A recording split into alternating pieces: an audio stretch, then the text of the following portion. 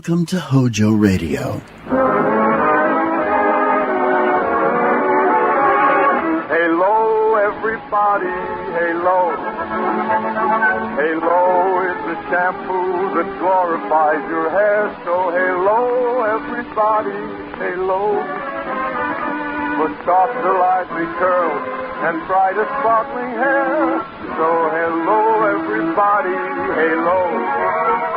Halo shampoo, halo. Johnson Wax Program with Fibber, McGee, and Molly.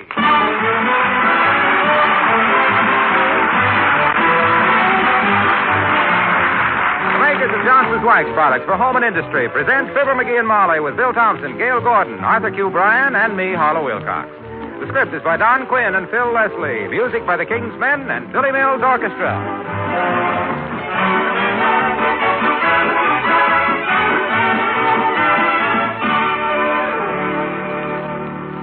If you have light-painted woodwork in your home, and who doesn't these days, I'd like to offer you a little suggestion. Get a bottle of Johnson's Cream Wax. That's right, Cream Wax. Take a cloth and rub a little of this creamy white polish on the most soiled part of the woodwork, preferably where there are dirty fingerprints. If you've never used this newest form of Johnson's Wax, you'll be delighted with what it does. You see, Cream Wax is made especially for furniture and light woodwork, and it contains, besides the wax, 2 effective cleansing ingredients. Cream Wax removes those smudgy fingerprints and soiled spots instantly. And with only a light polishing, it leaves a really beautiful, lustrous wax finish. Besides beauty, the wax gives protection against future soiling, makes dusting really easy. Johnson's Cream Wax fills a real need, not only for your furniture and woodwork, but for your white kitchen equipment, too. You probably use Johnson's paste and liquid wax already. Well, now try Johnson's Cream Wax. You'll like it.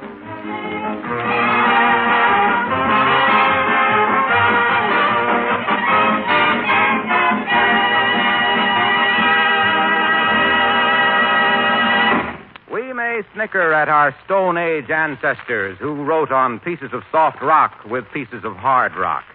But at least their fountain pens didn't drip all over their tiger skins. Like the one being used by a fellow whose wife has her fingers in her ears. As we join Fibber, McGee, and Molly.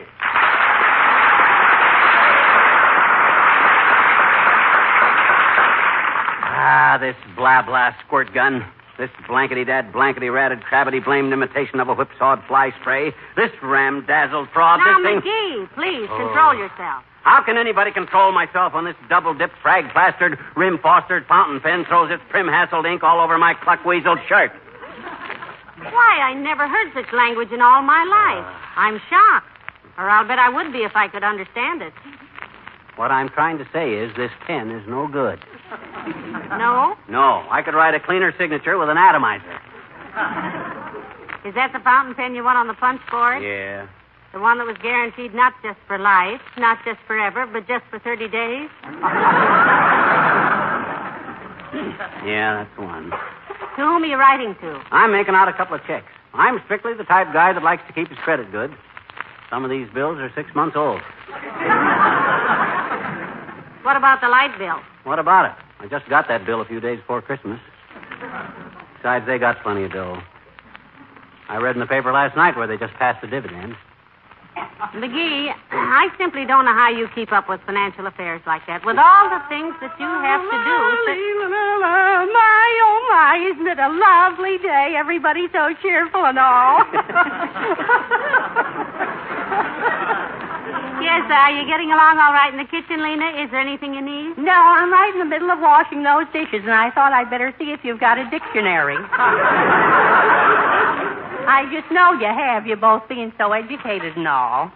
You want to look up a word, Lena? I could probably tell you what it means. Oh, no, I don't want to look up anything, Mr. McGee. My gracious, I have enough trouble remembering all the words I know now without taking on any new ones.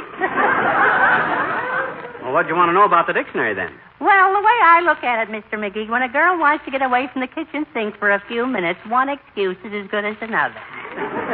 Well, I'll go along with that, Lena. Oh, I'm real comfortable out there, though, with that stool to sit on and all. I don't stand up any more than I have to lately since Dr. Gamble pulled those 3 teeth. Dr. Gamble pulled 3 teeth? Out of my legs. Pulled 3 teeth out of your leg? Yeah, a dog bit me, you see. And it was sort of an old dog, and his teeth were loose. He had 2 incisors and a bicustard. The dog was a German sheep herder, I do believe. My goodness, that can be dangerous. I hope the dog wasn't mad, Lena. No, but I sure was. Although I shouldn't have been, because he was just trying to be accommodating, really. Accommodating? Taking a bite out of you? Yeah, I was giving myself a singing lesson, seeing I was having a little trouble with some of the notes. Mm-hmm. But when he sunk his teeth in my leg, I hit a high C that broke 3 windows in the dining room. Well, I guess somebody's got to finish those dishes, and I know who. Zippity-doo-dah, zippity-doo.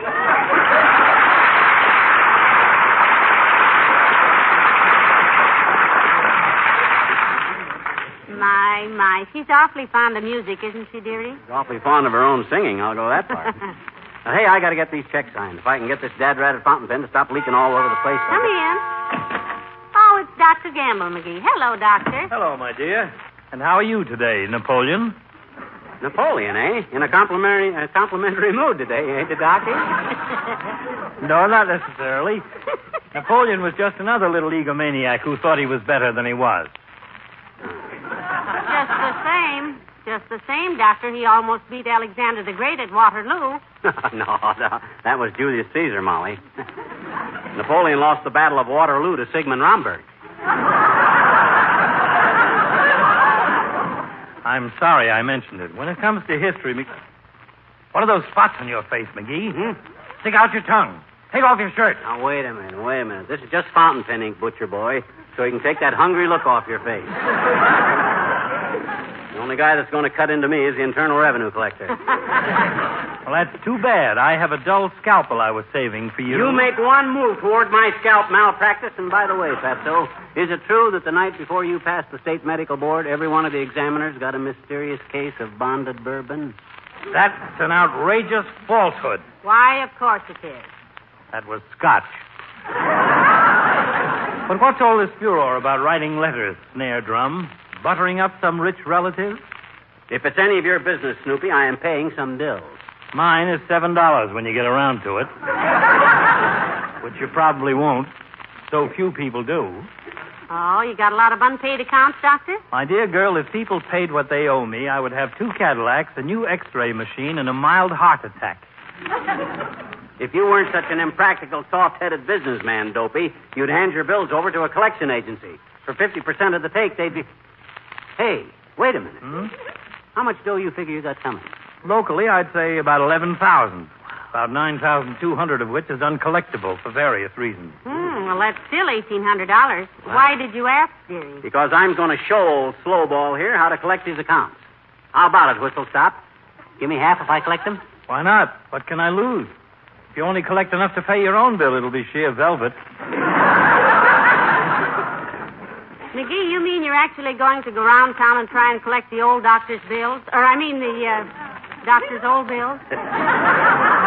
Every nickel of the Snooky. Don't be too optimistic, Dreamboat. You are up against the prize deadbeats of all time. They can take a hint like Hirohito took San Francisco. No, don't sell Magee short, Doctor. He's had a lot of experience in bill collecting. You betcha. He's always been on the other end of it, of course, but he knows the technique. I'm full of angles, Fatso. I got more dodges than Detroit, Michigan. All right, Johnny Eager, you have the assignment. I'll have my secretary get the bills together as soon as I get back to the office. Good. You know, I treated a fellow just last week who got his foot in a bear trap in the dark. Yeah, what that got to do with me? Nothing. Only he didn't know what he was stepping into either. So long.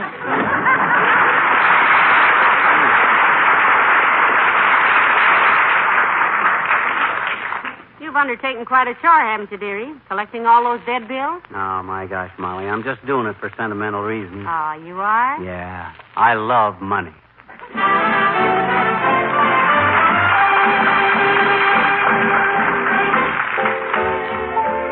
Billy Mills and the orchestra and Guilty.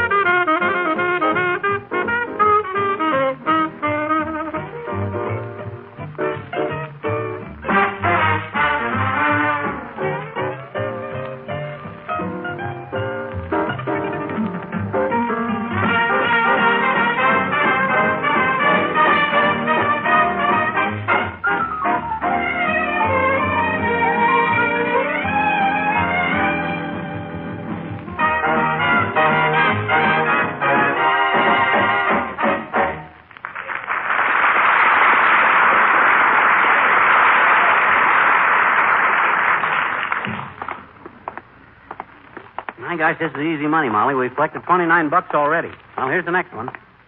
C. Edward Price. House call, $5. Got an argument ready, dearie? I'm the type of guy that's always got an argument ready.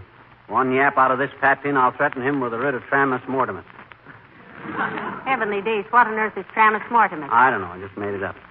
But just mention the word writ to the average guy, and he folds up like a carpenter's yardstick. Come on. What's that in your hand? Only police badge. It says chicken inspector on it, but I only let him see the edge of it. I never realized. Yes? Get your writ ready, officer. Hi, Bud. You Mr. Price? Yes? Well, I represent Dr. Gamble. Dr. Gamble. Say, if you're a friend of his, will you give him this $5? I won't have a chance to see him, and I have owed him this for a long time. Well, thank you very much. Now then, what did I hear about a writ? Writ? Yes. I just told my wife. I bet you'd pay up and be writ off the list. Much obliged.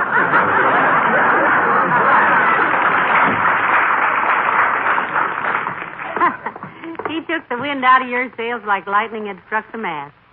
Well, if it's all going to be this easy, it won't be any fun. $34 collected already without a struggle. Well, we still have to collect $1,766. Mm-hmm. And that, as the elephant said when he ate the snuff and sneezed, ain't hay fever. Where next? Right here. I sorted the bills so the calls would come close together. Mrs. Agatha Trilby. Seems she owes $12. Delinquent. This ought to be a... How many times I gotta tell you I got no rooms to rent? I don't even rent rooms. I just put that ad in the paper so my husband would think I was making some money and come home. The minute he sticks his big red nose in this door, I'm gonna break Now, every... wait a minute. Hold it, Sid. Don't get your house dress in a hassle. Well, we're not looking for rooms. We're collecting bills for Dr. Gamble. Yeah. That quack.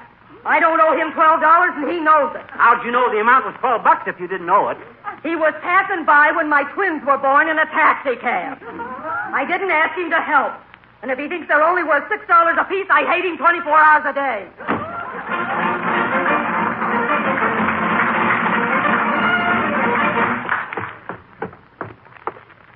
Now, who do we done, Mr. Bradstreet? Now, let me look at the list. This is the address right here. Oh, my gosh, this is where Wilcox lives. Harlow Wilcox? Yeah, he owes Gamble $4. Oh, this is going to be a pleasure. My gosh, I wonder if Racine knows he's running head over heels into debt like this.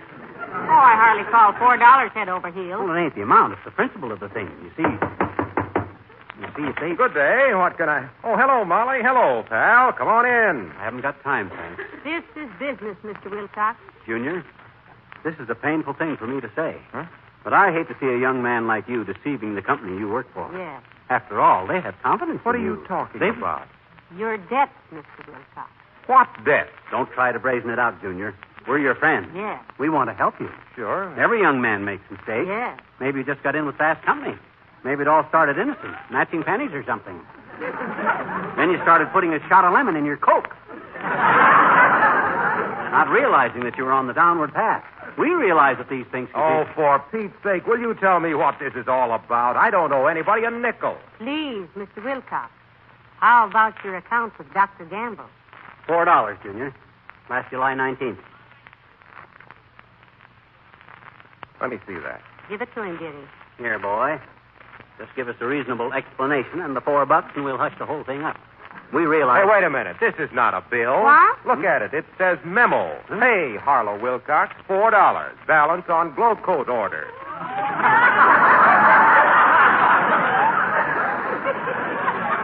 Well, I'll be... How'd that get in with these bills? Well, we apologize, Mr. Wilcox. Oh, that's all right, folks. I remember the incident very well. Yeah. I was in Doc's office one day, and I commented on how shabby his linoleum was getting. I told him to use some Johnson's self-polishing glow coat on it. Mm-hmm. He said his office girl didn't have time. I told him it didn't take any time. Pour a little out, I said, and spread it around, I said. In 20 minutes or less, I said. Okay. We know all about it. And it would make his office linoleum look like new again. Much more attractive and sanitary looking to his patients.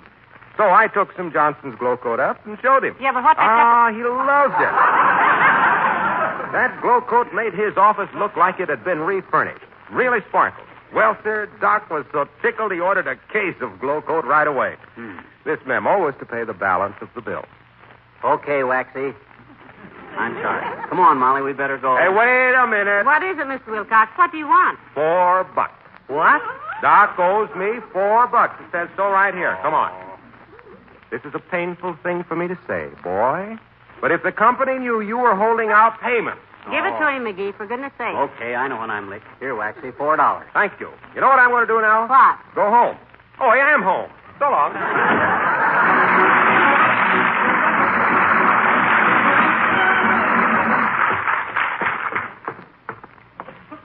Who is this, McGee? Bill says Wolf Watson, $35.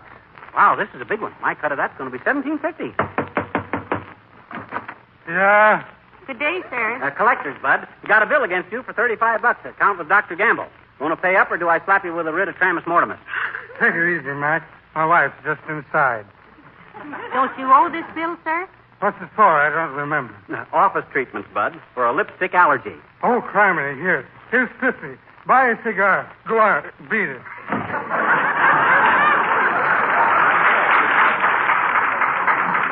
Imagine that, a $15 tip. Money talks, even if it only says hush. That bill just said office treatment's $35. How'd you know it was for a lipstick allergy? Oh, I made that up. He said his wife was just inside, so I thought that would get some fast action. And now, let's see.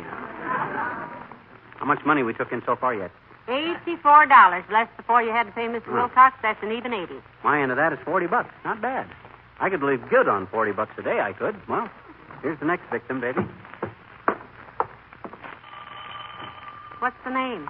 Lancelot Eisenhower Dempsey. Got him down for $22. Well, we've only had one failure so far. Hello, folks.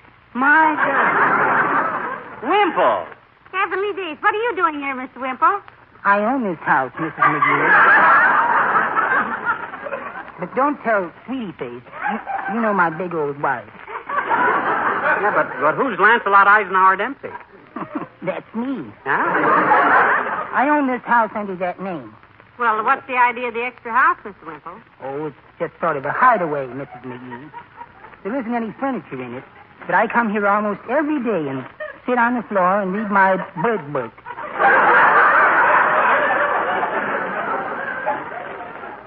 Your what, Wimp? My bird book. Won't you come in? We can sit on the floor in the dining room. That's soft pine. No, thank you, Mr. Wimple. We're out collecting bills for Dr. Gamble. Got Lancelot Eisenhower Dempsey down here for $22, Wimp. Oh, gracious, I forgot all about that. Yeah? That was for setting my broken arm the time Sweetie Face twisted it because I did something naughty. Mm-hmm. What'd you do, kid? Well, she put on her slacks one day. Mm-hmm. Although why they call them slacks on her, I'll never know. Anyhow, she had them on and she was doing her yogi exercises and had her ankles crossed behind her head. Uh-huh. I taped them together with adhesive tape. Oh. Then I stood well back and made faces at her. Well, how on earth did she get loose again? She rolled across the room and knocked the telephone off the hook. Oh, called the police, eh? Yes, but they didn't answer. I'd cut the wires. An aluminum salesman cut her loose 2 days later after he gave her a cooking demonstration first. I hid here for 2 whole weeks that time. Mr. Wimple, I don't like to be inquisitive, but how did you happen to marry Sweetie Face? I didn't. She married me. She asked me one night, "Can you cook, Wallace?" And I said, "Well, I can make fudge."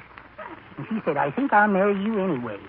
And I said, "No, dear," I said, "but you can be a sister to me." And she said, "You think so, brother?" The next thing I knew, we were on our honeymoon. You won't tell her I live here under another name, will you? Oh, of course not, Mr. Wimple. Here's Dr. Gamble's $22, Mr. McGee. Oh, thanks. How'd you ever think up Lancelot Eisenhower Dempsey, Wimp? Oh, it just appealed to me, somehow. It's such a brave name. Well, remember now, don't tell.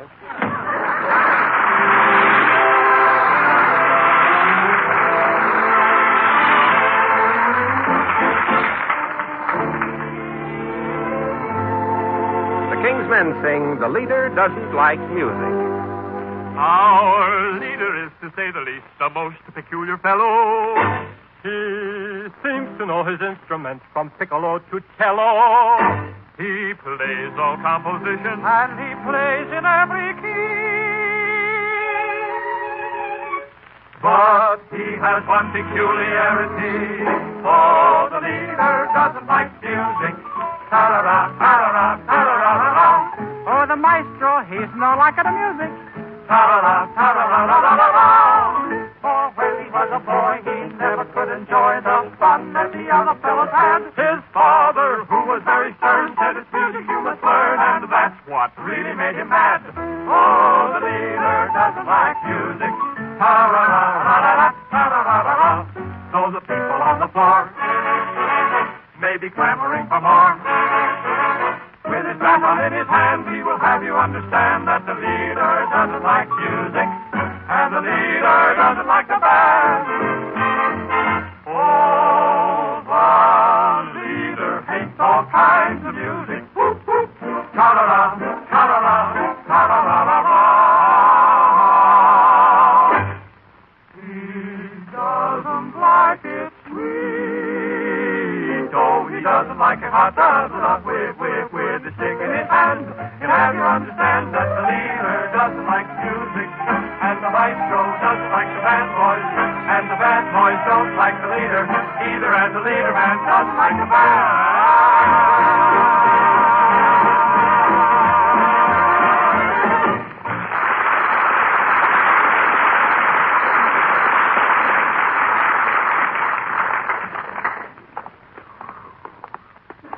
Getting tired, Magee. Yeah. My calves feel old enough to have calves of their own. Getting kind of bushy myself, Tootsie. How much dough we got so far? $102. 51 of it is yours. Not bad, not bad. You realize that's $20,000 a year? Remind me to have ice cream on my pie for lunch. My standard of living has been too low. Now, take it easy, Pet. After all, this is... Oh, there's Mayor Latrivia. Yoo-hoo, Mr. Mayor. Hi, Latriv. Hello there. What are you doing in this end of town? We're collecting old bills for Dr. Gamble, Your Honor. Any success? Well, the old bone bender is still in the same tax bracket, Latriv, but we've said hello to some money he'd kissed goodbye. Say, speaking of kisses, Mr. Mayor, how's Miss Tremaine these days? Fine, thank you. I just saw her a few minutes ago. Bless her little red head. Redhead? I thought she was a brunette. I thought she was a blonde. She was.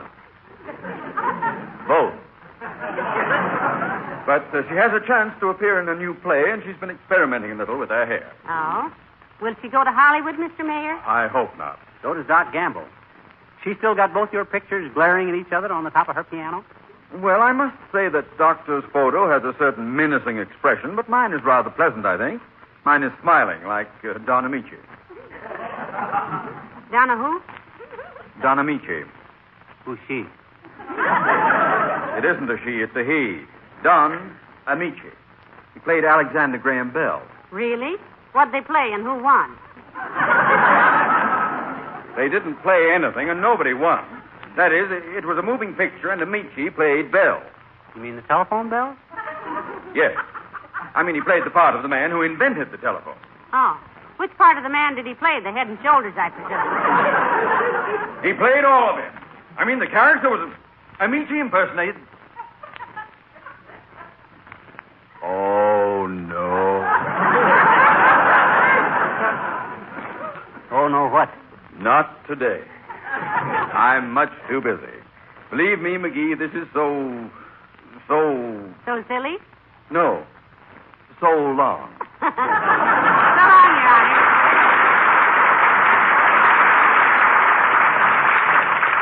Well, shall we make one more collection, Molly? How far do we have to go? It's right here. Right handy. Come on.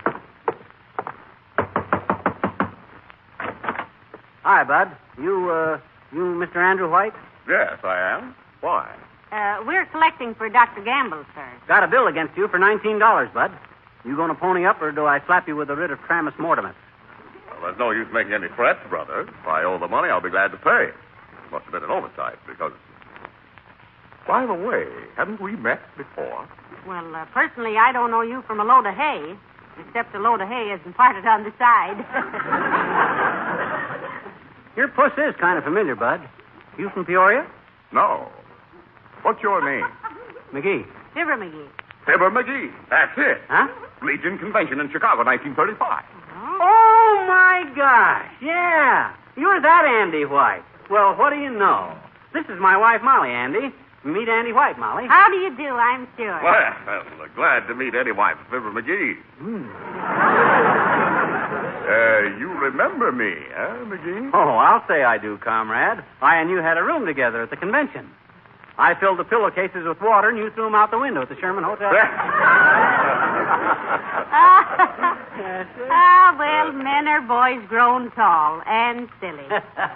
Yeah, imagine meeting old Andy White. Well, it sure is good to see you, comrade. Well, I'm especially happy to see you, too, comrade. Why, comrade? Because, comrade, you owe me $100 I loaned you to pay your hotel bill. I still got the IOU right here. See? $100. Got that much with you, comrade? Well, say something, comrade. Hello.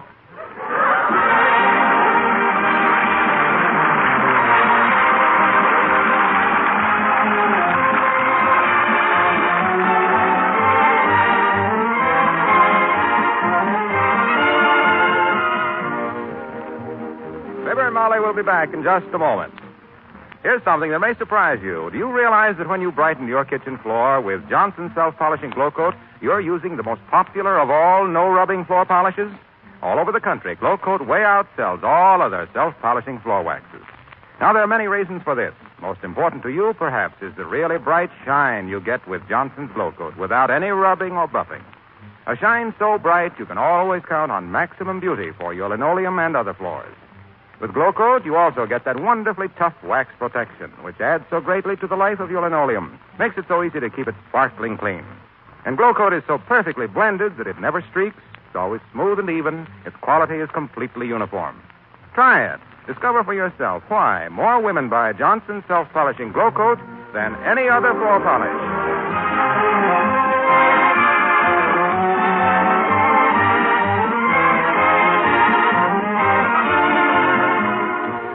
Magee, did you ever get straight on how much we owe Dr. Gamble out of those collections? Yep, $49 of Doc's dough was in that $100 I paid off, besides the bill for $7 he says we owe him. Heavenly days, now we owe him $56 instead of $7. Yeah. Wonder who's going to try to collect that for him. Good night, all.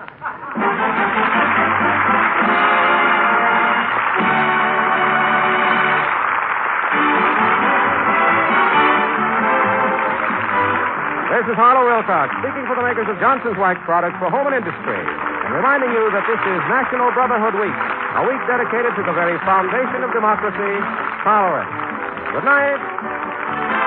This is NBC, the National Broadcasting Company. This just in. Are you looking for some classic gaming? What about new and old Nintendo products? Do you need to find some tutorials on how to make all that stuff work? Well, look no further than Rocket Blast Gaming for some of the best classic and new gaming around. Rocket Blast is an expert at all things Nintendo, and he has all the tutorials to prove it. So check him out right here on YouTube at Rocket Blast Gaming. That's ROCKET BLAST Gaming. Stay tuned to Hojo Radio. Mother, is Maxwell House really the only coffee in the world? Well, your father says so, and your father knows best.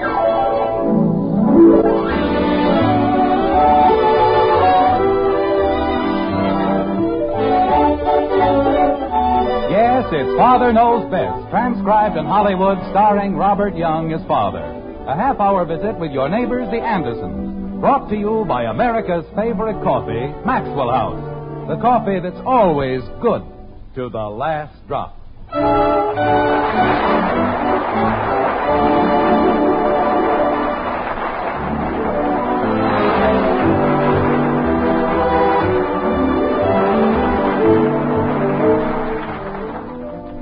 Extensive research has proved conclusively that there are two kinds of husbands. One, the husband who takes absolutely no interest whatsoever in household affairs.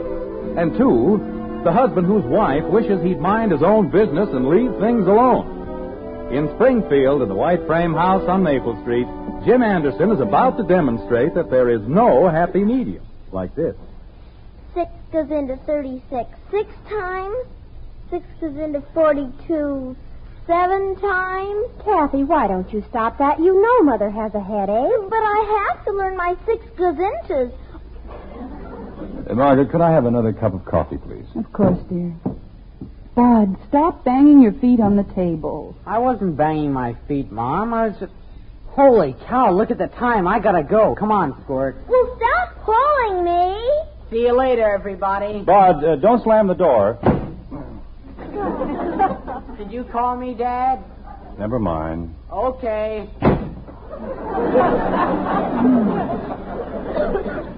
Mother, why don't you lie down for a while? I'll take care of the dishes. Well, that's very sweet, Betty, but it isn't necessary. Well, all right. I'll come right home in case you need me for anything. All right, dear. Bye, Father. Goodbye, Betty. Your head still aching, honey? No, it's really nothing, Jim. I don't know why everybody makes such a fuss over a little headache. You'd think I were dying. Margaret. Yes, dear? You know, you haven't been looking very well lately.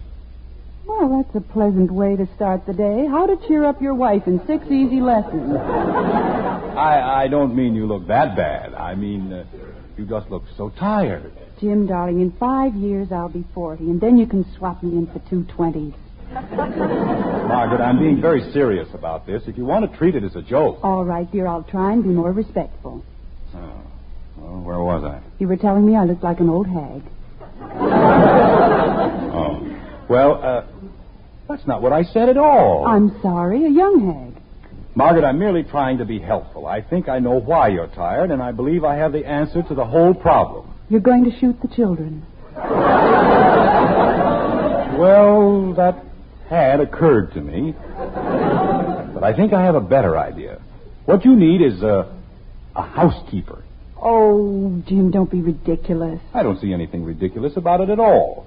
The Gilroys have a housekeeper, and I sell 3 times as much insurance as he does. Jim, it's not a question of how much insurance you sell. We don't need a housekeeper. And where would she sleep, or haven't you thought of that? Of course I thought of that. She can sleep in the den on the rollaway bed. Jim, I don't want a housekeeper. Then when people like the Edwards come over for dinner, there wouldn't be all the fuss and worry. Jim. Yes, dear? Who are the Edwards? Oh, Harry and Grace Edwards. You remember them, don't you? We met them at the Hathaways last week. He's the little stocky fellow with the red face. President of the Chamber of Commerce, remember? And they're coming to dinner when? Tomorrow night, didn't I tell you? I could have sworn. Jim, is there any connection between the Edwards and this sudden passion for a housekeeper? Well, of course not. I just thought, well, you've been working so hard and you have a headache and... There isn't any reason for wanting to impress Mr. Edwards, is there? Or Mrs. Edwards? Margaret, I just finished telling you that the whole thing... Well, after all, Edwards is the head of the Chamber of Commerce, and there's an opening on the board. And Bert Gilroy's trying to get it. Well, the Edwards had dinner with the Gilroys. And the Gilroys have a housekeeper, so you thought if we blossomed forth with a housekeeper... Margaret, being on the Chamber of Commerce is a very great honor. I certainly think that it's worth a small expenditure of time and energy. Jim. Yes, Margaret? No housekeeper. Well, if you'd only listen to me instead of flying off the handle... I'm not flying off the handle. I'm merely telling you, simply, quietly, and without emotion, no housekeeper. There was an ad in the paper only last night. No housekeeper. All she wanted was $75 a month, and she'll take complete charge. No housekeeper. She's courteous, efficient, energetic, loyal. No. A wonderful cook, neat as a pin, loves children. Margaret, why don't you give her a trial? No. Honey, this isn't something you can decide on the spur of the moment. Why don't you think it over? All right. I can't see any harm in that. That's a good girl. Well, I've got to go now. I'll call you right after lunch. All right, dear. Oh, Jim, I've thought it over. Margaret. No housekeeper.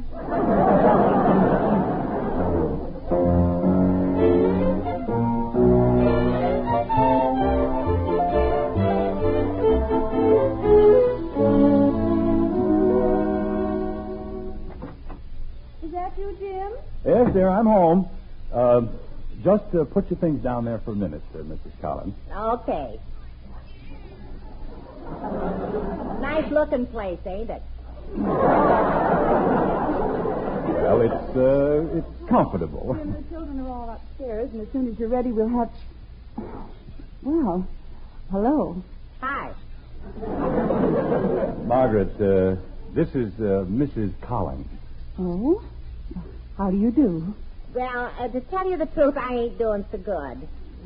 My fate's just killing me, and I got a pain in my back that I wouldn't wish on to my first husband. I see. Jim, would you come out into the kitchen with me for a moment? I'd like to speak to you. Hey, you got a piano. Oh, that's nice. See, I always like a house where they got a piano. Shows culture. And if there's one thing I'm just nuts about, it's culture.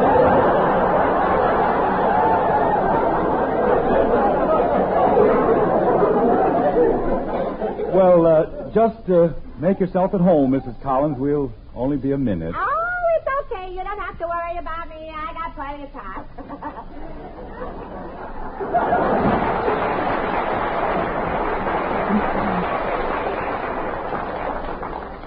Jim Anderson. Now, wait a minute, Margaret. I can explain the whole thing. I don't want any explanation, and I don't want a housekeeper. I told you this morning. But, honey, I hired her last night.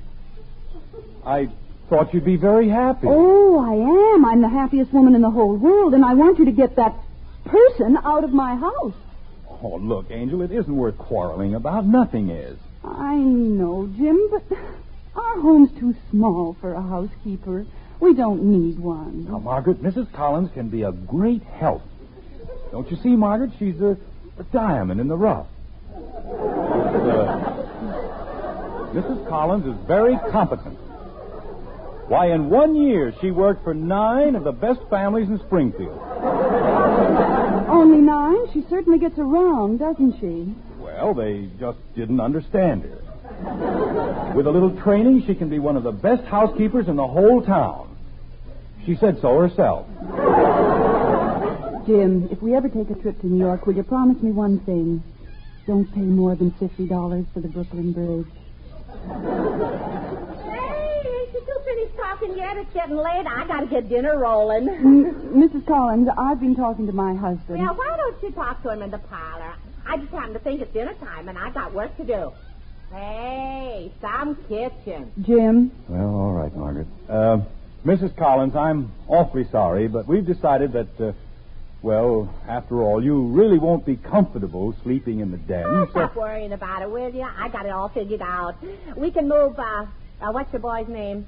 You mean Bud? Hey, Bud. We can switch him into the den. I move into his room, and everybody's happy. Well, it's not quite that simple, Mrs. Collins. I told my husband this morning. Hey, wait a minute. When you been eating breakfast? Well, at 8 o'clock, but it really isn't going to make any difference because... Well, from now on, breakfast is going to be at 7 o'clock. Now, see here, Mrs. Collins. Wait, Jim. This is becoming very interesting. What else, Mrs. Collins? Well, I ain't nobody's personal maid, so everybody hangs up his own stuff. And if I find any pants hanging on the back of a chair, well, don't be surprised if I just chuck them out the window. Well, don't look at me, Margaret. I don't leave my pants on the chair. No? Go ahead, Mrs. Collins. I think I'm beginning to like the whole idea. Well, I don't mind if you invite folks for dinner. Matter of fact, I like company. But I got to have 48 hours notice. That seems logical. Oh, wait a minute. What if it's impossible? What if somebody comes in from out of town? We'll take them to a restaurant. There's lots of restaurants in Springfield. Margaret, if you think I'm going to stand here... Jim, please. Mrs. Collins was talking. Oh, that's okay. I'm finished anyway. Now, why don't you two kids just go inside and relax, and I'll start dishing up the food. All right, Mrs. Collins. Come on, kid. Margaret, this is the most ridiculous thing I've ever heard. If you think I'm going to... Jim, you heard Mrs. Collins. We've got to go inside and relax. That's right. Take it easy. I got everything under control. Come on, Jim. Mrs. Collins has work to do. Margaret, that woman's impossible. Oh, I don't think so, dear. She's a diamond in the rough. Remember? Yeah, but how rough can you get? Wasn't anything like that when I talked to her last night. Well, we'll try it for a while. That's what you want, isn't it? Margaret, I'm going into the kitchen and fire her right now. Why, Jim, that wouldn't be fair. She's worked for 9 of the finest families in Springfield, and with the Edwards coming to dinner... Oh, no, she can't be around then. Well, wasn't that the general idea? We've got to impress the Edwards, and unless I'm very much mistaken, they'll be impressed. Oh, Margaret, can't we... Hey, Jim!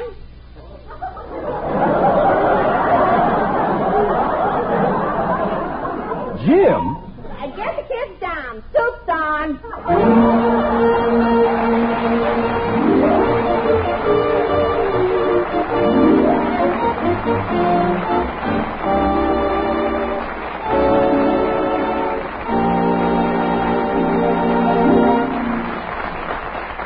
Well, that was quite an about face for Mother Anderson. If only Father had talked to her first, there wouldn't have been any argument. And the way things are going, it doesn't look as though she'll brook any arguments from Father. And I don't think I'll run into any argument on this point. I say when you buy coffee, just one thing means real value. It's flavor. The flavor you get for your money. And extra flavor is what you do get in our Maxwell House coffee. That wonderful, good to the last drop flavor no other coffee has to offer. No coffee but Maxwell House. And here's why that's so. It's our recipe. The only recipe under the sun for that good to the last drop flavor. It calls for certain fine varieties of coffee blended together a very particular way. It's the one way, the one recipe for that famous Maxwell House flavor. That extra flavor that's made our coffee America's favorite brand. So today, when you really want the most in flavor for every penny you spend, Maxwell House is now more than ever your coffee buy. Just open up that familiar blue tin of Maxwell House tomorrow. See how much enjoyment, how much real value you get from the coffee that's always good to the last drop.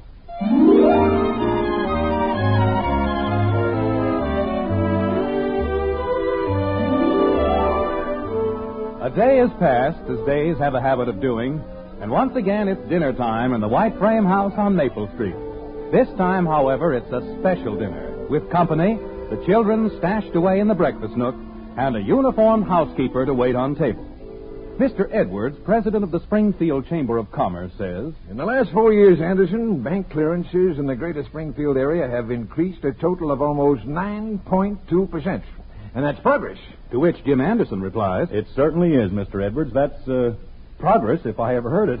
At which point, the new housekeeper, Mrs. Collins, observed, Now, why don't you two stop gabbing and eat your soup? Mrs. Collins, I think I smell something burning in the kitchen. Oh, it's your imagination, dear. Everything's all cooked. Say, Jim.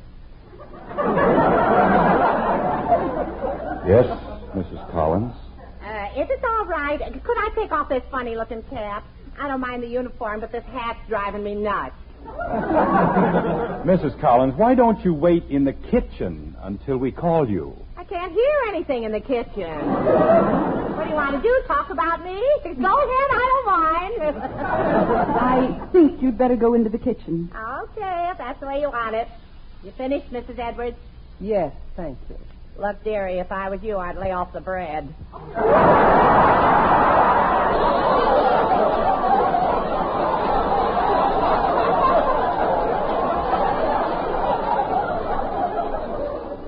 With a shape like yours, it's murder.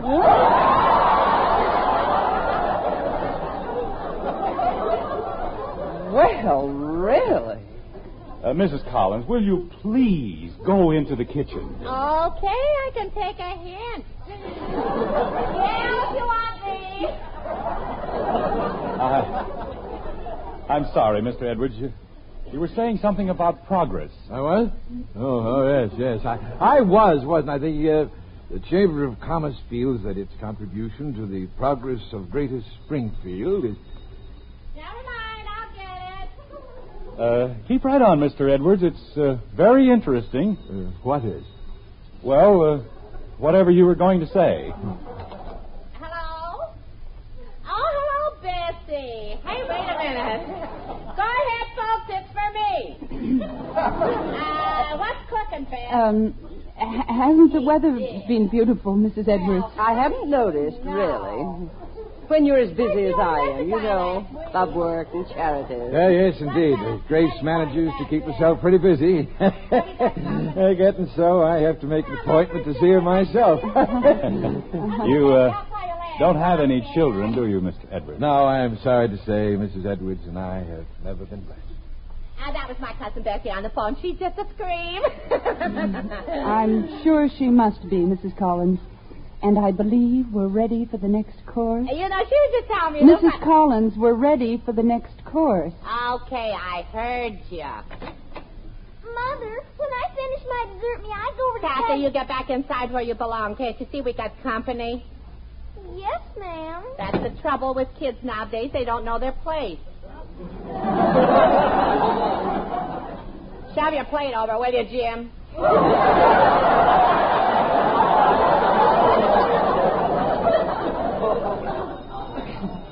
I'll answer it, Mrs. Collins. Now, you stay right where you are. What do you think you're paying me for? That's a reasonable question, isn't it, Jim? Okay, I'm coming. Yes, indeed. You Hello? get a couple of kids in the house and you... hello, Mickey. Yes, indeed. I did, huh? What did it pay?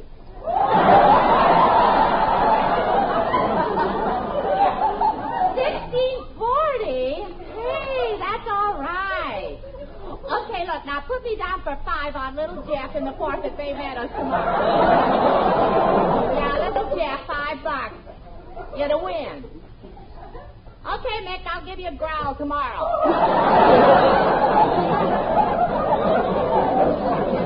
Where? Mrs. Collins has an endless assortment of talents, hasn't she, Jim? All right, Margaret, you don't have to rub it in. Just a little gem my husband brought home for polishing. Mrs. Anderson, I'm afraid that we... That's all right, ain't it? $16.40 for two. I sure can pick 'em. Hey, any of you kids play the races? Harry, I have an awful headache. I know, dear.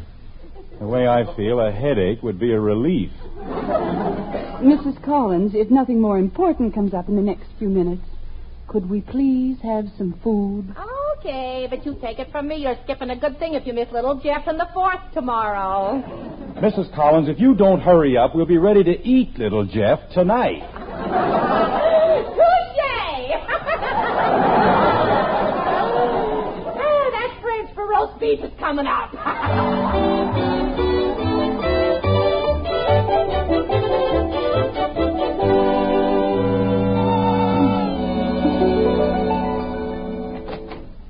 Good night, Mrs. Anderson. It was a lovely evening. One I'll never forget. Oh, I'm sure of that. Good night, Anderson and Mrs. Anderson. It was, well, good night. Good night, Mr. Anderson. Good night, sir. We'll have to get together again real soon. Yes, indeed, yes. Sometime soon. Good night. Quiet, isn't it? Margaret, I don't know what to say. I was wrong, and I'm sorry. I think that woman's insane. Oh, no, dear. She's just, well, uninhibited. She likes to speak her mind. What mind? She's got the brain of a half-witted hyena. And if she had the least bit of decency, she'd give it back. Jim. What? Did you see the look on Mrs. Edwards' face when Collins told her she needed a new girdle? Oh, that was nothing. You should have seen Edwards when she told him he could use one, too. Jim, I can't help it, but I think they were the stumpiest people I've ever met. She told Edwards. She said she thought that... Everybody's having a good time, huh? Well, that's what I like. People laugh and enjoying themselves. You live longer that way. Mrs. Collins, I'd like to speak to you, if I may. Talks nice, don't he? Go ahead, kid. Thank you. Mrs. Collins, I'm not usually one to complain, but... Complain? Well, go ahead. If you feel you got a beef coming, just spread it right out. That's the way it ought to be. Everything out in the open. All the cards right out there on the table. Right. Now, Mrs. Now, Collins... I don't go for this stabbing in the back routine. You got any complaints, I want to hear them. It's your house. I'm working for you, and anything you don't like, all you got to do is just tell me. How? Jim, you'll wake the children. Look, you don't have to yell at me. Just talk, and I'll listen. Mrs. Collins, there are a great many things I could say, and a great many ways in which I could say them. But since all of the things I have to say and all of the ways in which I would say them add up to one and the self-same thing, I say to you now from the very bottom of my heart, you are fired! Jim, you know my whole life that's the nicest way I ever got canned. Well, I gotta go to bed. Just a moment, Mrs. Collins. I'm afraid you don't understand. My husband fired you. You don't work here anymore. I know I ain't deep, but I still gotta go to sleep. You will not sleep here, Mrs. Collins. We want you to go away now. You're discharged. You're the most discharged person we've ever had in this house.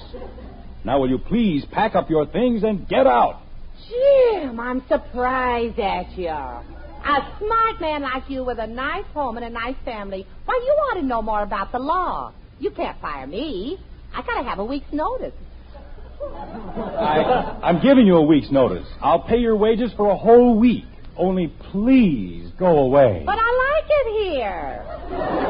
And it ain't just the wages, Jim. I'm supposed to get room and board. I'll give you 2 weeks' wages. I don't think so. You got a piano, and I can call my bookie on the phone, and it's like a vacation with pay. Margaret.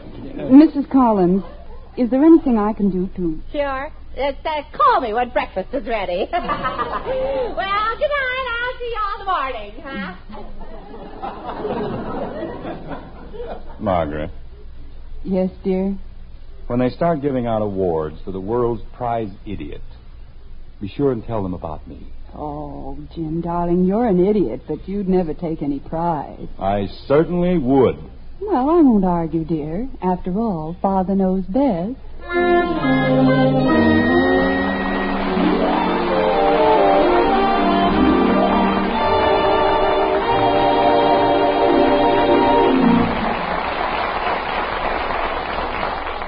Well, Father certainly plunged into that head over heels. Now, how sorry he is. Just goes to show it always pays to look before you leap. On that score, when it comes to buying a pound of coffee, it certainly pays to look for flavor. The most in flavor for every penny you spend.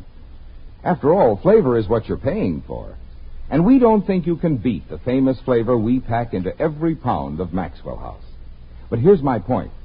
Air can steal coffee flavor. And ordinary containers, like paper bags, can't prevent roasted coffee from losing flavor, whether it's ground or whole bean. That's why we take our Maxwell House, fresh and fragrant from the roasting ovens, and carefully vacuum pack it in the familiar blue tin. It's the only way you're guaranteed coffee that's fresh and full-flavored as the hour it was roasted. So be sure you get all the flavor and fragrance you pay for, your money's worth and more. You always will with Maxwell House coffee. Always good to the last drop.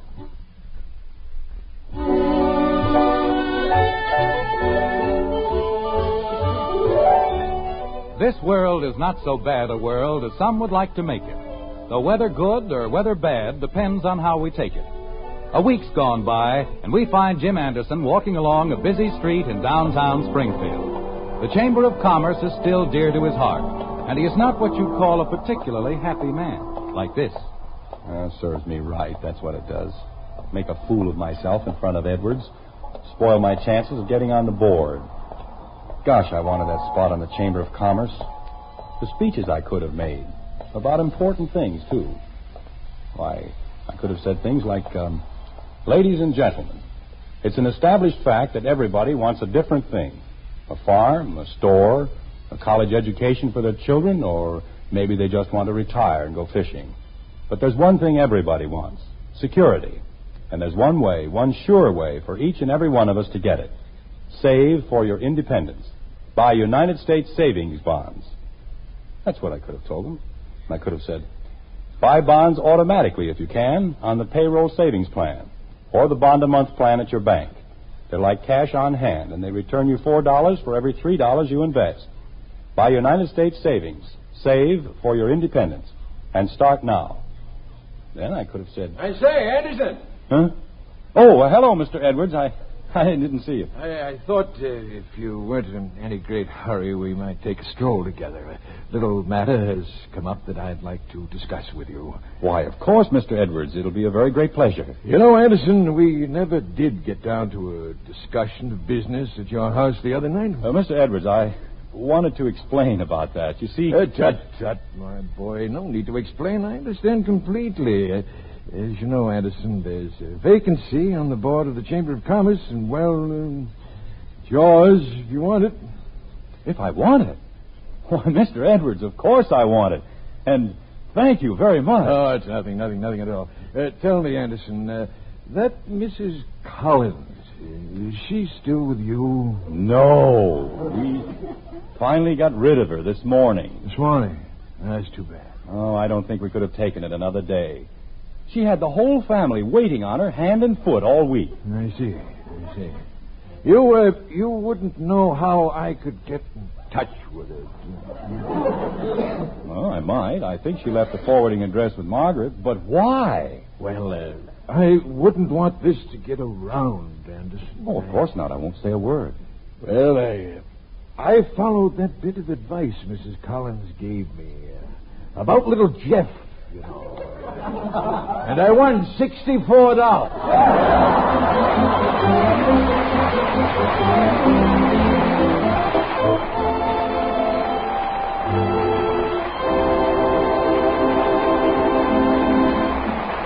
Did you know? Now there's an instant coffee with roaster fresh, pure coffee flavor. It's Instant Maxwell House, the instant coffee with a famous flavor, the happiest combination in coffee. Wonderful good to the last drop flavor, combined with the convenience and thrift of coffee made instantly in the cup. Unlike most instant coffees, it's all rich, pure coffee. Nothing added. Tomorrow, try the instant coffee with a famous flavor. Instant Maxwell House. Instantly good to the last drop.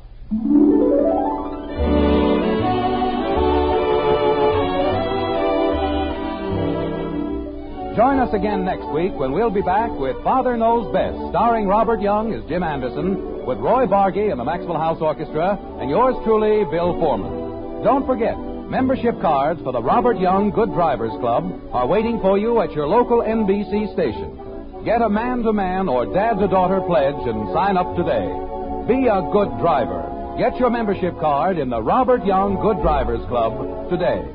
And now, until next Thursday, good night and good luck from the makers of Maxwell House, America's favorite brand of coffee, always good to the last drop. Father Knows Best was transcribed in Hollywood and written by Ed James. Now stay tuned for Screen Guild Theater, which follows immediately over most of these stations.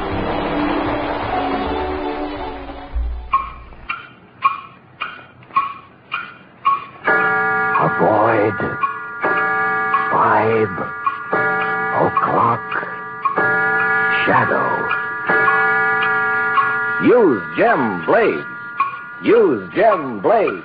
Hojo Radio, where the classics come alive. The story of Dr. Kildare. Whatsoever house I enter, there will I go for the benefit of the sick. Whatsoever things I see or hear concerning the life of men, I will keep silence thereon, counting such things to be held as sacred trusts. I will exercise my art solely. The story of Dr. Kildare, starring Lou Ayres and Lionel Barrymore. Metro-Goldwyn-Mayer brought you those famous motion pictures. Now this exciting, heartwarming series is heard on radio. In just a moment, the story of Dr. Kildare. But first, your announcer.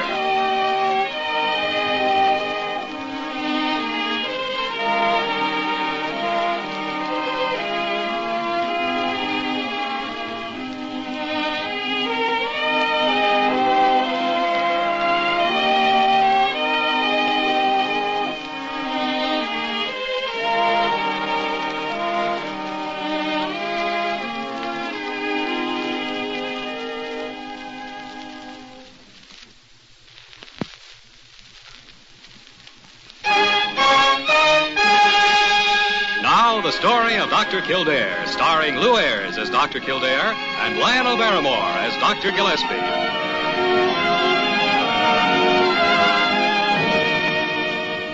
Blair General Hospital, one of the great citadels of American medicine. A clump of gray-white buildings planted deep in the heart of New York, nerve center of medical progress, where great minds and skilled hands wage man's everlasting battle against death and disease. Blair General Hospital, where life begins, where life ends, where life goes on. You know, this is the best time of the whole day, Jimmy. 10 o'clock in the evening.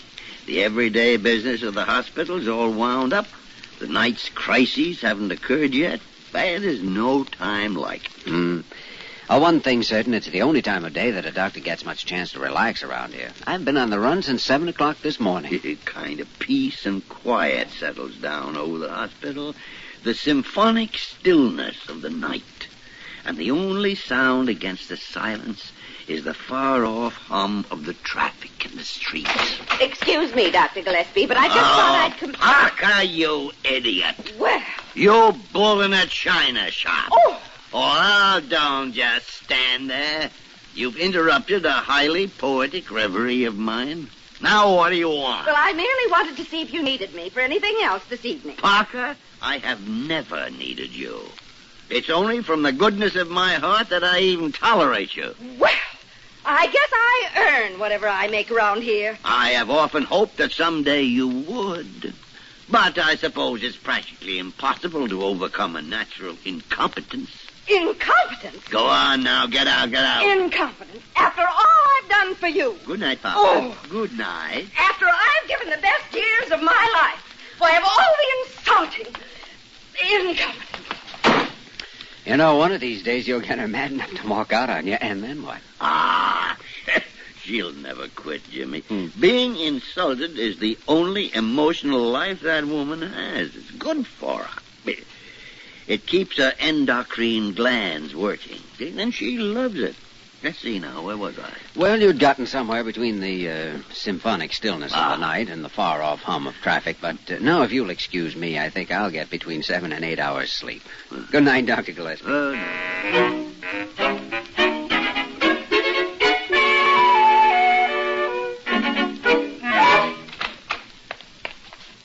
Kildare! Oh, good morning, Dr. Gillespie. Look what I found on my desk this morning. Let's see. Leonard Gillespie, M.D., Blair General Hospital, New York City, New York, period. My dear sir...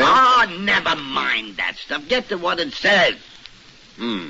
If you think I am incompetent, and if you think I have not earned my salary around here, and if you want a more efficient nurse, then that is the last straw, Dr. Gillespie, and I quit. Signed, Evangeline Parker, R.N.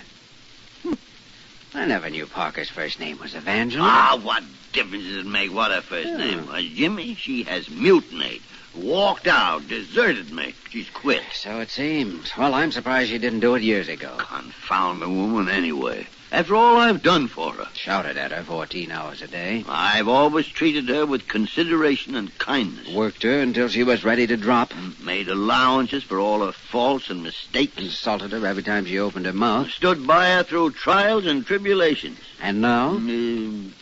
Jimmy, do you think I should apologize to her? I do. Confound it. I suppose you're right. I guess I was a little rough on her last night. Well, I'll get her on the phone and talk her into it. Oh, come in, Carew. Come in. Good morning, gentlemen. Good morning, Dr. Carew. Dr. Gillespie, I must say that I'm extremely shocked to learn of this unfortunate contretemps which has occurred in our happy little hospital family. I've just received a copy of Miss Parker's resignation, the original of which was, I assume, delivered to you. Carew, your assumption could hardly be any more correct. Yes. Well, I'm quite sure you plan to take the necessary steps immediately to rectify the misunderstanding. I was contemplating some procedure of that sort. Good. Then I'll leave it to you and run along now. All of us lose our heads under pressure at times, Dr. Gillespie, so I can readily understand how you could be guilty of such a mistake. What? Dr. Carew? It would be most unfortunate, though, if your unrestrained temper should be the cause of our losing an excellent nurse. By the great horn spoon. Dr. Carew, you should have quit while you were ahead. Are you implying that I am unable to diagnose a case without Evangeline Parker standing by? Oh, no, not that at all. I'm sure you could get along somehow, but nonetheless, I think... Carew? Miss Parker, formerly a nurse here, without consulting me in the matter at all, has offered her resignation, and by the confounded tarnation, I accept it. Oh, dear.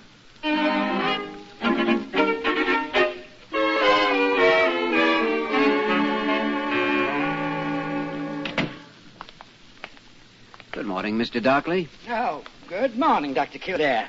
And, well, Gillespie, finally condescending to drop in on me, are you? That's right, Jonathan. How do you feel? Terrible. Man could die here for all the attention he gets.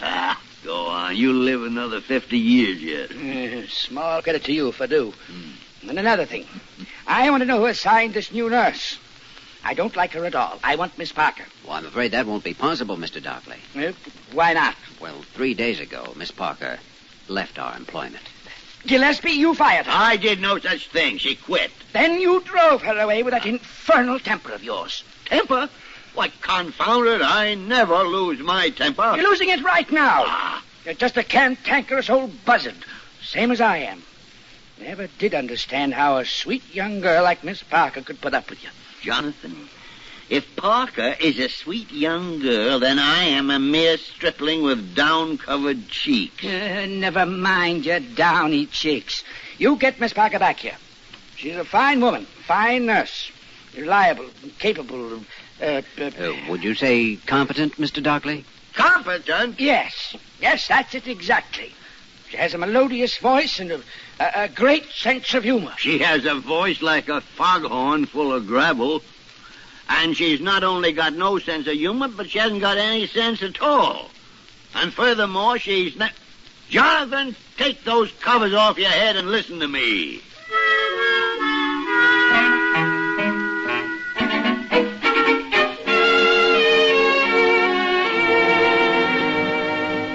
Oh, I'm just sick about it, Dr. Kildare.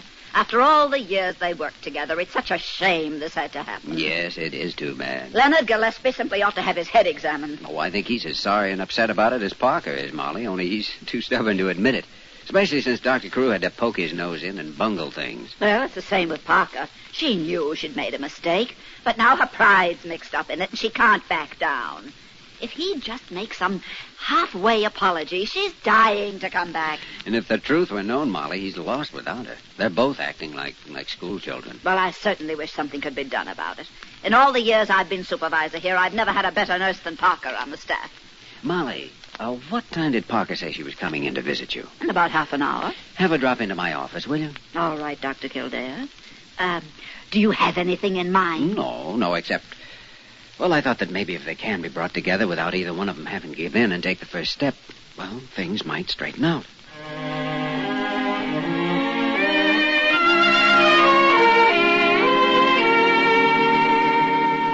Are you sure, Dr. Kildare? Did he really say that? Well, he said it by implication, Parker. He's been completely lost these few days you've been away. Irritable, downcast, blaming himself, I suppose. Well, I shouldn't have taken what he said so seriously, I guess. Of course, he really didn't mean it. Why, of course not. You know how he is. Well, I just don't know what I'd do away from this hospital, Dr. Kildare, but naturally I wouldn't stay on any place where I wasn't wanted. Well, you don't have any worries on that score, Parker. I heard him discussing you with one of the patients just this morning. Discussing me? What did he say about me? I can't remember the exact words, but he did mention your voice and your sense of humor. Oh, he's really awfully nice when you come right down to it. I don't know why I... Oh, come in, Dr. Gillespie. Kildare, Molly Bird said you wanted to see me about something highly important. But... Oh, good morning, Miss Parker. Good morning, Dr. Gillespie. You're, feeling well, I suppose? Oh, yes, thank you. I hope you're feeling well. Yes, quite well, Miss Parker. That's good. Yes, it is. Well, Like old times, isn't it, Dr. Gillespie? I mean, having Parker back with us. Well, yes, it is. Oh, are you coming back to work, Miss Parker? Well, I would like to work for someone who respects my ability. Why, well, all of us here have the greatest respect for your ability. Then you don't think I'm incompetent? Incompetent? Oh, I never heard anything so ridiculous. But you said you thought... I said no such thing. It's utter nonsense. Then you really do want me back? Of course I want you back. Now, let's stop all this fiddle-faddle about it. Here, Parker, let me take your coat. I'm behind 4 days on the reports, and there are 2 case histories I can't even find. Oh, well, I know where they are, Dr. Gillespie. Now, just let me get this hat off and... Good morning, gentlemen. Oh, come in, Curl, come in. Dr. Gillespie, I've just been glancing over the... Why, Miss Parker. Good morning, Dr. Carew. Isn't it wonderful? I'm back at work. Well, Dr. Gillespie, I congratulate you for following my instructions and apologizing to Miss Parker. Following your instructions? Carew, I haven't apologized to anybody. Why, you did too, Dr. Gillespie. You said that Parker, shut up. What?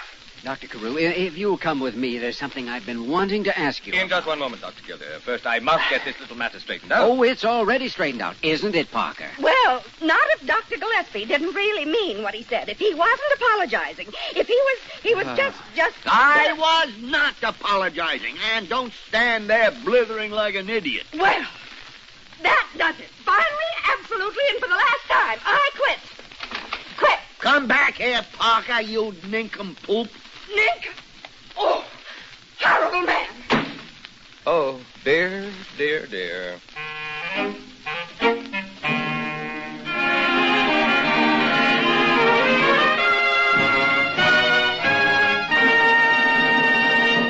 We will return to the story of Dr. Kildare in just a moment.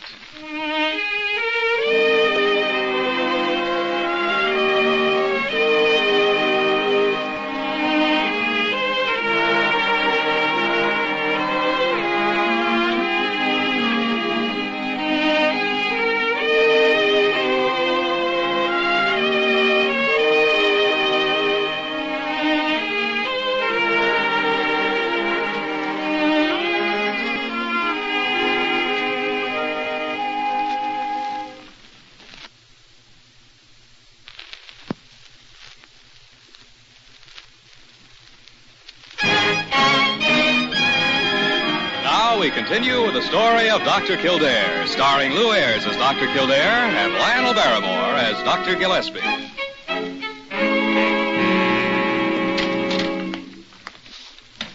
Good morning, Dr. Gillespie. Oh, come in, Kildare, come in. I'll be through here in a second. Oh, have you met Miss, what's your name? Miss Ebertson, Doctor. Oh, yes. Yes, you were in the orthopedic section, weren't you? That is correct, Dr. Kildare. I was transferred here this morning at 9:23. She's taking Parker, Miss Ebertson. Ebertson, yes. You have all the information on those sheets now? Suppose you fill out the rest of the reports, and then I'll check them over and sign them. I'm sorry, Doctor, but I believe the handbook states that diagnostic reports shall be made out only by the physician. Well, I merely want you to transfer the data from the sheets, and I intend to check the reports before they're filed. I believe the handbook is quite specific in the matter. Oh, confound it, Parker. It is now 11:31, so if there is nothing else, Doctor, I'll finish recording those daily charts.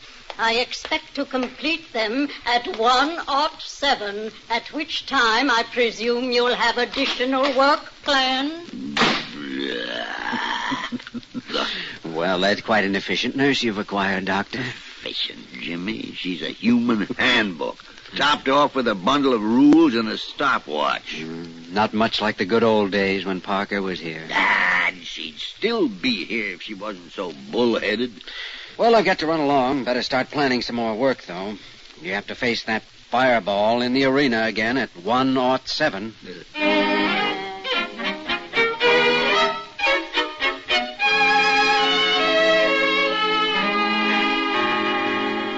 I've known Leonard Gillespie for a good many years, Dr. Kildare. And I'm telling you, when he gets on one of his stubborn streaks, nothing can move him. I know, Molly.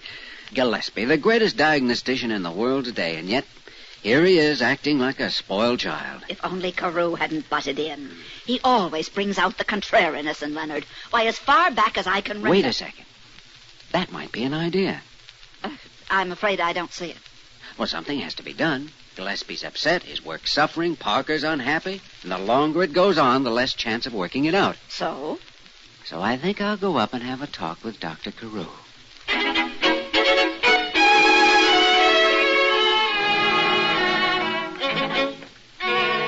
Well, I must say, I'm afraid I really don't understand you, Dr. Kildare. Precisely why are you congratulating me? Oh, you're being far too modest, Dr. Carew.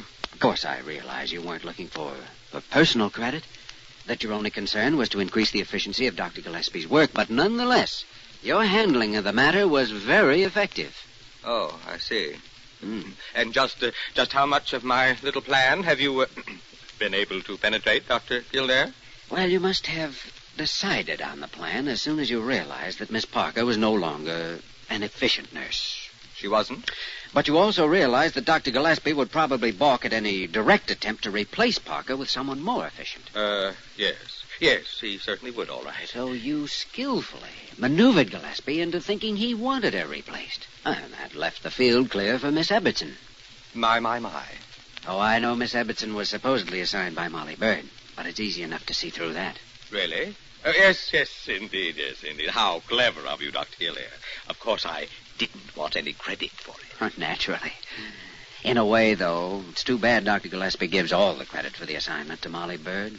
Doesn't know you were really the one behind it. Then he's satisfied with the change? Oh. I mean, he does realize that I was only considering his interests in the matter? Oh, I think he's already quite aware of Miss Ebbetson's efficiency. Well, I might just drop him a little hint. We can't hide all our light under a bushel, you know. That's right. Dr. Kildare, this is really amazing. Your guesses were so close to the actual details of my little scheme that it's really quite frightening.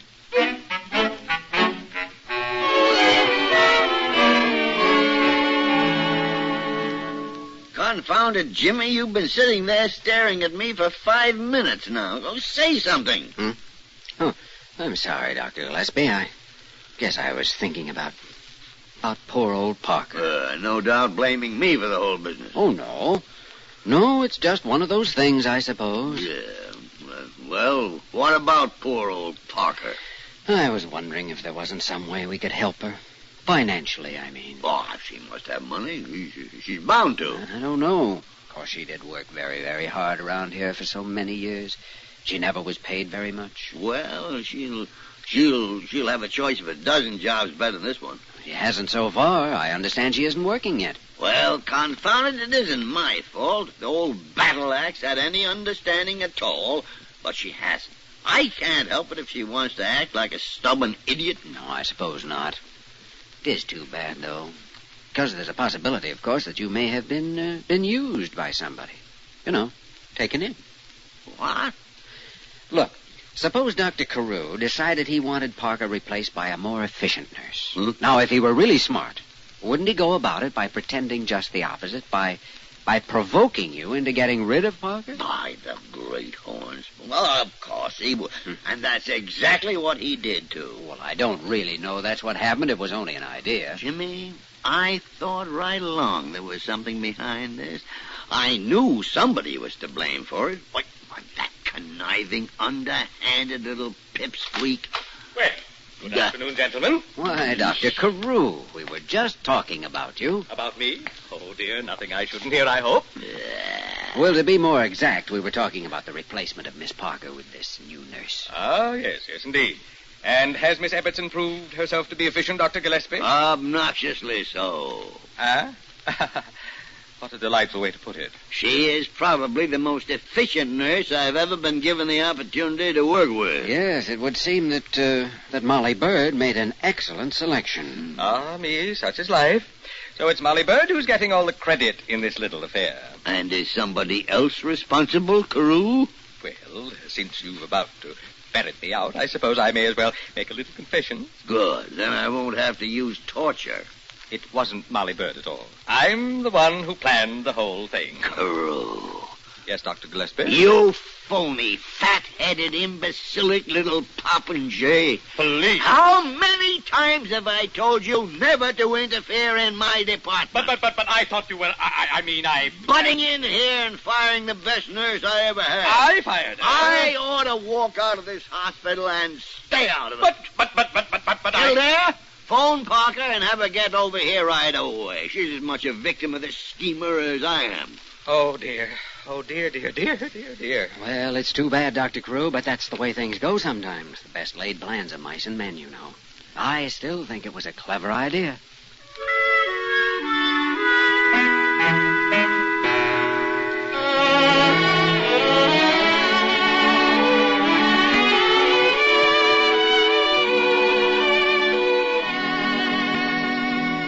Well, there's the whole story, Miss Parker. Neither you nor I were to blame at all. We were merely victimized by the underhanded machinations of a sly scoundrel. Can you imagine it, Dr. Gillespie? Why, I've never heard of such a two-faced scheme before in my life. Yes, it does seem a little odd, all right. Yeah, odd. Why, that's the way Carew's mind works, Jimmy. If you can call it a mind. I suspected something right from the start. But I had to go along with it, you know, give him enough rope. Naturally, I was forced to say a few things that I didn't mean. Oh, of course, I understand. Well, Parker, since everything seems to be settled, you may as well dig up a uniform and get back on the payroll. Oh, huh? well, I wore one under my coat. I just knew things would turn out all right. Yes. Well, it would never have happened in the first place if Carew hadn't started it, Miss Parker. Oh, I know. He's such a horrible man. Yes. Well, as long as things are back to normal, I'd better get some of my own work done, so... Dr. Gillespie? Oh, no. I would just like to add one thing to what I said earlier. Dr. Carew, I was just coming to look for you. Oh, all right, Kildare, but wait, first How fortunate you were looking for me at the same time. But I wasn't.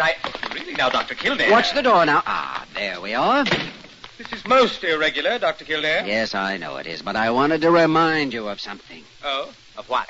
Last year, over $1 million in donations came into this hospital as a direct result of Dr. Gillespie's great reputation. Ah, yes, quite so. I wasn't sure what you might be going to bring up in there, so... Well, to a man of your intellect, Dr. Carew, need I say anything more?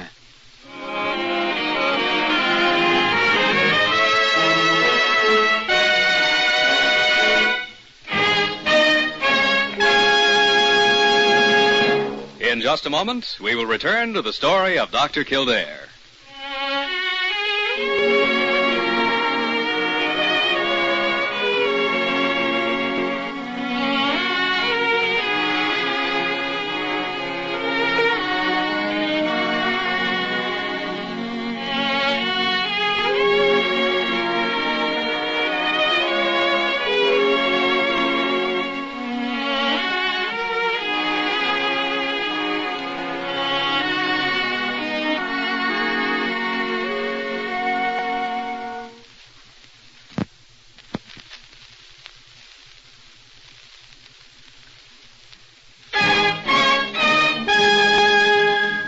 Once again, the story of Dr. Kildare, starring Lou Ayres as Dr. Kildare and Lionel Barrymore as Dr. Gillespie.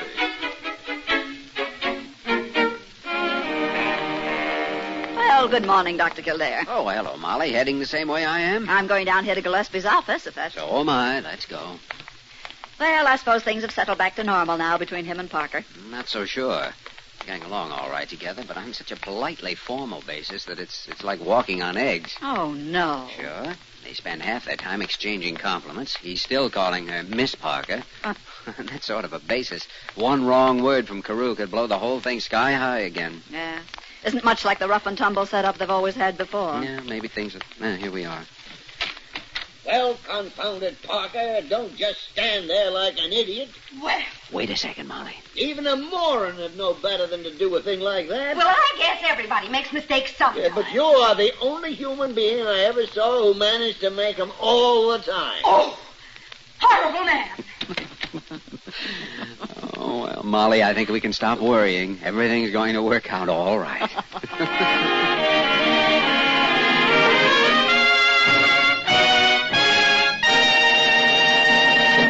You have just heard the story of Dr. Kildare, starring Lou Ayres and Lionel Barrymore. This program was written by Les Crutchfield and directed by William P. Russo. Original music was composed and conducted by Walter Schumann. Supporting cast included Virginia Gregg, Eleanor Audley, Ted Osborne, Wilms Herbert, and Peggy Weber. Dick Joy speaking.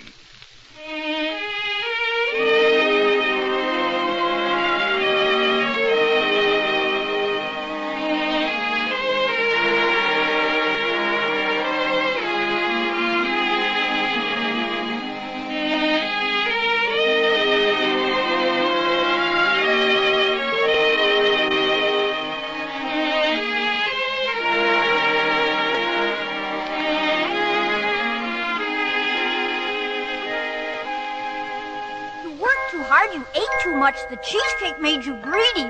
Let your aching head and stomach hear this message from old Speedy. Alka-Seltzer, plop, plop, fizz, fizz. Oh, what a relief it is. Plop, plop, fizz, fizz. Oh, what a relief it is. Ah, those Speedy Alka-Seltzer bubbles burst into action to relieve your upset stomach and aching head fast. Use only as directed. Oh, what a relief it is. What a relief. Keep it tuned right here to Hojo Radio for more classic old-time radio. Radio Adventure Theater.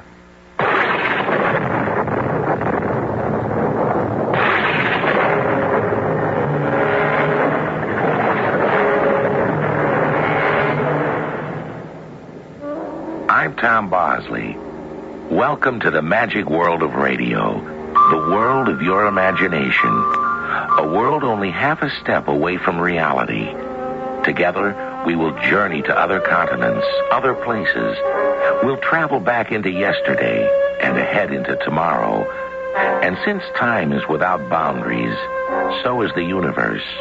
It goes on forever. Billions of stars or suns to billions of planets.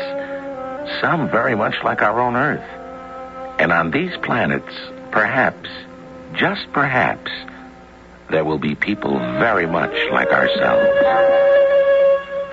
Our story today is titled Survival Test and was especially written for the General Mills Radio Adventure Theater by Victoria Dan. It stars Jack Grimes and Russell Horton. I'll be back shortly with Act One. Yeah.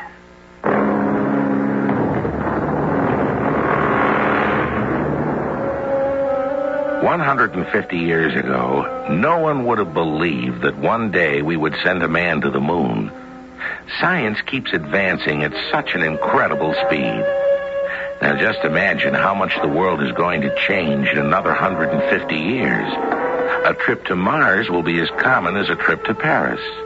And man will be exploring beyond his own solar system. Hopefully, however, one thing that won't change too much will be man himself. Major?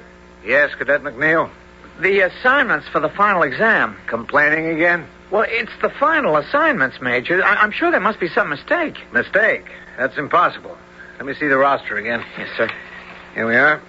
Cadet Tyler McNeil and Cadet Franklin Mullinson assigned to Planet 87, right? Well, yes, but Something Major... wrong with Planet 87, McNeil? It's not that, sir. Cadet McNeil, for your graduating class, we've spared no expense in our search for new testing areas.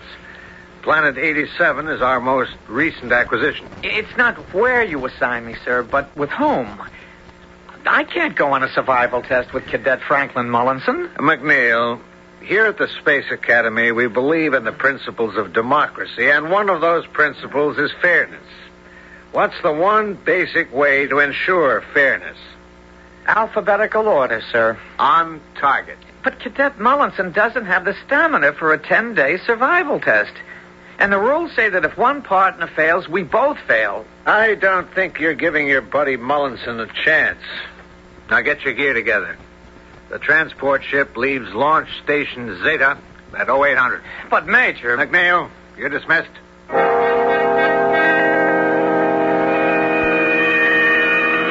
Attention, please. We are approaching Planet 87. Prepare to descend. Check seat position. Kind of looks like Earth down there, doesn't it, McNeil? My, look at all that vegetation. It's one big jungle. Let me tell you, I could write a book about surviving in the jungle.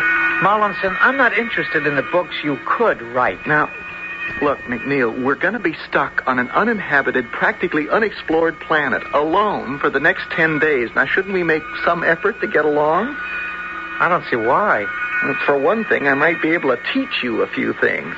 You're all talk. I'm ranked in the top 5% of our class, and you, I think, are a bit further down the line. So you test well on paper. This is a different kind of test, one that requires imagination, strength. In exactly 52 seconds, we will reach the surface of planet 87.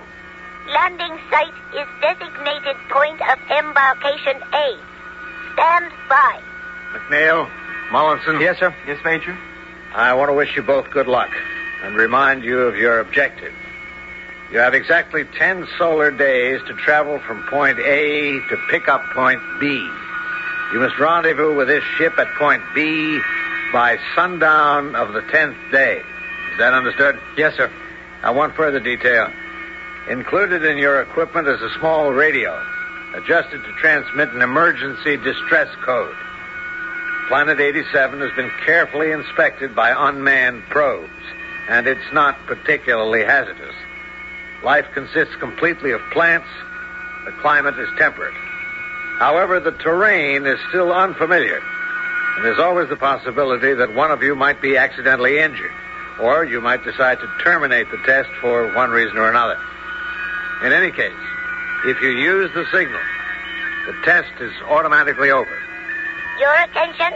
We have now arrived on the surface of planet 87. Hatch seal lifted. All right, once again, good luck, gentlemen. See you in 10 days, sir.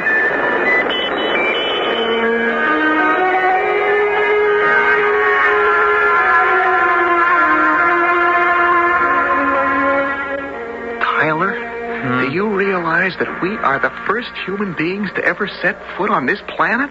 I'll pick up point B is 3 degrees north-northwest. According to this map, we're approximately... A most unusual landscape. A little bit of everything, if that's possible. Now, where we are right here, it's sandy and flat, a perfect landing site. And then just ahead, it becomes rocky and hilly, leading directly into what appears to be a tropical rainforest. Just doesn't seem real. Yeah, it's real, all right. Now, we're here. Exactly how far away is point B? Well, according to this map, it's 148 kilometers. Let's see. That would make it about 15 kilometers a day. It's a cinch. Sounds too easy. That's because you always expect the worst. Mullinson, I don't want to spend the next 10 days arguing. Let's get out of the sand trap and watch your step over there. It's kind of soft, and you wouldn't want to trip with all that equipment on your back. I am perfectly capable of taking care of my... Tyler, stand still. Don't move. What is it? Don't move. Stand still. That's quicksand. Are you crazy? I am telling you, there's quicksand right in front of you. How do I get out of here? Now, just stay calm. Stay calm. I'm surrounded by quicksand, and you tell me to stay calm. You're supposed to be the genius. Get me out of here. It's amazing the way quicksand can appear suddenly out of nowhere. Franklin. Yeah, okay, Tyler. Now, here's what you do. Try moving back the way you came. Right. The ground is firm where your footprints are, and so is that mound you're standing on. Yeah. You think you can make a 180-degree turnaround? Yeah, okay. Good. Now, move back in your footprints. Right, easy. Slowly. I am. Slowly, be careful. Yeah. Good. Hey, air. You did it. Oh, that was close. You just saved my life. Forget it. I guess I haven't been giving you enough credit, Mullinson.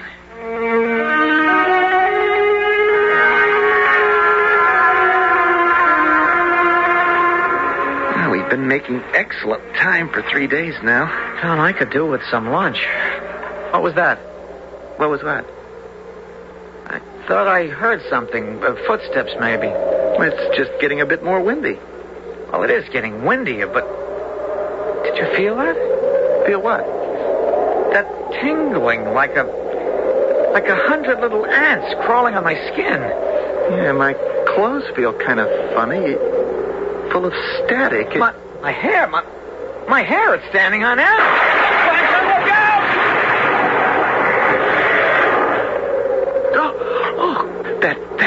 You almost got me. Are you okay? Yeah. Oh, this planet is crazy.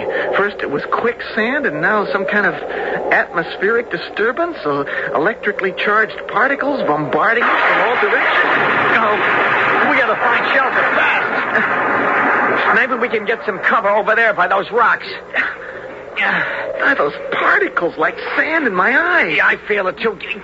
Get down flat. My eyes. Tyler, I can't see. Get down. Crawl on your stomach. I can't see where I'm going. You're doing fine. Move straight ahead. Under that huge boulder, there's a crevice. Don't stop. It's no use, Tyler. I can't see. You stay flat. Grab a hold of my feet and let me drag you. Now, come on, just a little bit further. Attaboy. Keep your head down. Okay. This is probably the safest spot around. What kind of storm is this? Well, it doesn't seem possible, but it's an iron storm. Iron storm? Yeah. The atmosphere on this planet is too thick, like on Earth. All those different layers in the air act like a barrier against things like this. None of the rules seem to apply on this place. That's what makes it all so unreal. Listen. It's stopping. How are your eyes? They're still blurry, but at least they don't sting anymore. We've got a few more hours of light. Let's get moving again. Tyler? Yeah? Thanks. What for? Pulling me to safety. I panicked back there. So now we're even.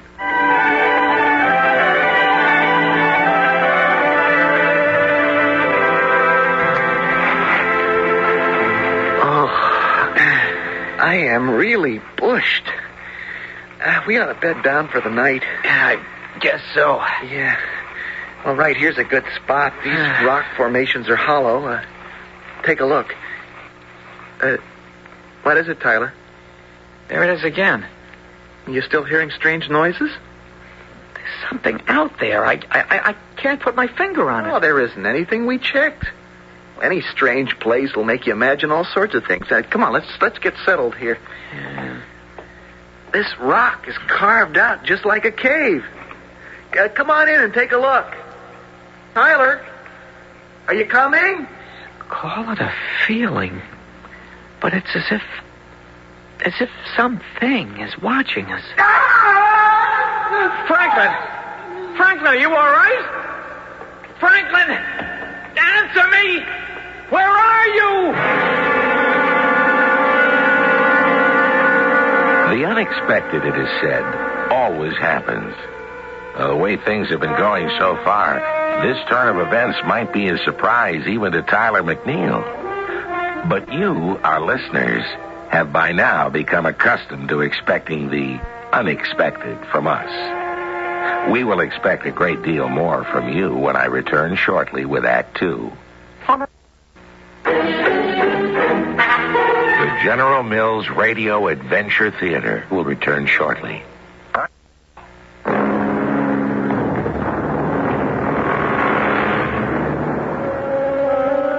His name is Tyler McNeil, and he lives 150 years in the future. He's a space cadet on a 10-day survival test.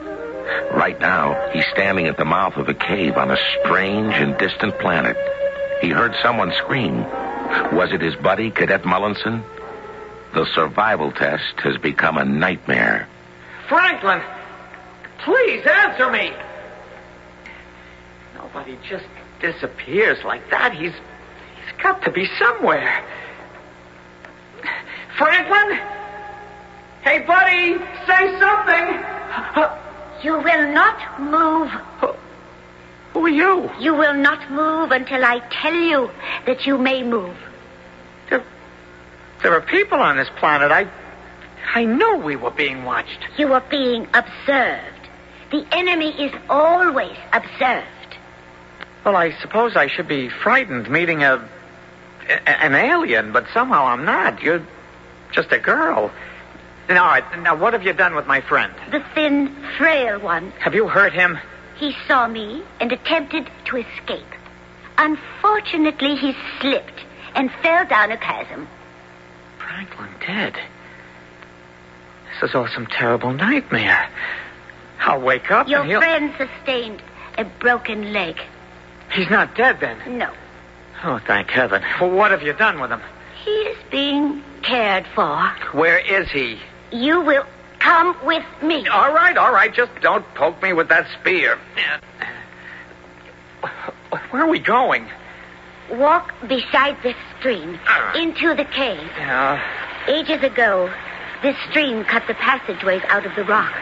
It is a holy place. Look, are you taking me to see my friend? Disrespect will not be tolerated.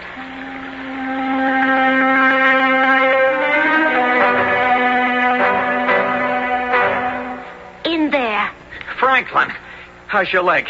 Oh, hurts like the devil. I wish there was something I could do for you. It's all my fault. I kept saying there wasn't anything out there, that you were hearing things. Never mind about that now. We'll get out of here. How?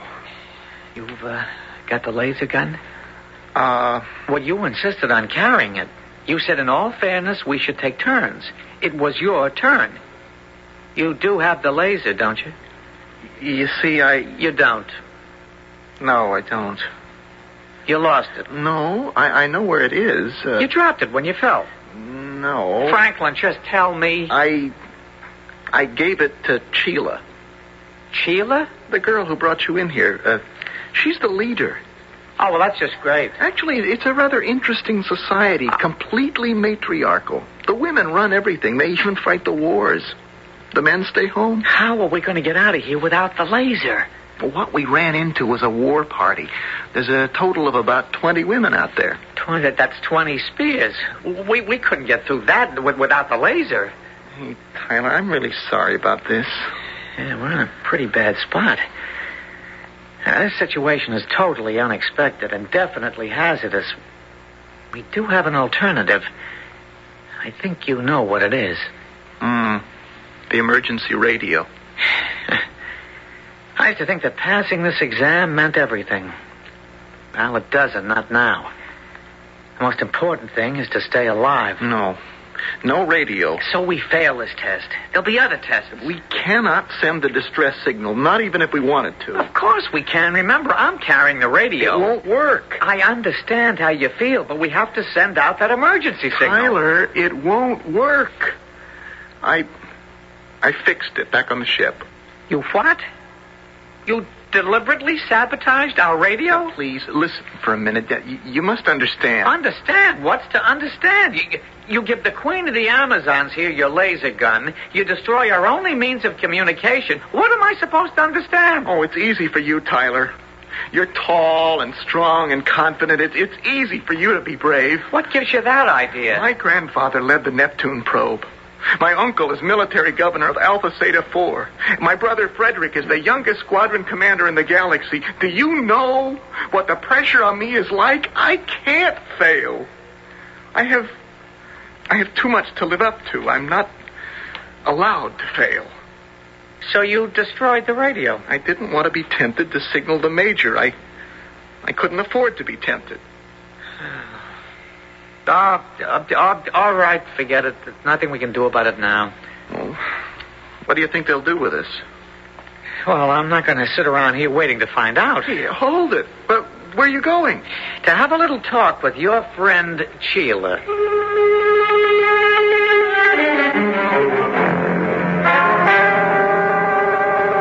How dare you come here without being sent for? I had to talk with you.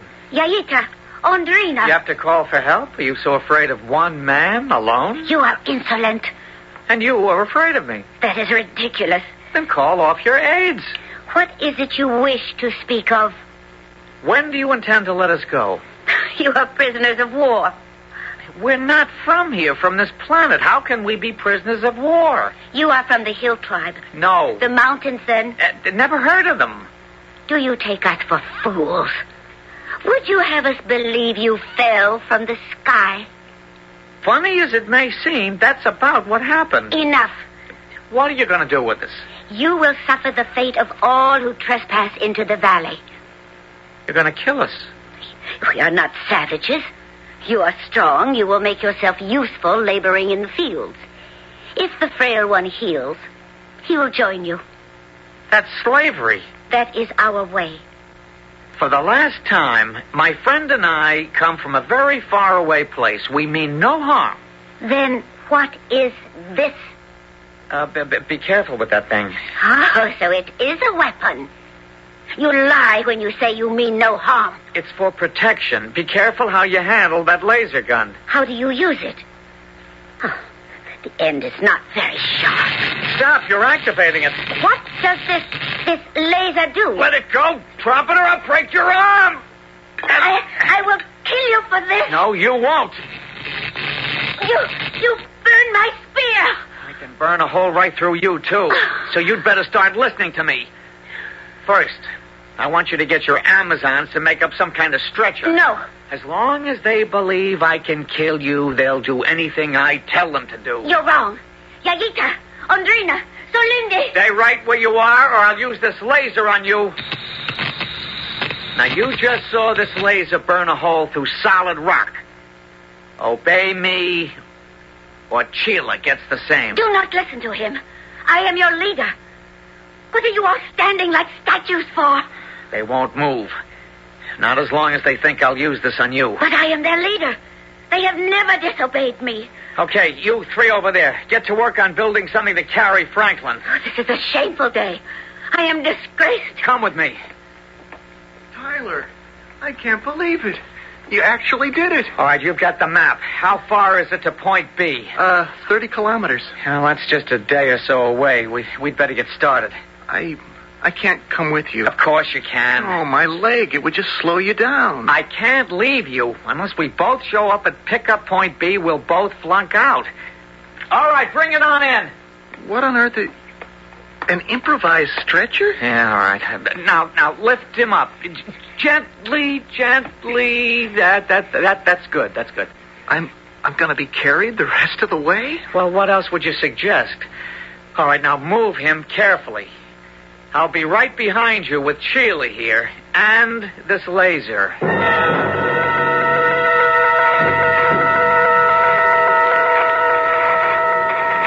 right, it isn't much further now. What do you say, Franklin? We're right on schedule. Yeah, the rendezvous ship should be right over there by those hills ahead of us. What are they stopping for? You're leading us right into the forest. So? It rains in the forest. Well, you're not afraid of getting wet, are you? You do not understand. The rains are deadly. We will not go. Listen, Sheila, I have no intention of hurting you or your girls. Now they've got to get him over those mountains. I'm sorry, Sheila. I must keep you hostage for a little while longer. They will not go all the way with us through the forest. They are frightened of the rains. The sun is shining. I don't see a single cloud. It will happen suddenly, out of nowhere, when we enter the forest. Franklin, if we made you some sort of crutch out of one of those branches, could you manage to walk? I could try. I am frightened for all of us if we enter the forest.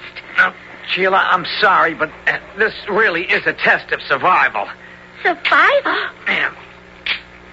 Okay, Franklin, how's that? You think you can manage? Yeah, that'll do fine. Let's go then.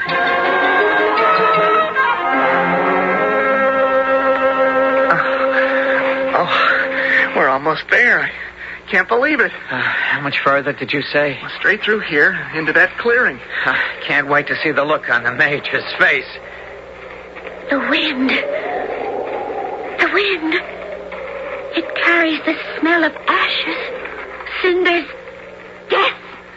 Just a little further, Tyler. Just through these trees. I wonder what that smell is. Tyler! What's the matter? Look. Well, what's wrong? Ahead. In the clearing. It can't be. The rendezvous ship. How could it have crashed?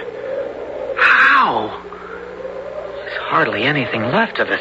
Oh, what are we going to do now? I don't know. We're stranded here, aren't we? I don't know.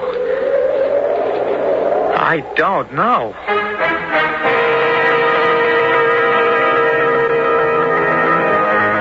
So far, we've given you 2 cadets, a strange survival test, and a most inopportune crash of a rescue ship.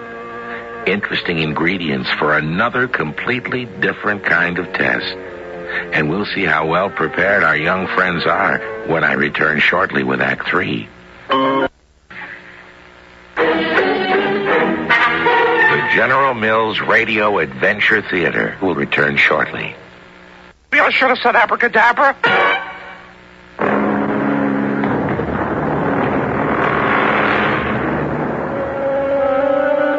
When something goes wrong, you can usually count on it to go very wrong. Tyler and Franklin are stranded, not on a desert island, but on a remote planet in the far reaches of the galaxy. How much worse could things be? I still can't believe it. The rendezvous ship burned. Shouldn't we, check for survivors? Oh, nobody could survive that, Franklin. Nobody. I just thought maybe, the Major, he was on that ship. Don't think about it. This thing, this ship that has burned, it was a means of transportation? Yes. What did it do? Well, you wouldn't understand. Perhaps I do understand. You have lost your arrogance. You seem somehow defeated. Well, considering how things seem to be going... Perhaps things are not quite the way they seem. What you talking about? I see that while only 3 of us stand here, there are 5 sets of footprints on the ground. She's right. Look. Why didn't I notice them? The shape of the foot, and how deep the imprint. Made from soft skin boots. Oh, this cannot be. But you told us no one ever comes here. This is the story they tell us. They tell it to keep us away. Fools we were not to have known it. They want it for themselves. Who? Who tells you? The Hill Tribe. The Hill Tribe? Oh, what was that? Something is moving behind those bushes. Hey, we'd better hit the ground. How friendly is the Hill Tribe? If they have seen us, we are dead. Franklin, let's go take a look. Sheila, you'd better stay here. But Please, Sheila. I will wait. Here.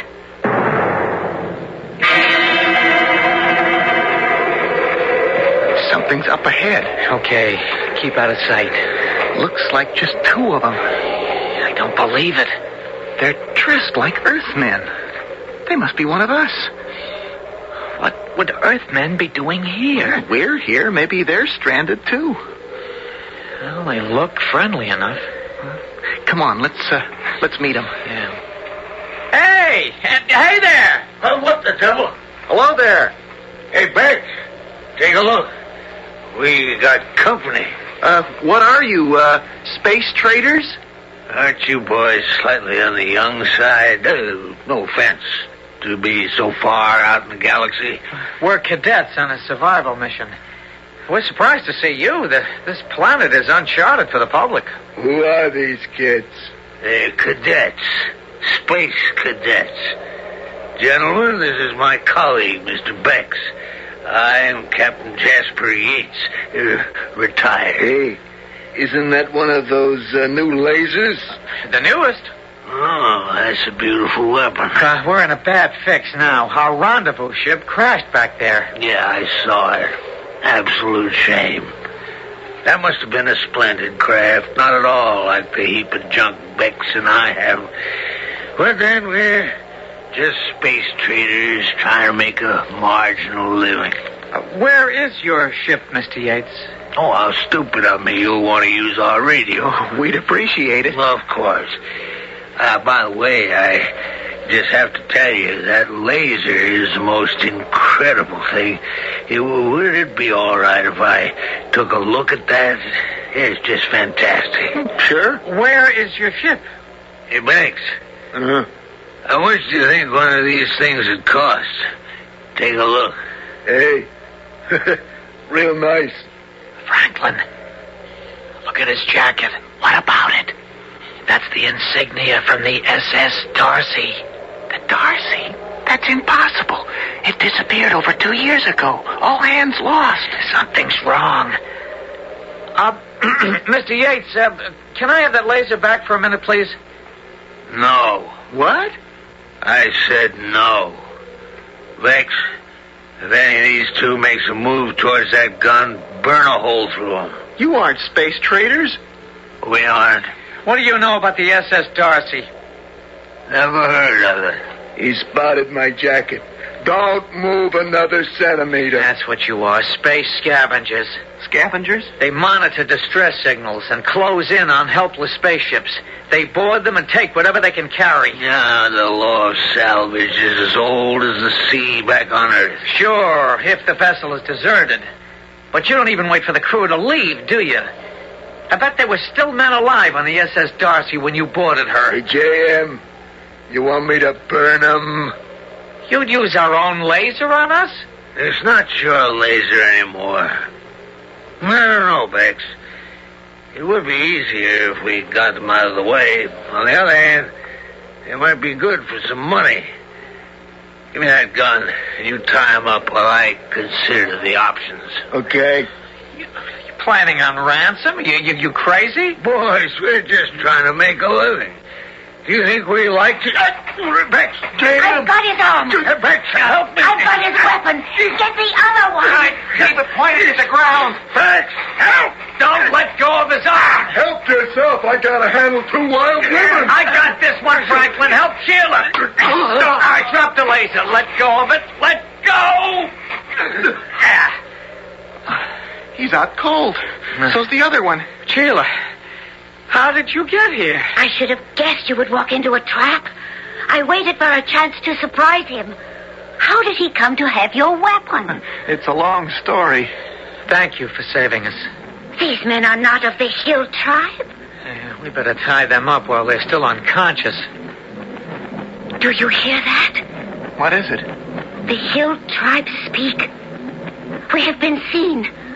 Where can we go? Well, according to our map, beyond these trees, there's a sharp drop. I'd say about 100 feet. All pretty rocky below. You mean we're trapped? If they'd planned it themselves, we couldn't have been more vulnerable. Listen. The drums have stopped. What does that mean? It means they are ready now. It's quiet. Almost too quiet. What in the universe? It has begun. They're hurling spears. Look at the size of that spear. You see how deep the spearheads are buried in the tree trunk? What powerful arms they must have. Tyler, it's coming from all directions. We're trapped. Oh, keep your head down. Down! Oh, how are we going to get out of this one? Fire! Fire the thing! The weapon at them! How can you fight an enemy you can't see? Where am I supposed to point my laser? Anywhere! It will frighten them. If I could only draw them out into the open. Aim your weapon at any tree! Why don't you listen to her, Tyler? What's the point? You have any better ideas? All right. Good. Again. Well, I don't see what good... Just do it. Oh. They see the trees fall, it may scare them. Okay, that's all. I don't intend to drain our energy reserves in a blind hunch. It has stopped. Yeah, she's right. The attack has stopped. Well, even if it was a good idea, they're still out there. We can't move until they do.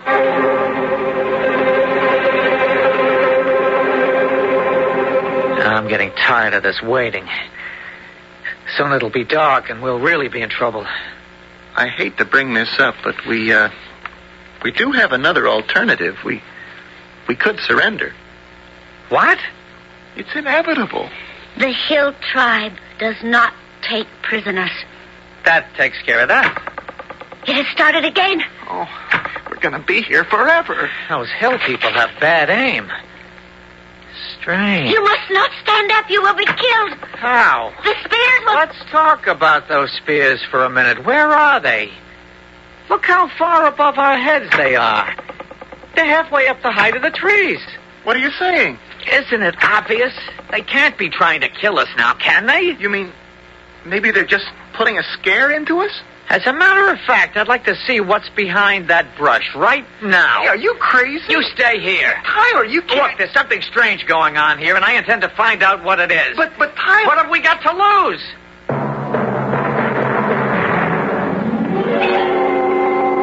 He's been gone too long. He's been but a moment. Still too long. I'm going to go after him. You mustn't. Wait a little longer. Franklin! Franklin! Tyler? Franklin, come here! You've got to see this! Oh, you had me worried, Tyler. Just take a look at this. What is it? Well, it's obviously some kind of mechanical device, a giant version of one of those ancient crossbows, except it's fully automatic. You mean this thing... This thing has been firing at us for the past 4 hours. But what about the Hill Tribe? This is the Hill Tribe. But I saw... What did you see? You only thought you saw something running through the brush. You were seeing what someone else placed in your mind, suggested to you. That's it. That's what Sheila told me. Franklin, Sheila talked to us. Well, of course. How else do people communicate? But how could she talk to us in our own language? How would she know English? This planet is light years away from Earth. It's unexplored, uninhabited, according to the probe. Yet it was inhabited. Hey, I never thought about it before. A survival test. A test of wits on a planet that has a little of everything. Quicksand, electrical storms, natives, space scavengers. Like someone sat down and... And what? Planned it. Well, who would plan something like this? Who? The Major. The Major? That's ridiculous. He's dead. Is he? Well, we saw the ship. It crashed and burned. All we saw was the remains of what looked like the ship. We never saw or heard anything crash. So many things about this test bothered me. But it didn't all come together until now. Did you notice that in every dangerous situation we were in, all we had to do was just use our heads? And somehow, we found a way out. You certainly did, gentlemen. You certainly did. Major, you're alive. Mullinson. I'd almost say you were glad to see me. I am, sir. The whole thing was a setup, Major. Can you think of a better way to judge at close hand the way you would behave under stress? You mean this whole planet was controlled? We set you down in a predetermined point with a planned course. The actual area involved was rather limited. And Sheila? Fine actress, isn't she? Actress? It wasn't real. It was real, because you believed it to be real. But there was never any real danger. But you didn't know. That's what counts. You proved you were brave, willing to risk your lives for each other. In every way, you showed the qualities that are required in our officers. But anybody could have... No. Not anybody. Less than half the class made it this year.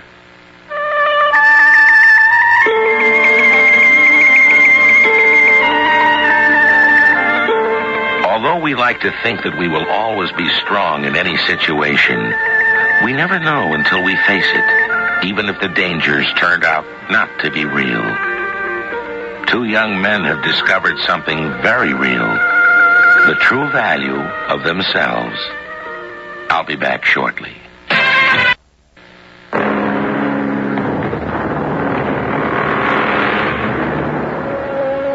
200 or so years from now, Tyler McNeil and Franklin Mullinson will go down as heroes in space exploration.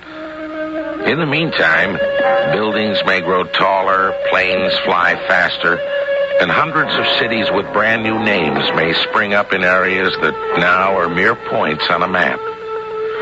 But the one thing that won't change is man's respect for wisdom, kindness, and loyalty. Precious qualities that are too rare in any age.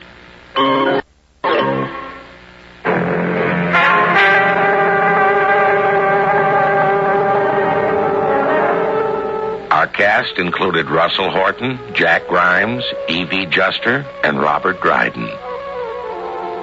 This is Tom Bosley inviting you to return to the General Mills Radio Adventure Theater for another exciting tale you can hear through the magic of radio. The General Mills Radio Adventure Theater is recommended by NEA, the National Education Association.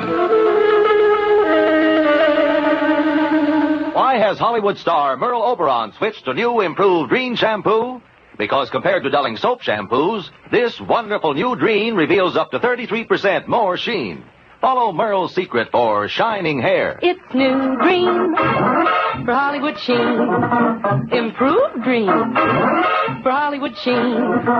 Your hair can have that Hollywood sheen. The very first time you use new Drene, get wonderful new Drene shampoo. Hojo Radio. We're your old-time radio headquarters. Stay tuned. I knew when I went to the desert that anyone who plays around with cactus is liable to get stuck.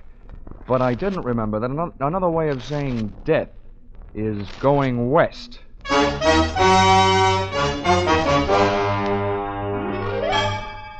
This is another in the adventures of America's fabulous freelance insurance investigator, Johnny Dollar.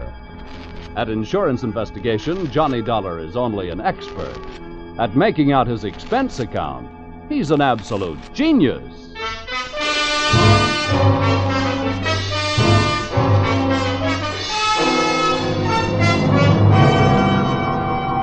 Expense account submitted by Special Investigator Johnny Dollar to Old Caledonia Insurance Company, Hartford, Connecticut. Attention, Oscar M. Wheaton, Chief Investment Counsel. The following is an accounting of my expenditures during my investigation of suspected skullduggery in the Skull Canyon mine. Or, Mr. Bones, who was that lady I seen you with last night? Or, messing with a mule train is one good way to kick off. Expense account, item 1. 25 cents. Tip to busboy who brought telephone to my table at the Blue Danube restaurant, Robertson Boulevard, Los Angeles, where I happen to be working on a case. Your call came right after the liver dumpling soup, taking me out of the soup plate and putting me in the soup. Now, this is the story, Dollar. You make notes and don't interrupt.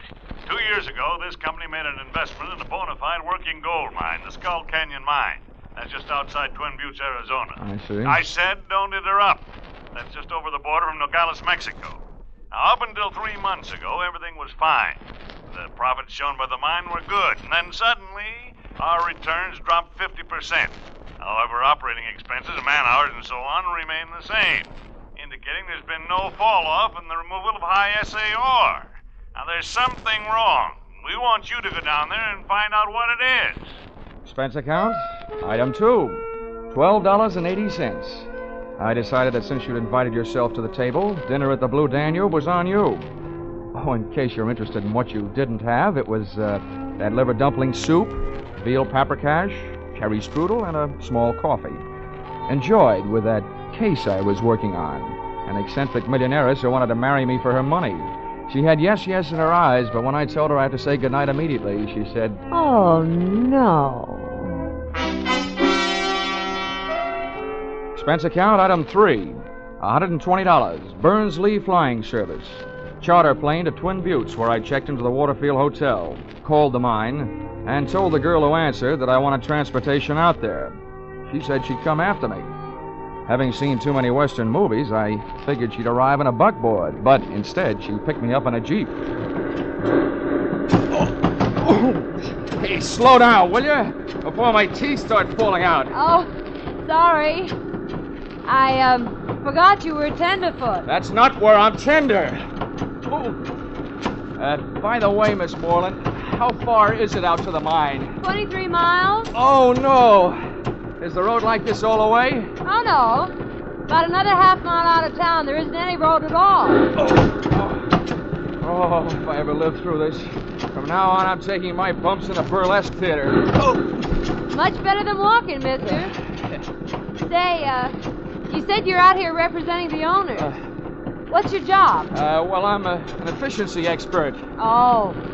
Speaking of efficiency, what's your first name? Jackie.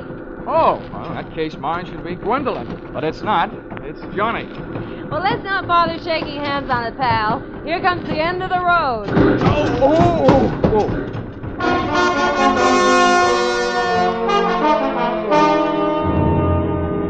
The scenery was jumping around like a home movie. My teeth were trying to find out how much abuse my uppers would take from my lowers. I felt like I was gradually being hammered down from a tall, thin man into a short, round one.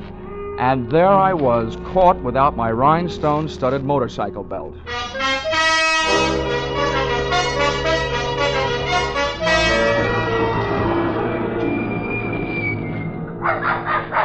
Well, here you are. Want me to help you out? Oh, very funny. Go away. Get lost, you little monster. I'll admit I look like a bag of bones, but I'm too young to die. Go on, now beat it. Oh, be a good dog now. Lie down, Nugget. Down. Yeah, Nugget, drop dead. This the mine office? This is it. Well, Dollar, welcome to Skull Canyon. I'm Doyle, the manager out here. I'd be happier to meet you if I met you in town. Mr. Dollar's in a foul mood, Jeff. That ride was a little too much for him. That ride would have been a little bit too much for Buffalo Bill. Well, that's how Jackie keeps that figure as trim as she does.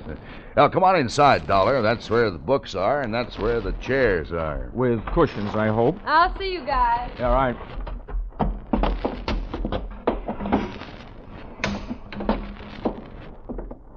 Sit down. Thanks. Oh.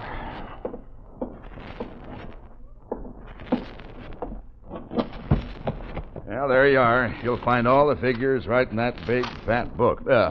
All but Jackie's. Well, I'm not in any hurry to do my arithmetic. Tell me, what do you think of the results around here? You know more about it than I do.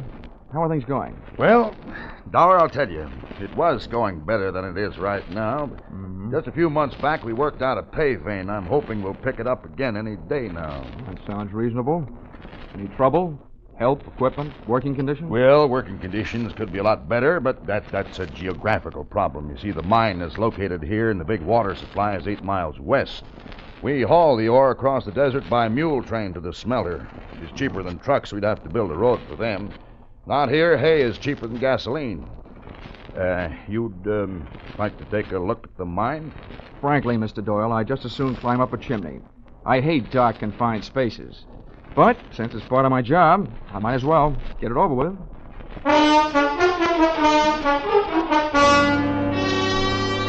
The entrance into the mine was through an adit, a horizontal shaft into the side of a hill. We rode in on the tail end of a small red dynamite car, drawn by a donkey, junior grade, a burro. It was cooler in there, but I started to sweat the minute we left sunlight and fresh air behind us. I could hear the jackhammers nibbling little gold earbobs out of the quartz rock for the Christmas tree. Then I heard them stop, and Doyle told me why. Sounds like they're about ready to blast. Oh, great. So open your mouth and cover your eyes.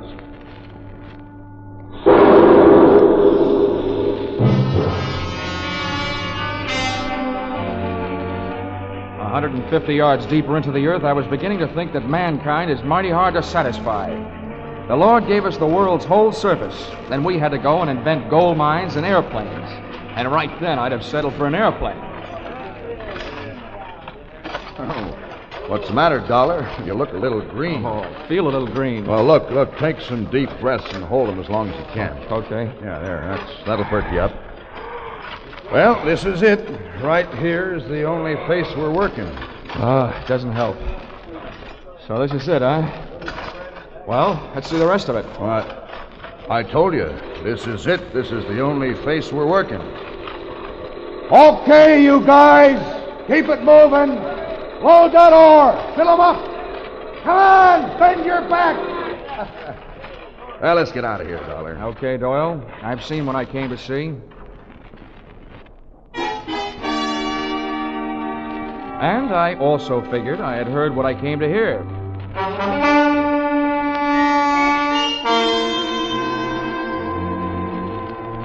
Dinner that night I had with Doyle and Jackie, and the steak they served gave me a rough idea of what they did with their old burros. Doyle's attitude gave me a rough idea that maybe he'd seen my eyes light up when I heard those jackhammers snorting away in some other part of the mine, just after he had told me that where we were standing was the only place being worked. After dinner, Doyle went back to the mine, leaving me alone with Jackie, which was better than dessert. By the way, Jackie, just what's your job out here? Oh, I'm just sort of a secretary and bookkeeper and sheep driver. Uh-huh. How'd you happen to land here in Skull Canyon? Well, I took the job because I was going to marry the man who was the manager then, Doyle's old boss. I met him in college. He was a mining engineer. His name was Larry Hodges. Oh, what happened? I was left at the altar. When I got out here, he was gone.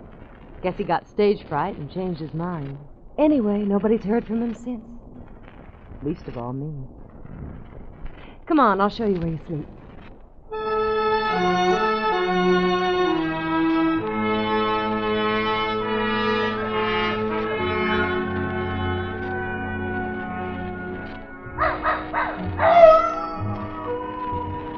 It was a real romantic night.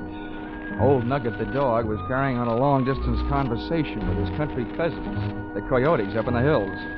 The air was soft and warm, and so was Jackie's arm. Stars hung low. And so did my spirits when she bid me goodnight after she introduced me to my roommate. Hiya, Sonny. An old mule skinner named Kangaroo. Make yourself comfortable. Oh, by chance. Well, better than a sand bed and a saddle pillar. Oh. Say, for a pine shack, this has a mighty fancy floor. What is it, mahogany? Nope, tobacco juice. Push. Helps keep out the sidewinders. What do you mean, helps? Little snake critters crawl in out of the hot sun to get cool. Where are you from, Sonny? Hartford, Connecticut. Well, I'll be turned too. I don't reckon it shows through, but I'm a Easterner myself. Come out from New York State 53 years ago. Little town of Prattville. County seat it was. That's pretty dull. What'd you say? Oh, nothing. Say, are you the one that handles the mules on the run out to the smelter? I'm one of them. Well, how's chances of hitching a ride with you in the morning? You'll have to get up early. All right, then. I'll get up early. Well, then stop wasting your breath on a lot of dang fool words. Use some of it on the kerosene lamp. Quick! Night.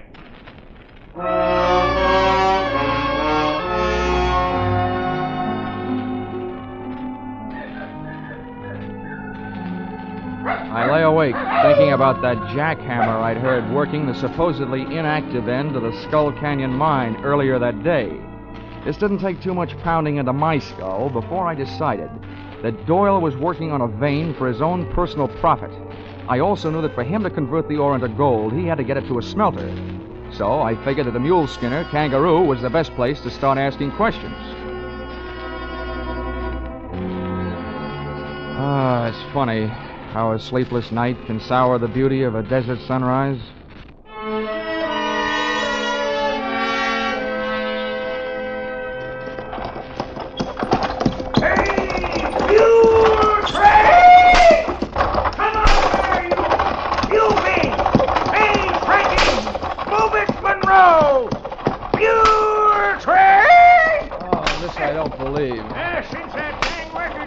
I had to rename all my mules. Big Gipper! Hiya! Yee-hoo!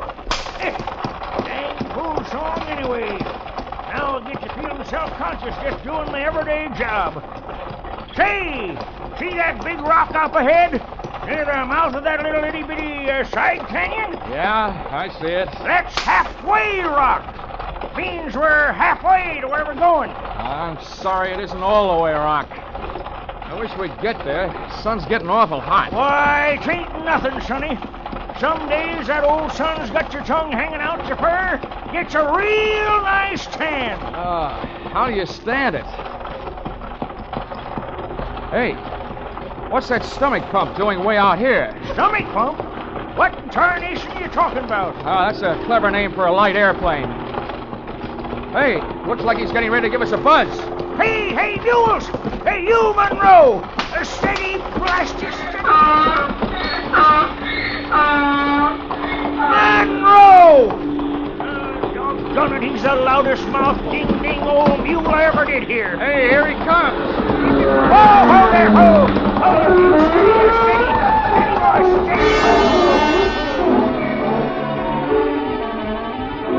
First thing I learned was if you ever want to panic a team of mules, just buzz them with an airplane. The second thing I learned was that little canyon we were approaching was loaded with armed horsemen who came galloping out like they were trying to make history at Tan Foran.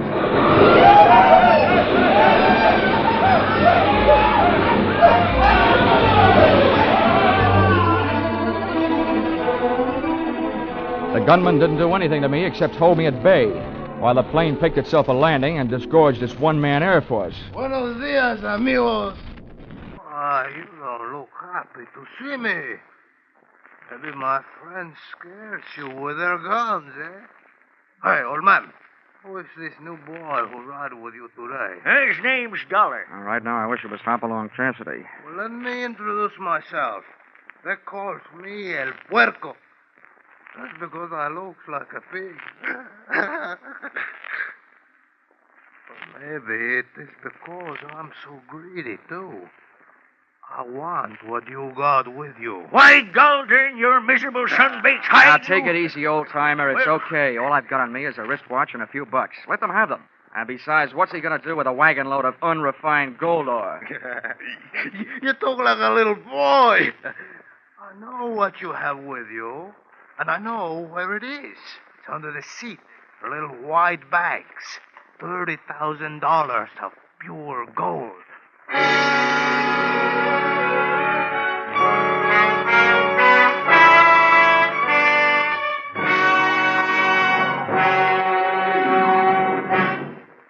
In just a moment, we will return to the second act of Johnny Dollar. But first, hardly a clue to start on, and the witnesses' stories at hopeless variance.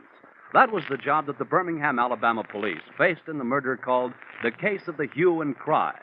Later tonight on Gangbusters, Birmingham's own police chief comes to CBS to tell you how they tracked down the apparently unmotivated murder. Be sure to hear this true-to-life police story, reenacted on Gangbusters. Gangbusters and the Adventures of Philip Marlowe are regular Saturday night features on most of these same CBS stations. Now, with our star, Charles Russell, we return to the second act of Yours Truly, Johnny Dollar.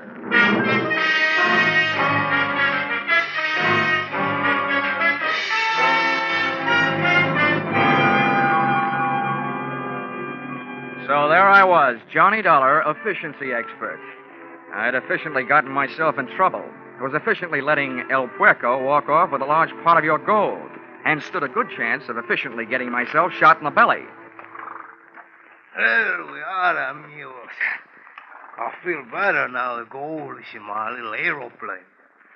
I hope you're not mad with me. You know, I need the money to pay my taxes. Okay. You got what you wanted. Why don't you take off and get out of here? That ding-dang rascal. He's probably figured on shooting us. Oh, no, old man. I'm a very scientific bandido. You think I want to shoot you and get killed myself for murder? Oh, no. I let your mules do the dirty work. Hey, Manuel, Pedro, Juanito, here, adelante. Take these men and tie them up. Tie them to the stake back to back. And the rest of you tie up the mules in a circle around them, in nice and close. Then I will get in my little aeroplane and dive on the mules. And the mules will kick their heads off. Pitching horseshoes may be fun, but not when they're being pitched at your head by a mule. Once we were tied back to back on the stake, the nearest available technical advisor, Kangaroo, was anything but encouraging. That's the trouble with a gold-darn mule. When they get riled up, they think with their feet. Here he comes. Ho,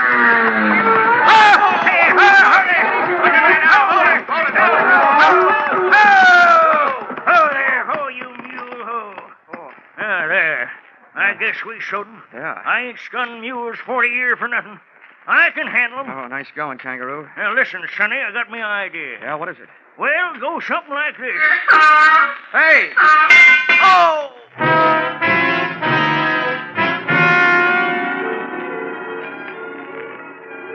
Just as the idea, whatever it was, hit Kangaroo, a hoof from one of the mules scored a ringer around my cranium. The stars looked beautiful. They came out in the shape of a horseshoe. And as I slipped into that familiar Betty Bye for private eyes, the world of hit-on-the-head darkness, I could hear Kangaroo's advice, too little and too late. There, you see?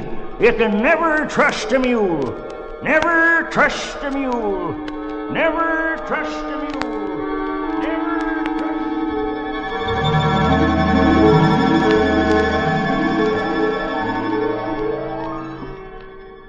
long time later, the curtains of my eyelids went up on the next act.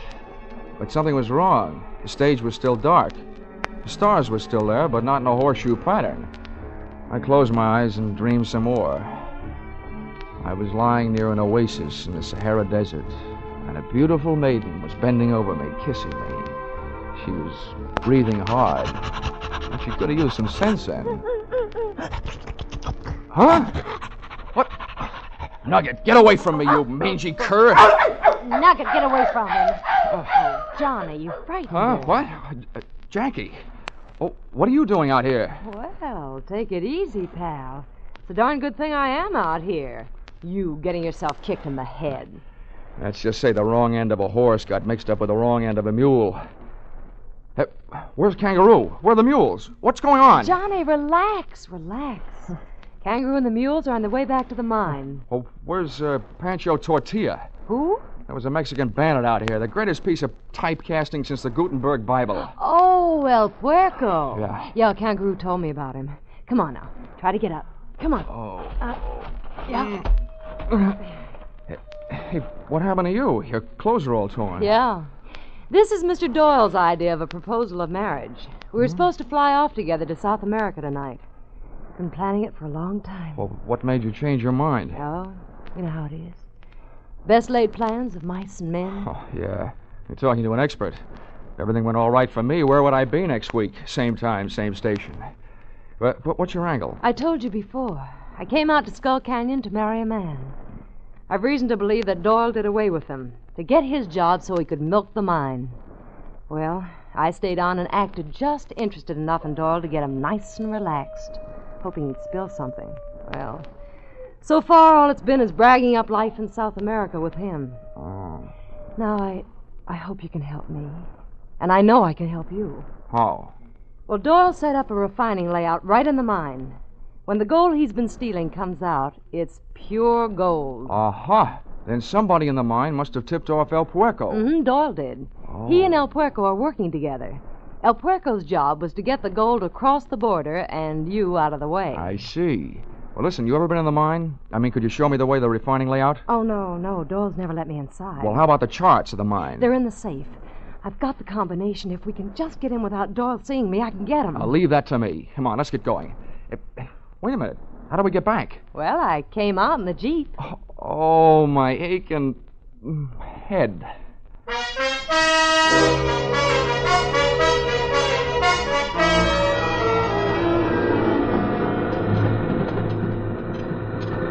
This is close enough, Star Eyes.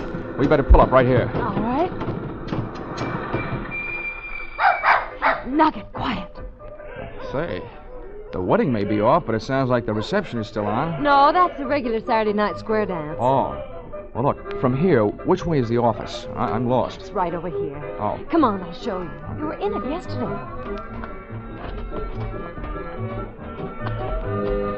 When we rounded the corner of the office building, my heart was doing a dozy-do.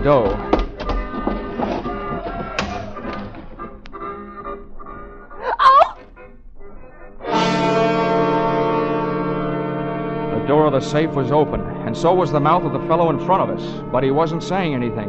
He was lying on the floor, dead. El Puerco, the pig. Oh, what a spot for a big red apple. Johnny, he's dead. He must have come back for something. Kangaroo must have caught up with him. Whoever caught up with him, but good. Come on, let's go take a look for Kangaroo.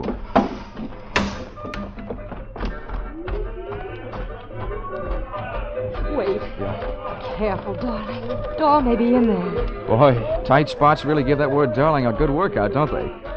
Okay, darling. Wait out here. I'll be careful.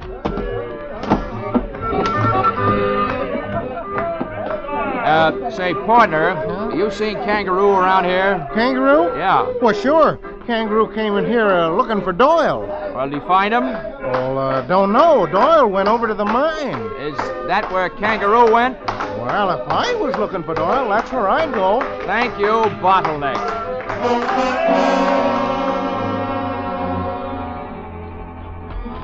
I don't know why I was in such a hurry heading straight into trouble. But the trouble started popping before we got to it. Oh, poor Kangaroo. Jackie was only guessing, but I could only hope she wasn't guessing right. Johnny. Hmm? Johnny, I thought I saw something flashing just inside. Probably somebody's last spark of life. Now, take it easy. You stay right here.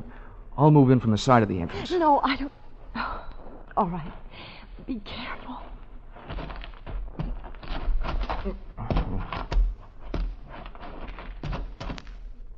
Oh. He sure got you good, partner. Okay, Jackie. You can relax. The right man got it. Your play man. Mr. Doyle. Oh, Johnny. Oh, Johnny, it's awful. What a relief. Hey, Kangaroo.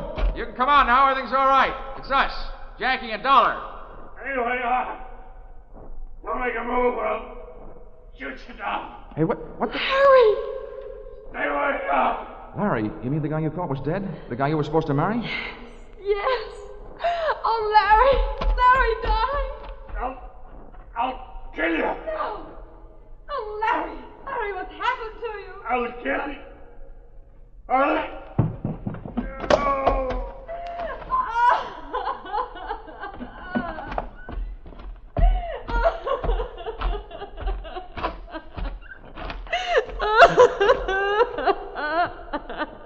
Come on, kid. It wasn't worth waiting for anyway.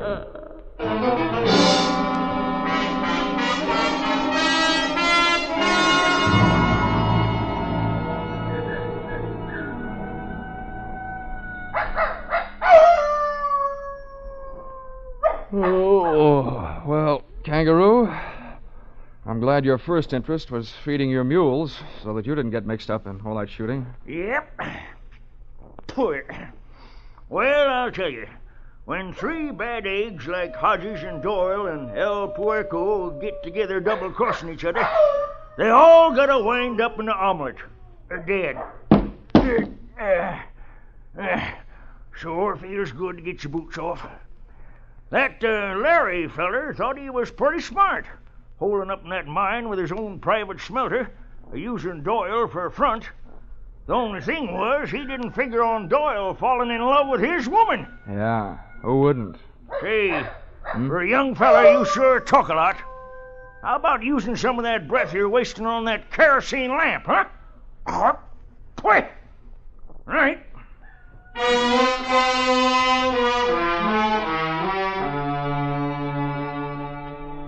Expense account, item 4, $6.10. 1 quart snake bite medicine, 32 ounces of prevention in case a snake should bite me.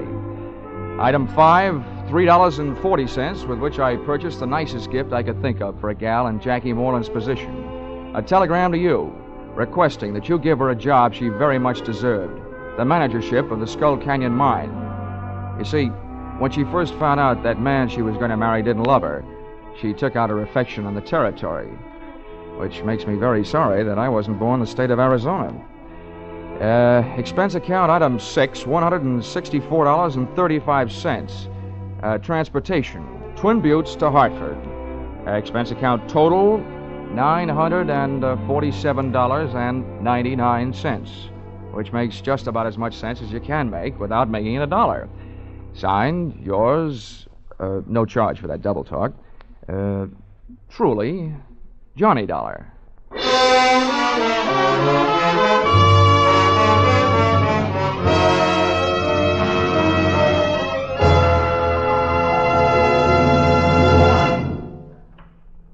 Yours truly, Johnny Dollar, is produced and directed by Gordon T. Hughes and stars Charles Russell. Script by Paul Dudley and Gil Dowd.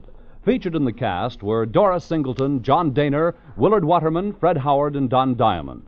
The special music is written and conducted by Leith Stevens. Your announcer is Paul Masterson.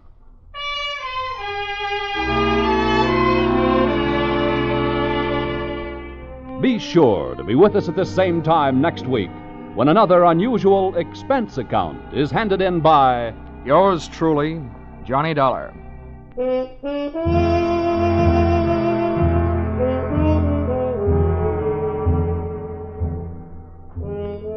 Music Popular and Music Western are on the bill for CBS listeners again tonight.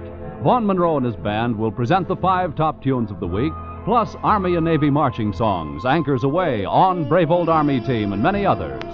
Gene Autry follows right on the heels of Vaughn's Caravan with favorites straight from the land of sagebrush and six guns. For an hour of wonderful music, hear Vaughn Monroe's Caravan and the Gene Autry Show tonight and every Saturday on most of these same CBS stations. Stay tuned now for Vaughn Monroe's Caravan, which follows immediately on most of these stations.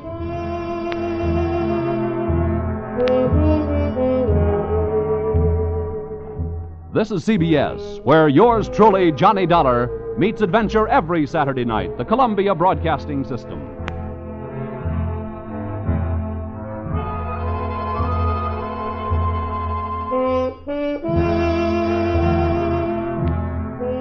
When you suffer from irregularity and take mineral oil for relief, chances are that you get only halfway relief. You see, irregularity is frequently accompanied by acid indigestion, and when this is the case, you need a preparation that combines laxative action with antacid action to bring you thorough relief. Now, plain mineral oil can't do this, but a remarkable preparation called Haley's M.O. combines the correct proportions of pure mineral oil with the finest milk of magnesia. As a result, Haley's M.O. gives you thorough relief. Not only relieves irregularity, but acid upset as well. And Haley's M.O. is so gentle that it's frequently recommended for patients following delicate abdominal operations. When you see how much more Haley's M.O. does for you, you'll be amazed that it costs only about the same as high-grade mineral oil. You can identify Haley's M-O on the package. Stay tuned to Hojo Radio. Here is another in NBC's great parade of new shows.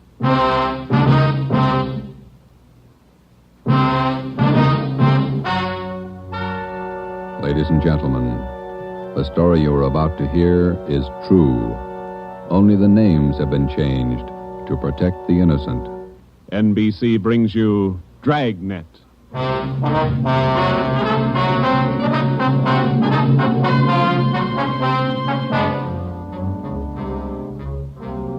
You're a detective sergeant. You're assigned to burglary detail.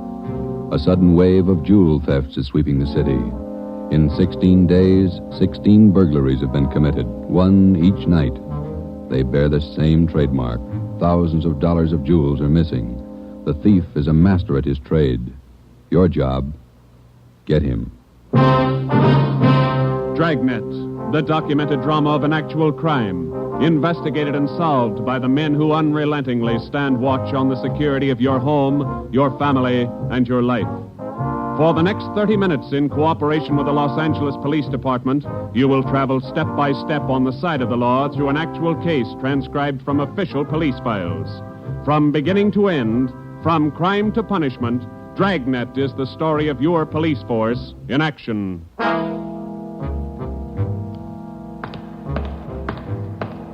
It was Tuesday, June 17th. It was warm in Los Angeles.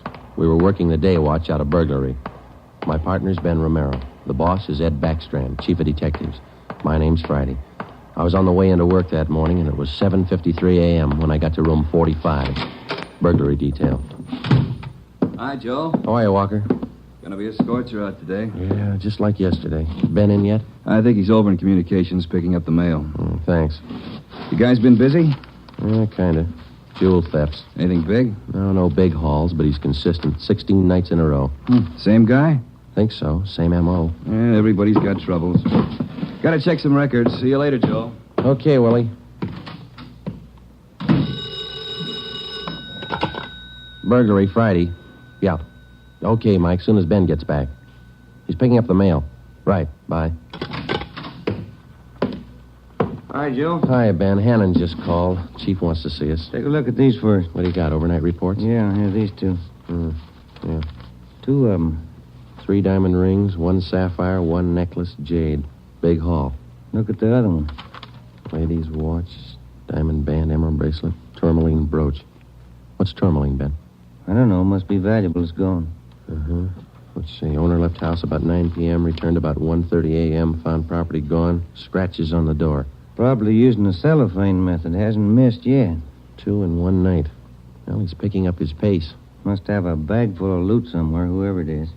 You get the description sheet from pawn shop detail? Yeah, got him right here. You take half of them. Let's see what luck we got this morning. Yeah. Nothing so far. Me neither. Let's see. I'll get it, Joe. Burglar Romero. Hi, Ben. Chief still wants to talk to you, boys. He's got an appointment at 8:30. Wants to see you before he leaves. Okay, Mike. Just checking some buy sheets. Be right in. Better make it fast. He's in a bad mood this morning. Okay, Mike. Thank you. Backstrand again? Yeah, he's in a bad mood. Come on. Wonder what's bothering him. Something's bad. He doesn't blow very often. Chief of Detectives Office, Hannon. Go ahead in, boys. He's waiting. Thank you, Mike. All right, ma'am. I'll connect you. Friday, Romero, sit down. Wait till I get the phone. Backstrand. Oh, yes, Mrs. Winthrop. Yes, ma'am. We're doing all we can. Yes, ma'am. Yes, ma'am. Yes, I'll do that. Yes, ma'am. Goodbye. Got trouble, Ed? Taxpayer, Mrs. Winthrop.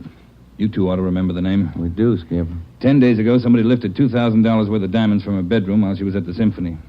Last night, she was hit again. A diamond watch, an emerald bracelet, and some kind of a brooch. Tourmaline. I don't care what kind it was. It's gone. What's the pitch? We just read a report a couple of minutes ago, Skipper. Could be a tie-in with those other 16 jobs. 16 jobs in 16 days.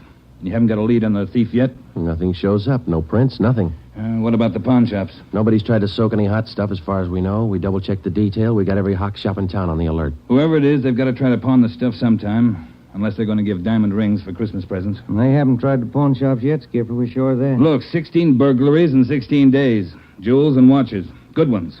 Well, it's got to stop. It's got to stop soon, you understand? We'll stay right on top of it, Ed. We're doing all we can. For 2 weeks, I've had half a dozen women calling me every day. Society women. Some of them figure they should get extra treatment. They're only DR numbers to us, Skipper. They all get the same attention. I'll try and explain that to some of them. They think you're in on the racket. Maybe you boys would like to take these calls some morning. No thanks, Ed. All right, then, let's get some action.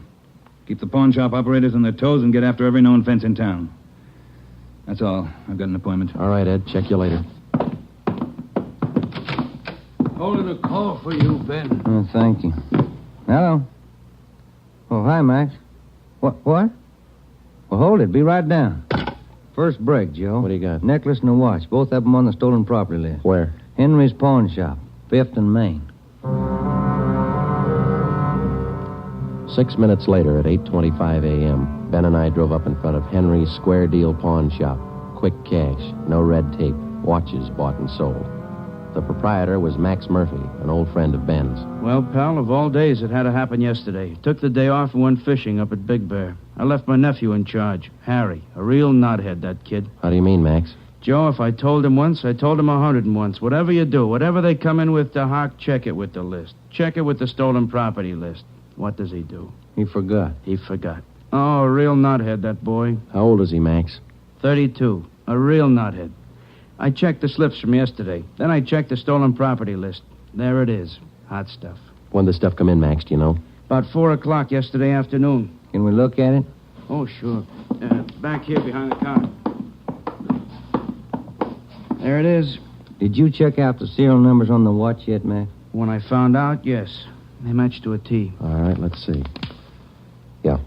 Description on this necklace matches, too. Let's have a look at your buy book, huh, Max? Yes, sir, Joe. Here you are.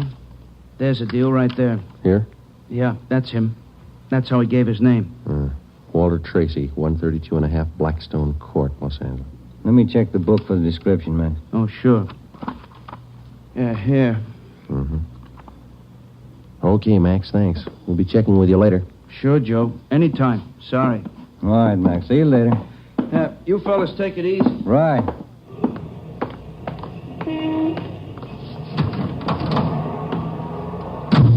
Want to check and see if we're clear, Joe? Yeah, I will.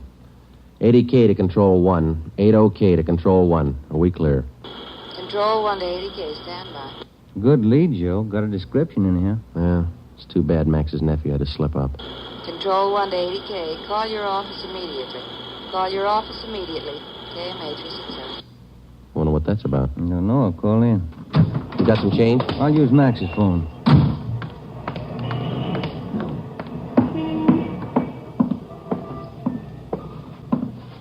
Use your phone a minute, Max. Oh, you, Ben? Sure. Help yourself. Thank you.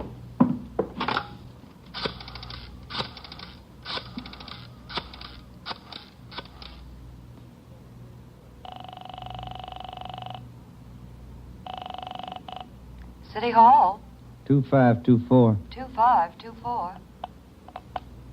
Burglary, Levine. This is Ben, George. You got something? Hot one. Universal Loan Shop, 6th and Barton Place. Guy just took in a couple of rings. He checked too late.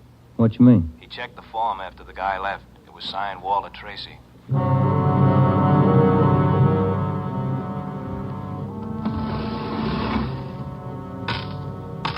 There they are, Sergeant. Both rings. Fine quality diamonds. Don't you usually check your stolen goods list before you take in stuff like this? Usually, yes. Last night, no. I don't know what I was thinking about. Can we have a look at your buy book? Right here. There it is. Walter Tracy. 699 Olive Street. 145 pounds, 5'9", dark hair, build, thin. We'll have to slap a hold on these rings. I know. I should have thought. Can you think of anything else that might help us to identify the man? Well, no. Had a light suit on. Nice cut. Very well dressed. Thank you. That's all for now. Here's our card. If the guy happens to drop back, give us a call, will you? Sure will, Sergeant. Say. Yeah? I've got some nice watch bands. Yours look old. Can I interest you? No, thanks. Some other time. Come on, Ben.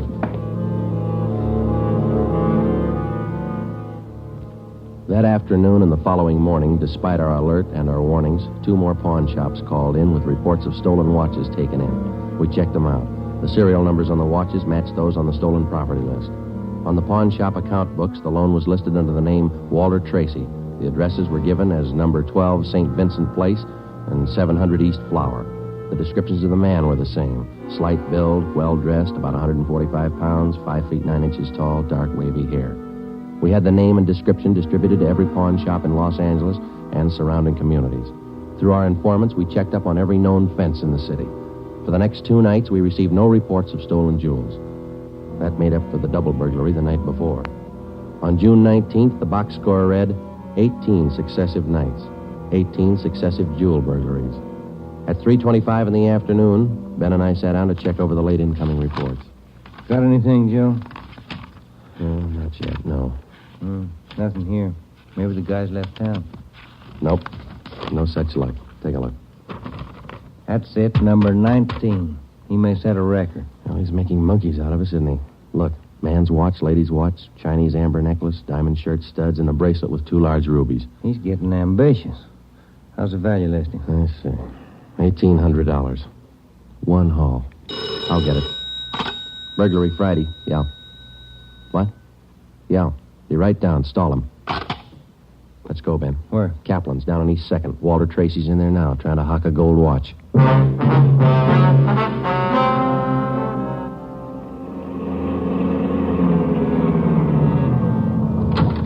Ben, cover the door. I'll go and look like I'm shopping around. Right, but watch your step. We don't know this guy. Yeah, stay close to the door, huh? I'm sorry, that's the best we can do on the watch. Look, Mac, this is gold. 21 jewels. Well, it's the best I can do. Drop dead. Well, it's the best I can do. Don't get sore. Yeah, sure. See you later.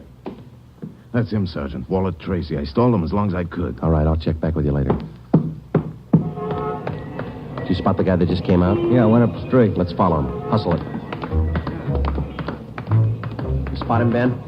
Straight ahead, about 15 yards. He's crossing the street. Yeah, let's get up a little closer. We'll lose him, sure, if the light changes. Come on, run for it. Watch the traffic light. That was close. You might have spotted us as going faster. Come on, Joe, run. Yeah. Don't lose him. This crowd's not helping. Hey, wait a minute. I bet you're a cop. You're chasing somebody. All right, let go of my arm, mister. Let go. Well, you don't have to get tough. Lousy cops think they own the street. I'm going to write the mayor's office. Come on, Joe. He's running for it. Yeah, I see him. Watch the signal up ahead. Hurry, Joe. Almost up to him. Into the parking lot. Hey, you! Stop! Look out, Joe. A gun. Yeah, I see. All right, get away. Get away, smart guy. It's a nice job. Yeah. He's too fast for an honest man. Let's take him in.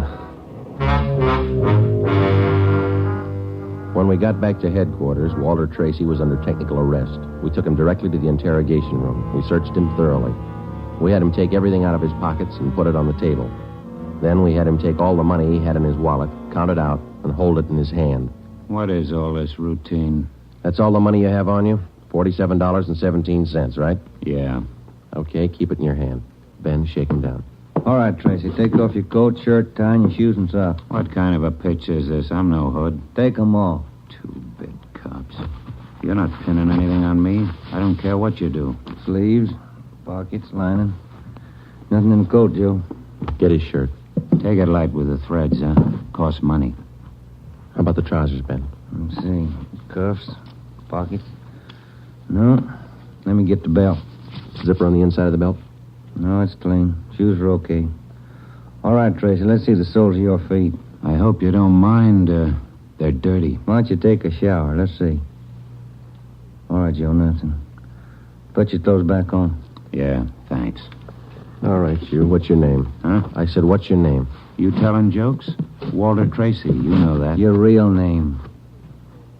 How old are you, Tracy? 27. Where do you live? No place. Just got in town a couple of days ago. Where are you from? Salina, Kansas. Where you been sleeping the last 2 nights? The park, Pershing Square. Clothes don't show it. Pretty natty. I had 'em pressed. Where? Down by the square. I don't remember. You ever been arrested before? No. Where'd you get this gun, Tracy, the one you pulled on us? I didn't know who you were. Could have been a couple of hoods.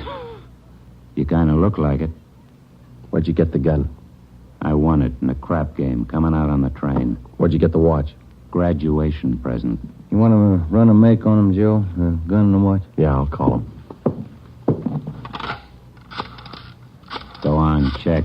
You can't prove a thing. Pawn shop records, Gilmore. Gil, this is Friday. Can you give me a make on a watch? Sure, Joe, go ahead. Time Master, yellow gold, man's wristwatch. Okay. Case number 716F23. Right. Movement number B351708. Got it. Okay. Now give me a make on this gun, huh?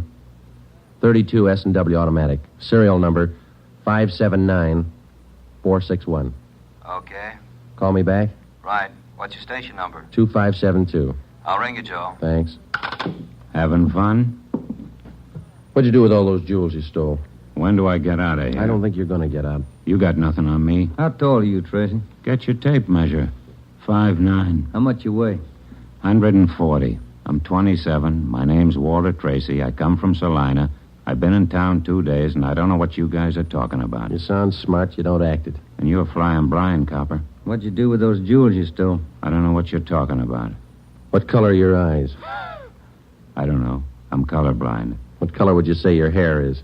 You colorblind, too? You ever been arrested before? Straighten out. He asked me that. I'm asking you. No. You ever done any big time? No. All right, I don't care if you level with us or not. We're going to make you on those prowl jobs, all 19 of them. Sure. You guys are smart. You got in Los Angeles 2 days ago, is that right? Yeah. You don't know anything about any jewel thefts. That's what I said. And how come your name and your handwriting's on the account books in 4 pawn shops in Los Angeles? It's not mine. You can't prove it. We can, Tracy. Come clean. What'd you do with the stuff you stole from 1250 Moraga Drive, June 5th? I didn't steal any stuff. What'd you do with the rings and watches you took from 1400 Placerville Road, June 9th? I wasn't in town. What'd you do with the diamond dress pins you stole June 13th, 123 South Van Ness? Did I do that? You're not only kinky, you're a bad liar. You prove it. Border get you a sawbuck, your prints bounce, Tracy.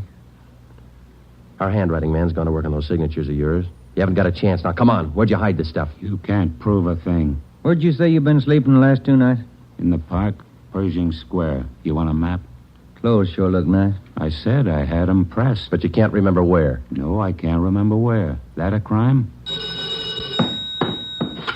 Friday talking. Joe, this is Gilmore. Here's the stuff you asked for. Let's have it, Gil. No make on the watch, no make on the gun. Okay, Gil. Thanks a lot. Yeah. You're in up to your neck. You said that, didn't you? You're gonna talk, Tracy. Kind of tired. All right, we'll let you sleep on it. Come on, Ben. Let's book him. Right. I'll get your jobs, coppers. Sure. Come on. We took Walter Tracy to the county jail and had him booked on suspicion of burglary. He was still sullen. We knew we had the guilty man. Now we had to prove it. As it often happens, the victims never see the burglar. They only know he's been there. They can't identify him, but they can identify their property. Our job was to find the property. When we did, we'd have Walter Tracy. And the 19 victims would have their property returned. But Tracy wasn't talking, and we knew he'd never talk unless he thought it might help him. We took the problem to Ed Backstrand. Smart punk, Skipper, but he's done time before. How do you know? Tried him out last night when we brought him in. He talks like it and he acts like it. But he won't cop out. Are you sure? He won't talk in 100 years. He knows he's got us in a spot. Well, one thing's sure. We're not going to send him up without finding the loot first. He's planted the stuff somewhere in this city. We've got to find it. Ben and I have got an idea, Ed. It's not going to be easy, but it might work. What is it? Tracy tried to soak some of the stolen property at 4 separate pawn shops in the downtown area. Yeah? At each one of those 4 pawn shops, he gave a local address. Now, we're sure he must have a room or an apartment someplace in town. All right. Where? That's where guesswork comes in, Skipper. Every one of those addresses he gave falls within a certain area. How big an area? Oh, you got that street diagram, Joe? Yeah. Here it is, Ed. From Figueroa here to San Pedro, and from Pico down to 1st Street. The area's about 12 blocks wide, 14 blocks long. That's a lot of territory. How are you going to cover it? On foot. We'll take Tracy with us. Plenty of legwork. You sure it's the answer? We got to find the stuff, and it's the only way we can figure it. Hotels, apartments, rooming houses. There must be hundreds of places he could stay in that territory. It'll take a couple of weeks. Yeah, on foot it will. All right. It's tough, but it's your idea. Go to it. An hour after we left Chief Backstrand, we got Tracy out of his cell in the county jail and started our canvass of the appointed area. We took the usual precautions and handcuffed Tracy's wrists to our own. We started the search for his hideout at 1st Street in Figueroa. It was a warm day in Los Angeles. The temperature was 91. After the first 3 hours, I could tell Ben's feet were ready to give out, and so were mine. We couldn't even have the comfort of complaining. That had encouraged Tracy, and he was cocky enough already. He cursed and threatened every step of the way. My legs off. All right, quit pulling, will you? Come on, Tracy, up the stairs. Another one to check. Warm day, Joe. Yeah, a little. What do you mean, a little? Must be 110. Yes? What is it? You the manager? Yes. Could you tell me which apartment this man has in your house, ma'am? Who, him? Yes, ma'am, this one. Never saw him before. He don't live here. All right, ma'am, thank you. Yeah. Hot, ain't it? When are you going to get wise? Come on, Tracy. Well, that finishes this side of the street. You want to cross over, Joe? Yeah, let's go. I'm hungry. I want to eat. After we cover the other side of the street. You can't do this to me. I'm going to get a lawyer. I'll have your jobs, both of you. Yeah, come on. We only got a couple of 100 places to cover.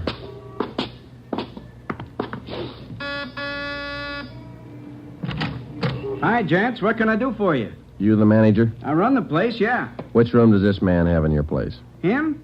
You made a mistake. He doesn't live here. All right, thanks. My feet are killing me. Wait till I get a lawyer. I'll burn both of you dumb cops. What do you think you're doing anyway? Making a guy... All that day and the day after that and the day after that, Ben and I, with Tracy handcuffed to our wrists, canvassed the designated areas, from hotel to hotel, from rooming house to rooming house, and the apartments, too. Every day our feet ached a little more, our pace slowed down, Tracy got more irritable, and the weather got hotter. The second day it reached a high of 92, the third day 94, the fourth day 94. Police regulations say plainclothes officers must wear a coat and necktie on the street at all times. We wore our coats and neckties. The search continued into the 5th day. Our pace got even slower. Ben and I started to lose heart. After a while, we forgot our object was to recover the stolen jewels. All we wanted was to find Tracy's hideout. We knew we were right. We knew Tracy was our man. It was a point of pride. Whether your feet hurt or not, you don't give in to a thief. Yes? What do you want? You the landlady here? I am. Which apartment does this man have in the building? Well, none of them. He's not one of my tenants. Thank you, ma'am. Come on, Tracy. By the 6th day, all 3 of us had special pads in our shoes. Our feet ached worse than ever. Tracy let us know about his every 3 minutes. By late afternoon of the 6th day, we'd covered more than half of the designated area. The temperature was 95. You guys gonna go on forever?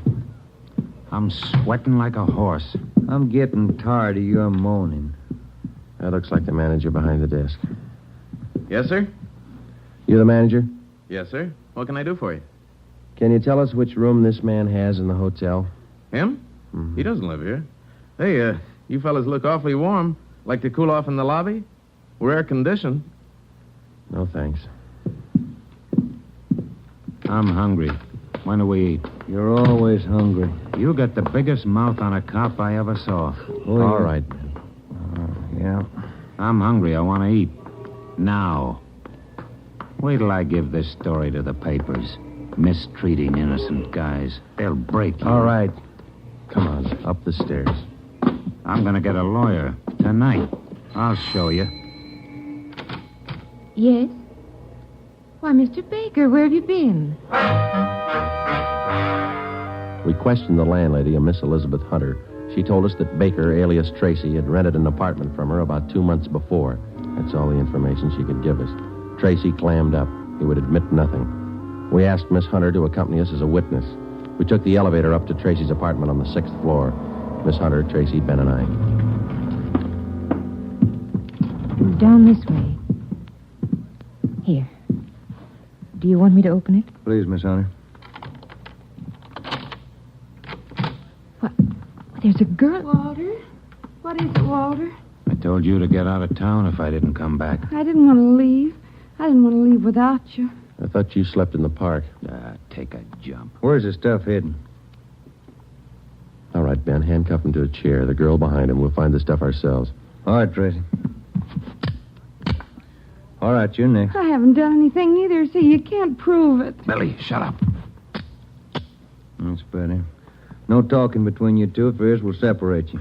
All right, Ben, you take the living room here. I'll try the kitchen. And get a window open. It's hot in here. All right. Sergeant, you will be careful of the furniture. Yes, ma'am. I had no idea. You, Mr. Baker, of all people. Don't talk to him, please, ma'am. Oh, yes. Tin cop. Why don't you spell? Ben, look. It's only the beginning. He's got the stuff scattered 7 ways for Sunday. We're going to need help. In the milk bottle? Yeah, 2 rings, 3 loose diamonds, and this bottle of mayonnaise. We found some kind of a brooch in it. A couple of watches taped to the underside of the kitchen sink. All right, you. Convinced? Okay, Ben, call Backstrand. There was a definite possibility that Walter Baker, alias Tracy, had stored some of his stolen loot outside his apartment. We stood little chance of ever recovering it unless we got him to break. Ben called Chief Backstrand, and in 10 minutes he arrived at the apartment with another man from burglary detail, George Levine. Together we went over the 4-room apartment foot by foot. We found jewelry, watches, loose stones in every conceivable place. In cartons of cottage cheese, in jars of cold cream, in the garbage can, everywhere. Who's your girlfriend? All right, I'll ask her. What's your name? I said, what is your name? Billy. Billy Crawford. He didn't do anything. He didn't. All right, Billy. Maybe you can tell us. Where's the rest of the stuff he stole? He didn't steal. He didn't steal anything. Billy, shut up. Keep quiet, you. Ed, wait a minute. What? Just a minute. I want to look over here. Papers. Taped to the underside of that top drawer. What is it, Friday? No, you can't. You can't. Look at these. All right, you found them. I'll talk. No, Walter, don't. Parole papers. He's an ex-con. Yeah, I'll cop out. Don't do it, Walter. Billy, shut up. Dumb dame. The rest of the stuff, where is it? On the roof. Inside the ventilator, the one near the front, you'll find a couple of paper bags. That's it. Levine? Got it, Chief. I'll check it. Your papers say you did time in Oregon. What for? Fell for robbery. Did 5. I owe him 7. What about the girl? Walter, I'm going with you. Her? I don't know. You figure it. All right, Friday. Romero, take the girl to Lincoln Heights and book her. We'll take him. Right, Ed. Come on, Ben. No, Walter, I want to go with you. I'm sorry, ma'am. This way out. All right, easy, lady. No, wait a minute. Just a minute. Walter? You're a dumb dame, Billy. So long. Walter. All right, come on, let's go. What's the matter? You feel all right? He lied. He said he loved me. He lied to me. Don't feel hurt, lady. He lied to everybody.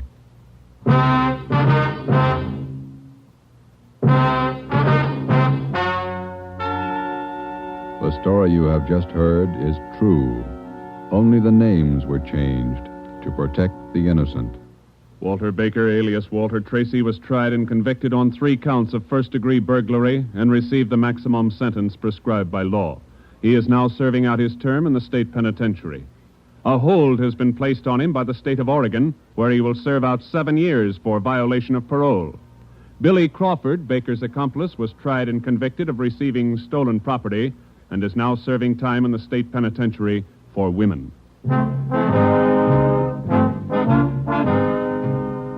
You have just heard the 11th in a new series of authentic cases transcribed from official police files. Technical advice for Dragnet is furnished by the Los Angeles Police Department.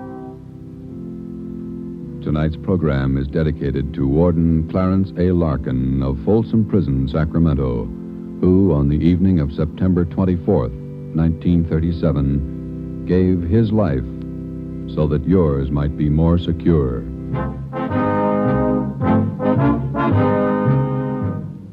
Dragnet came to you from Los Angeles. If you enjoyed tonight's production of Dragnet, you'll want to listen this Saturday evening to a pair of adventure shows featuring two well-known Hollywood personalities. You'll enjoy Brian Donlevy, star of Dangerous Assignment. Also on Saturday's schedule is Richard Diamond, private detective, as played by the screen's romantic tough guy, Dick Powell. Listen to both of these exciting programs this Saturday over most of these same NBC stations. This is NBC, the national broadcasting company. This just in. Are you looking for some classic gaming? What about new and old Nintendo products? Do you need to find some tutorials on how to make all that stuff work? Well, look no further than Rocket Blast Gaming for some of the best classic and new gaming around. Rocket Blast is an expert at all things Nintendo, and he has all the tutorials to prove it. So check him out right here on YouTube at Rocket Blast Gaming. That's ROCKET BLAST Gaming. Hojo Radio, where the classics come alive. The FBI in Peace and War, ordinarily heard at this time throughout the year, is taking its usual summer vacation and will return to CBS 5 weeks from tonight on September 1st. Broadway's My Beat. From Times Square to Columbus Circle, the gaudiest, the most violent, the lonesomest mile in the world.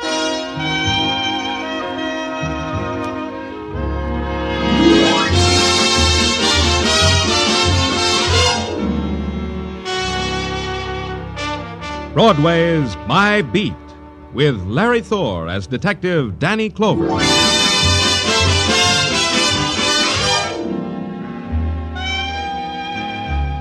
Broadway. It's an enchanted island or a prison, a crazy happy dance, or a funeral march in blues time. It's a sorcerer's palace with golden mirrors and jeweled fountains, or it's a wailing wall corroded with pain. Call it anything you want. It's My Beat.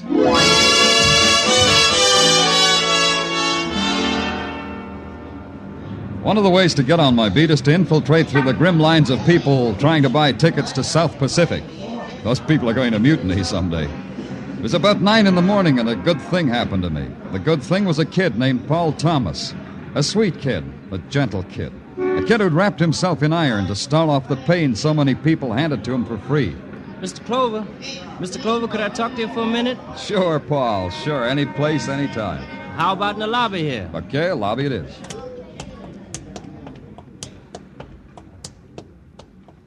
Oh, I'm sure glad to see you, Paul. It's been a long time. Not so long, Mr. Clover. It's only 5-6 months since you got me that job.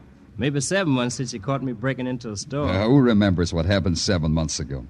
How's the job, Paul? How's it working out? Mr. Eric Caron's been treating me fine. He's even had me bonded so I could deliver all that jewelry and stuff. I bet your folks are proud. Yeah, they're real proud, Mr. Clover. I've been meaning to get up to Harlem to visit them. Your mother's a fine woman, Paul. Give her my best. I'll do that, Mr. Clover. She keeps asking about you. Paul, it's a good thing to see you the way you are. I'm in trouble, Mr. Clover. I think I'm in big trouble. Oh? You want to tell me about it here? We could go someplace and get a quiet cup of coffee. I better tell you about it fast, Mr. Clover. A couple of days ago they came... Danny Clover, how's Broadway's grabber boy? How's the finest of the finest, Oh, hi, Kirk. Am I interrupting something, Danny? The boy won't mind being interrupted, will you, boy? Maybe I mind, Kirk. Oh, no offense, Danny. Come on, ask me how I am. Ask me how I've been doing. How are you? How you been doing? Oh, great. Very, very great, Danny. Yes, sir. Don't I rate an introduction to the boy, Danny? Paul, this is Jerry Kirk, a private investigator. Paul Thomas, Jerry Kirk. Hi, Mr. Kirk. Danny, you don't keep up. A smart detective like you should keep up. I'm not a private eye anymore. No? Well, so long, Kirk. See you around. No, I'm not a private eye anymore. I'm in the plush, Danny. Plush office, plush stipend, furnished by Acme Insurance Company. I investigate insurance losses for them. Oh, it's a lot easier than breaking down doors to hall apartments. But not so much fun, Kirk? More, Danny, more. It even gives me the price of a couple of tickets to South Pacific here. But how about you, Danny? You still hitting the triple features in the grind houses, Danny? Goodbye, Kirk. Yeah, it's been swell seeing you, Danny. I'm sorry about him, Paul. Now, tell me what's on your mind. I can't, Mr. Clover. I got to get to work. I'm late. Paul, come back here.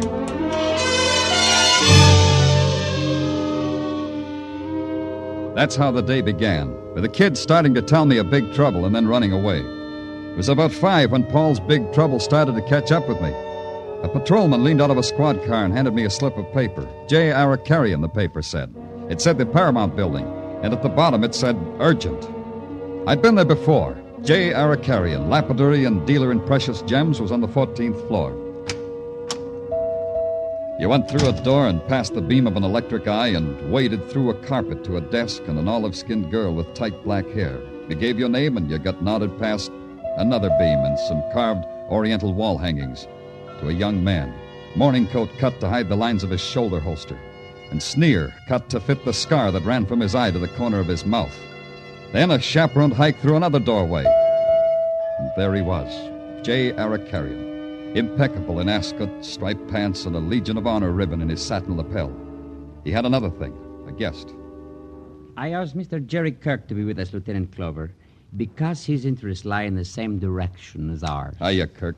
What's all this about? Mr. Arakarian will tell you, Danny. Sit down, Lieutenant. What do you want to see me about, Mr. Arakarian? About the boy you asked me to hire. About Paul Thomas. You know Paul Thomas, don't you, Danny? What about Paul Thomas? Mr. Arakarian is a polite man, Danny. He's trying to tell you the kid absconded with an awful lot of jewelry. Please. This matter is very dolorous to me. $100,000 worth, Danny. How about letting Mr. Arakarian tell it his way, huh, Kirk? He was just phrasing it neatly. $100,000, Danny. Right now, you just listen, Kirk. What did Paul Thomas do, Mr. Arakarian? He failed to deliver a consignment. He failed to let me know the reason why. He has been gone since this morning. Disappeared. Like a puff of smoke, huh, Mr. Arakarian? That's what you said? They assign a bright eye like you to this, Kirk? Like me, Danny. Mr. Jared Kirk is from the insurance company. In a matter like this, one thinks of insurance. In a case like this, one also thinks of how maybe Paul got slugged. One also thinks he could have been robbed, Mr. Arakarian. Paul Thomas turns up in an alley, Kirk, slugged. A bet? Yeah, sure. I know human nature, Danny. He's gone a long way with those rocks. Absconded. He's stolen. In a matter like this, the amount is not a pittance, Lieutenant. $100,000 worth of first water gems, jewel cases, settings. Got a list of what's missing? Right here. You see? It makes not an inconsiderable... Yeah, it's not inconsiderable. It is very dolorous, Lieutenant. You'll get them back?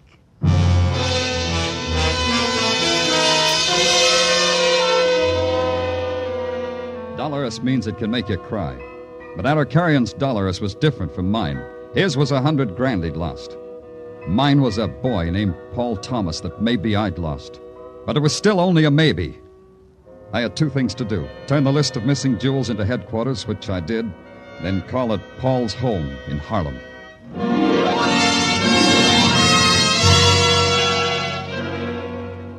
Harlem is a guilt and a scar and a wound. And the wound is a tenement lighted by kerosene lamps. A tenement with barred windows through which you can watch the moonlight darting out on the backs of hungry rats. And Harlem is a place of quiet laughter that stops when it sees you walking up the stairs to the one room in which Paul's family of 5 live.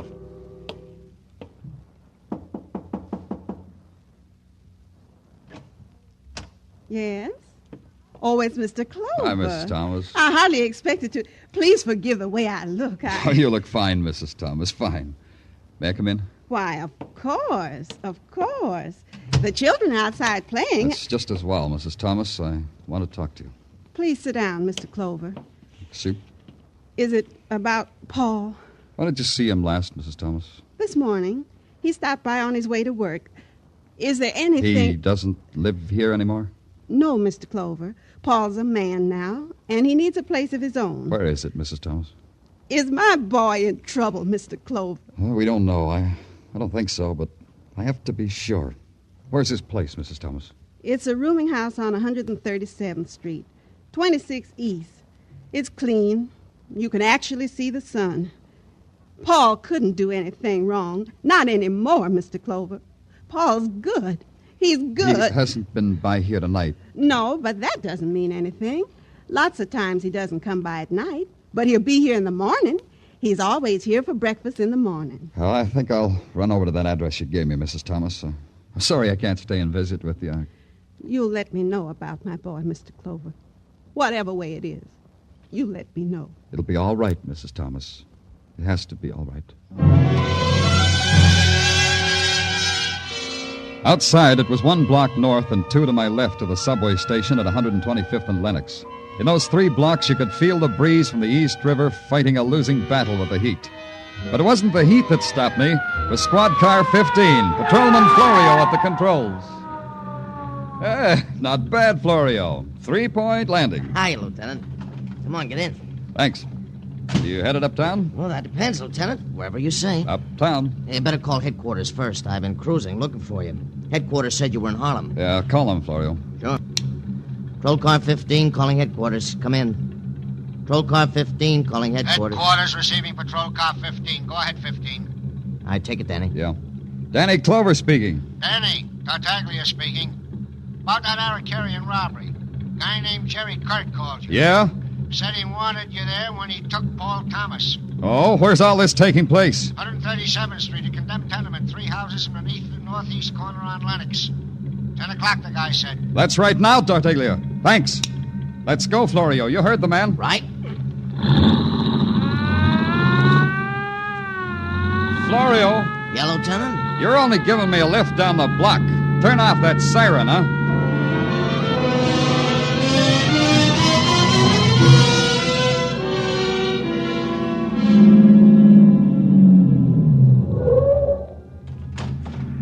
Hello, Danny. Glad you showed. Headquarters said you had Paul. You got him, Kirk? He's in that tenement, Danny. But he materialized out of that puff of smoke? How do you know he's in there? Look, Danny, a guy steals $100,000 worth of jewelry. It's hot. He can't get rid of it. So he makes a deal with the insurance company. The deal Paul made was for $15,000. He got in touch with you? Yeah, sure. He said meet him here. So I got in touch with you. I'm double-crossing him, Danny. I called in the cops. You wouldn't want it any other way. Yeah, let's go in.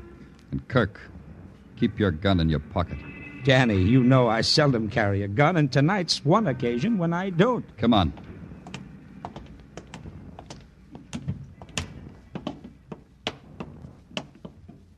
Hey, it's pretty dark. Lucky I brought a flash. Paul. Paul Thomas. Let me handle it, Kirk. Paul. Paul, it's Danny Clover. Paul. Maybe he isn't here, Kirk. He's here. That sound came from down in the basement. Hey, Kirk, somebody's shooting downstairs and not at us. Yes, and somebody's taking a powder, too. Let's get him. Don't you think it's time you got out your gun, Danny? Yeah, it's all changed now. Hey, shine your light over there. Where? Back of the staircase. Yeah.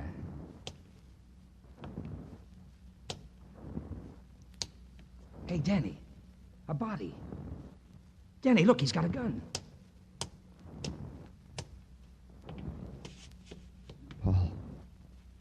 Paul. He's dead, Danny. Your boy's dead. Why was he killed? He was a bad boy, Danny. A bad boy with bad company, and the company just took a powder. How do you like your boy now, Danny?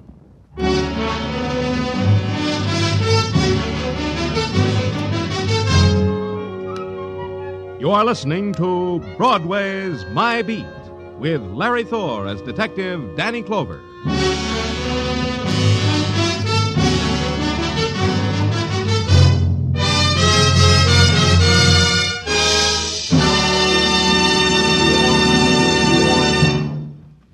Casey, crime photographer, finds an innocent-eyed young woman riding a murder-go-round tonight.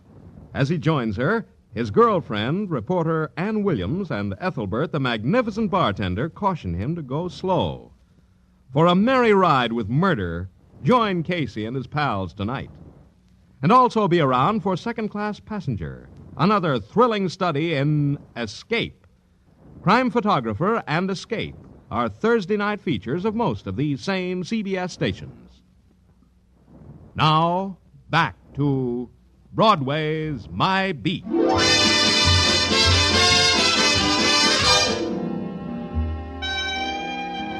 One thing about Broadway, you can become a name overnight.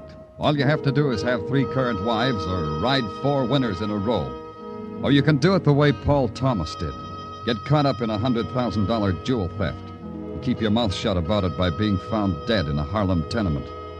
Not that Paul Thomas would make much of a splash, but he would make a fast 30 seconds conversation piece over cheesecake and coffee. A cop uses up the night begging, pleading, grubbing for a break in a murder case. Then he goes home and begs for sleep. And in the morning he goes back to his office at headquarters and starts all over again. And that's where it broke. Come in. Come in. Danny, open your eyes. I got a surprise for you. You open them. I'm tired. I got something on the Paul Thomas case. What? Yeah, see? You open your eyes all by yourself. It's not hard, is it, Danny? I could close yours just as easy. What do you got? Well, one of the Arakarian jewels showed up at a pawn shop. When? 10:30 last night. 10:30. That was after Paul's murder. How come you wait till now to give it to me? Easy, Danny. Take it easy. All right, but how come? Larry of Larry's Pawn Shops Limited just phoned it in. Says he didn't get our list till 10 this morning. Larry, sir. Get me a squad car, Tartaglia. I'll pick it up out front. Okay. Danny. Yeah? I know what this means to you. Sorry I kidded. That's okay, Sergeant. It's okay. But get that squad car, huh?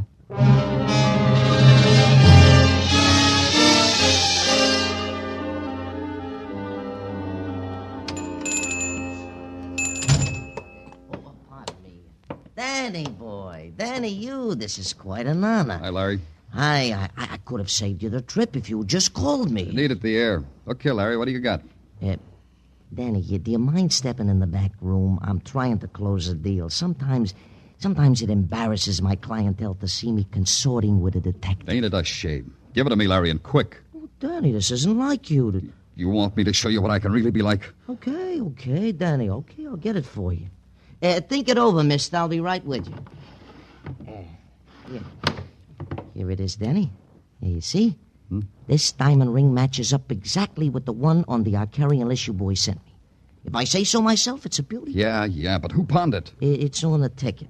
A girl named Ellen West lives at this address on 115th Street. At least that's the name of the address she gave me. You know where to send it. Send the ring. It hurts me to part with it. See, isn't it polite the way I cooperate with you boys, Danny? You'll remember it, won't you? Sure. By the way, what did you give the girl for the ring? It's worth $2,000. I gave her $600. Can't hear you, Larry. How much? $600. Still can't hear. It was worth $2,000. I gave her $600. Oh, Danny, I could kill you. Hey, mister, you didn't hear what I said. I was just kidding. Pay no attention. I didn't mean it. I'm ready to offer you a little more. The girl whose name might be Ellen West lived in a street that might have been anywhere. It could have been a market street in the slums of Madrid or Rome or Athens or New Orleans. It could have been anywhere. But right now it was under the bridge of the New York, New Haven, and Hartford Railroad. Right now it was a street where Paul's murderer might be waiting in a dark room behind a locked door, waiting for a knock that had to come. Yes? Who is it? The police. Open up. Please. Why you come here? I haven't done anything. Are you Ellen West? That's right. That's my name. How you know my name? I don't know you. I'm Danny Clover, Ellen. Broadway Special Detail. I'd like to ask you some questions. Mr. Danny Clover. Huh? Paul told me a lot about you. Please come in, Mr. Clover. Thanks. You knew Paul Thomas? I knew him. I knew him better than anybody. We were going to be married. How old are you? 16, Ellen. 18, going on 19. That's not too young to get married, Mr. Clover. I mean, it wouldn't have been. Ellen, you pawned a ring yesterday. Where'd you get it? Did Paul give it to you? Where would Paul get a ring like that, Mr. Clover? Where'd you get it, Ellen? Came in the mail. Oh, you have the package it came in? I threw it away, Mr. Clover. I threw it away because I didn't want to know where to send it back. Maybe you should have given it to the police. Maybe I should have done what I did. I got $600 for that ring, Mr. Clover. With $600, two people like Paul and me could get married. Did you tell Paul about the ring? I didn't see Paul yesterday, Mr. Clover. I didn't see him to tell him about the ring or anything. I've got so much to tell him. Paul's mother said he had a room of his own. Did you ever see it? I saw it. I met his roommate, Joe Kendall. His roommate? Well, not exactly. You see, Mr. Clover, where Paul lived, that room of his own, that was just a place where he could sleep for 8 hours. Joe Kendall had it for the other 8 hours. They do that a lot up here. Yeah, I know. Well, that's all, Ellen. Just one thing. You won't go away. Where would I go, Mr. Clover? Mr. Clover? Yes, Ellen. Here's the $600. I got no use for it now.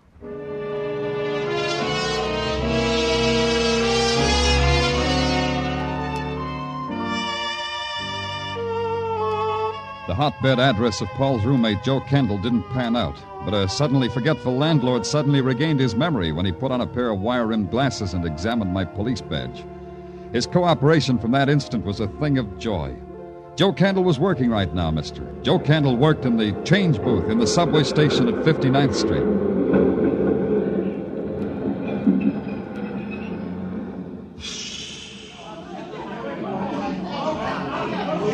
Want some change, mister? No, information. What kind of information? Your name, Joe Kendall? That all depends on what connection the name's being used. In connection with the police. Show me. Try this. Yeah. Yeah, that badge says you're the police. Says my name's Joe Kendall. What can I do for you, Lieutenant? It's about Paul Thomas, Joe. Read about him in the papers this morning. I'm sorry about Paul. How sorry? Lieutenant? Wait a minute. Here you are, lady. 2 dimes and a nickel. Lieutenant, it's this way. Maybe I asked you a bad question, Joe. Not at all. I'm sorry about Paul, Lieutenant. As sorry as I am for any man who died the way Paul did. What about Paul? What did he tell you about himself? Well, things like I'm tired, Joe. That's what he used to say to me. When he woke me up because it was his turn to sleep, he'd tell me things like that. That's all? Other things, too, Lieutenant, but that was a general idea. Something else, Joe. That ring on your finger. Where'd you get it? Are you going to believe me? Okay, Lieutenant. I'll tell you anyhow. I got it in the mail yesterday. You should have let the police know. I should have, but I didn't. Maybe I was going to. Maybe I was going to pawn it. I don't know. You'd better let me have it. Sure. Here. Take it. Lieutenant, I'm in trouble now, huh? I guess right now you come under a couple of laws in the penal code, Joe, but which one escapes me? Just don't run away. I'll be here, Lieutenant. Here or in Harlem, one place or the other.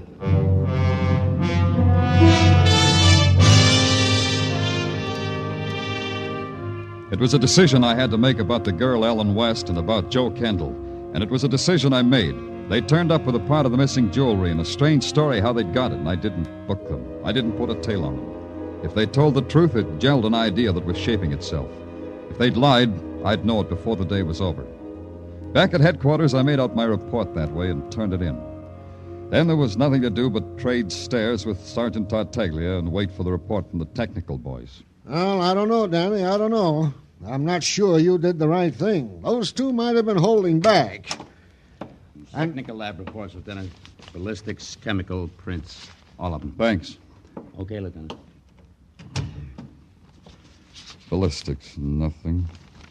I figured there'd be nothing there. Hey.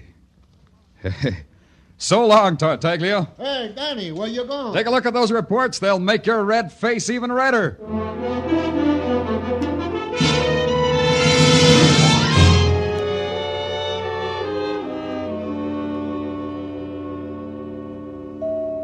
Those photoelectric eyes wink even at you, huh, Eric Carrion? They make no distinction, Lieutenant, between friend or enemy. They're ever alert, ever suspicious. Yeah, you kept me waiting a long time, Eric Carrion. A jeweler has many things to take care of, Lieutenant. Sometimes you must keep even the police waiting. But you're not lonely. Did not Monsieur Artaud amuse you? Oh, so that's his name. No, your flunky Artaud didn't amuse me. He's so silent, so sinister, is that the word? It's a good word for Artaud. Tell me, Artaud, that shoulder holster you wear under your morning coat, how do you avoid a bulge? You must have a good tailor. I wish I had a tailor like that. I will send you the name of Artaud's tailor, Lieutenant. That all you wanted? That's just part of it. I'd like to have a look at your vaults. You wish to buy some jewelry wholesale? No, I'd just like to find some lost jewelry. Stolen, it says on this list. Stolen from a Mr. Eric Carrion. That's why I'd like to have a look at your vaults. You're insane, but I will humor you. But first, a trifle. You have a warrant, Lieutenant? Now, what do you know about that? I clean forgot to get myself a warrant. But as you say, it's a trifle. Now, how about the vaults? I do not think so, Lieutenant. In your country, I have learned to do everything comme il faut. How? Comme il faut. Translation, as it should be. Thanks. I like to learn new words. A warrant would be as it should be. Then I'll just have to get the vault open myself. Artaud! Tell your flunky to take his hands off me. Artaud is a very difficult man to tell things to. Not only does he not talk often he does not listen. Tell him to take his hands off me. Perhaps you could persuade him yourself, Lieutenant. Yeah, perhaps I could. Oh, Artaud, I went and spoiled your creases. You policeman,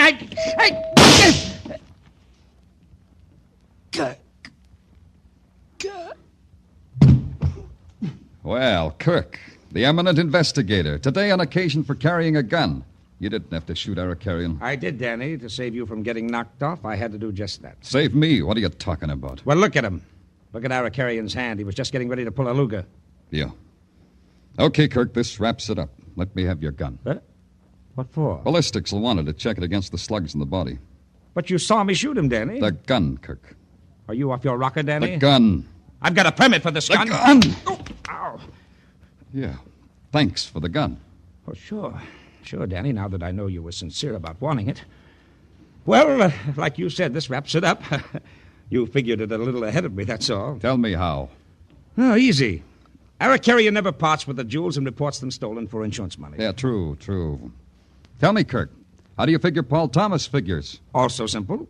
Eric Carrion tells the kid to make it look like the kid ran away. Well, maybe Eric Carrion wanted to do it another way, and the kid balked. Yeah, that's right, Kirk.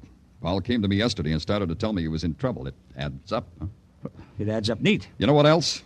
2 of the gems showed up with 2 of Paul's friends. Eric Carrion mailed them to throw off suspicion. Clever, real clever. Yeah, but here's the twist. The gun Paul was holding in that tenement cellar had no fingerprints on it. Huh? He was dead before he went in that tenement, Kirk. Dead men leave no prints. Paul Thomas was dead before I saw you, Kirk. Hey, that is a twist. That scene in the condemned tenement, you and Eric Carrion staged it. That's why I want your gun, to check it against the slugs they took from Paul's body. You're crazy, Danny. Listen, how else I'm crazy.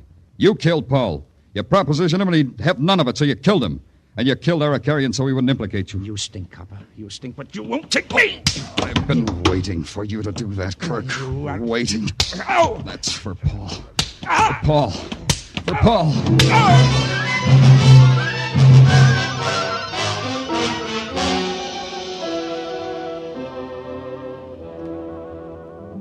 What stopped me was something gentle. A tap on the shoulder, it was all. But it stopped me. Man from headquarters looked down at me, and his tap was gentle. He said that was enough. I quit, but I didn't believe him. He said Kirk was something the law had to take care of. Then I had to believe him, because I'm a cop.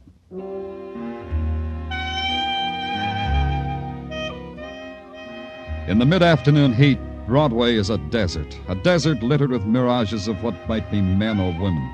You touch some and they vanish. You touch others and they snarl and slink away. It's real or it's phantom. It's Broadway, the gaudiest, the most violent, the lonesomest mile in the world. Broadway, my beat.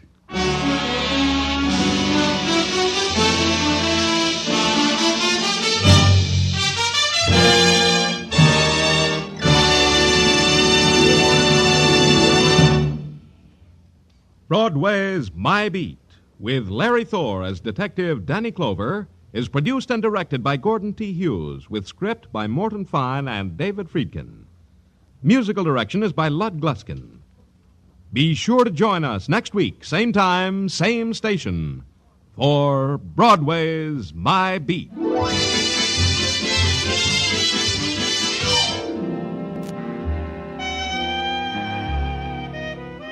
Mr. Keene, the famed tracer of lost persons, goes society tonight. Knowing Mr. Keene, you'll realize at once that it's not so much the question of which fort, but which suspect. Mr. Keene's latest adventure, the Society Murder Case, will follow in just a few moments on most of these same CBS network stations. This is CBS, the Columbia Broadcasting System. Mr. Clean gets rid of dirt and grime and grease in just a minute. Mr. Clean will clean your whole house and everything that's in it. Floors, doors, walls, halls, white sidewall tires, and old golf balls. Sinks, stoves, bathtubs he'll do. He'll even help clean laundry too. Mr. Clean gets rid of dirt and grime and grease in just a minute. Mr. Clean will clean your whole house and everything that's in it. Can he clean a kitchen sink? Quicker than a wink. Can he clean a window sash? Faster than a flash. Can he clean a dirty mirror? He'll make it bright and clear. Can he clean a diamond ring? Mr. Clean cleans anything. Mr. Clean gets rid of dirt and grime and grease in just a minute. Mr. Clean will clean your whole house and everything that's in it. Mr. Clean, Mr. Clean, Mr. Clean. Keep it tuned right here to Hojo Radio for more classic old-time radio.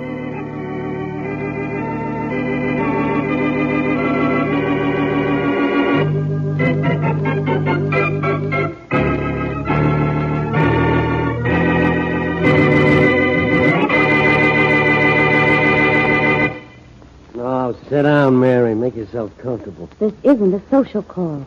It isn't an anti-social call either. Look, John, I came over here for just one reason. To tell you that we're through. And to ask you to please stop calling me. Only one half of us is through, baby. Please try to understand, will you? I'm just not interested in you. I'm plenty interested in you. Look, come in, please. I told you in that letter that we were finished months ago. Who told you to write me a threatening letter? Your pal, Boston Blackie? Blackie knows about it, but he had nothing to do with it. So you tossed me over for Boston Blackie, huh? Blackie and I are just good friends. Well, then, in that case, there's still room for me. You better stay where you are. Oh, Mary, all I want is... Don't make me use this. Oh. Well, did Boston Blackie teach you to point guns at your old boyfriends? This happens to be Blackie's gun.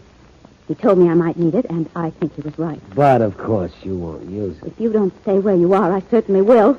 You wouldn't have the nerve. Or wouldn't I?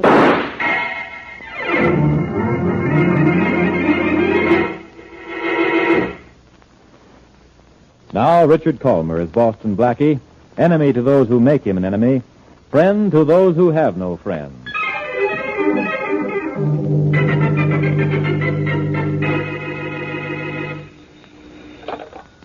Inspector Faraday speaking. Inspector, this is Chief Warren of the fire department. Yeah? We've just put out a fire in the home of John Richards at 571 London Street. What do you want from me? Applause? This is the homicide department. I know, but we found a body in the house, Inspector. It looks like murder. Okay, I'll send some men from the precinct up right away, and I'll be there as soon as I can make it. This has to happen when I was going to take the day off. Oh, that's too bad. The house destroyed? Yeah, burned up. Don't let this go any further, but so am I.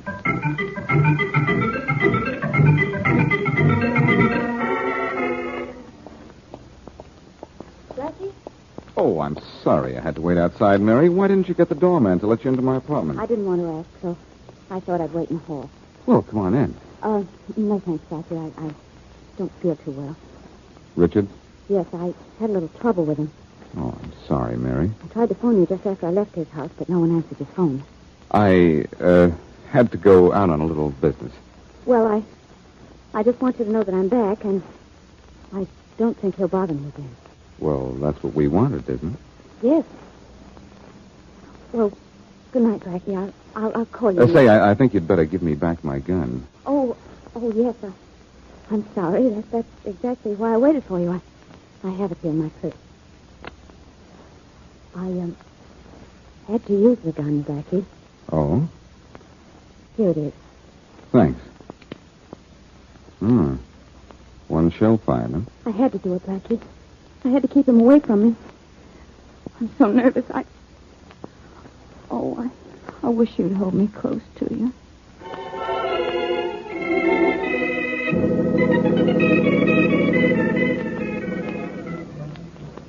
Okay, Johnson, get those photographs.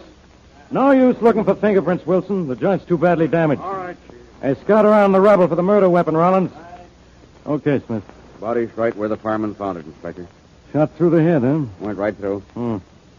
It's going to make it tough to find a bullet. How long's he been dead? Coroner says about 10 hours. 10 hours? And the guy was dead a long time before the house caught fire. Any identification? None.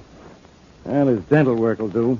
Let's hope this guy saw his dentist twice a year. A couple next door say they heard a shot here last night. Something that sounded like a shot. Nosy neighbors trying to get into the act, huh? The woman says she saw a girl leave here shortly after the shot. Yeah? They might know something, Inspector. They turned in the alarm when the house caught fire. I'll have to have a talk with them. She described the girl she saw leaving here. Said she looked like she was in a hurry, too. Okay. That sounds like a good lead. Find out anything else? Yeah, a guy named John Richards owns this place. This is probably Richards' body. John Richards, huh? What else did you find out? Well, we ran across a safe that was open. I took these papers out. Let's have a look at them, huh? Here you are. Hey, Johnson, hurry with those pictures. We haven't got all night. All right. John Richards lived here, all right. These are all letters addressed to him. Anything interesting? No, just the usual stuff. It may help with the identification. I'll take them down. Well, what do you know about this? You find something, Inspector? I haven't had such luck since my sister Maggie got married. Read this. Let's see. For the last time, Richards, I'm warning you. Lay off or I'll kill you. And look who signed it. Signed by Boston Blackie. But why the great surprise, Inspector? Didn't you know Blackie could write?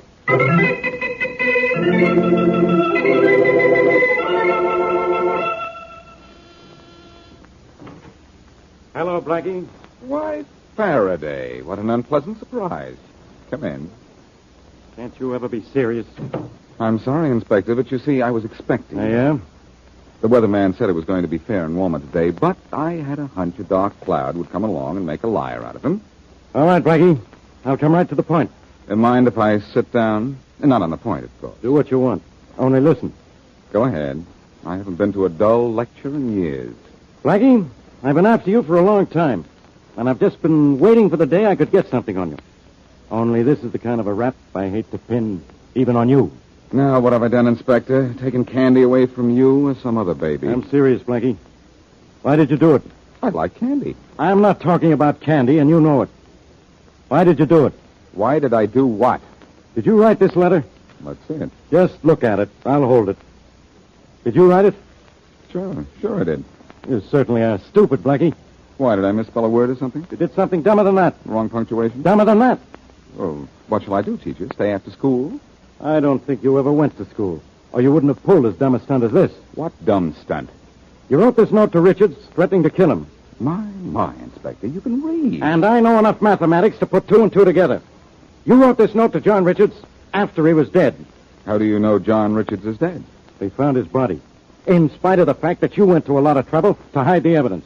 Now, what did I do? You set fire to his house. But it's for guys like you that we have a fire department. Richards' house was badly burned? They'll have to sweep it up. But thanks to Dr. Harold Madison in the bar building, we got identification through the dental work. Faraday, you've been reading too many detective books. And you haven't been reading enough. or you wouldn't have written this note to Richards after he was dead and on Richards' own stationery. Now you've been reading too many Aesop's fables. The paper you wrote this note on is the same as the rest of the writing paper in Richards' house. Well, maybe he sent me a blank sheet of paper with a stamped self-addressed envelope. You didn't send this letter to him through the mail. You wrote it while you were in his house, standing over his dead body. Were you a worm in the woodwork? Oh, arrest me if you know so much. I'm not arresting you, Blackie. I'm not so dumb I fall for as pat a gag as this. This note was too easy to find. You wrote it to cover up for Richard's real killer. That's my Boy Scout training, Inspector. You wrote this note and set that house afire to cover up for that girl of yours, Mary Wesley. Mary had nothing to do with this. I happen to be sure of my facts this time, Blackie.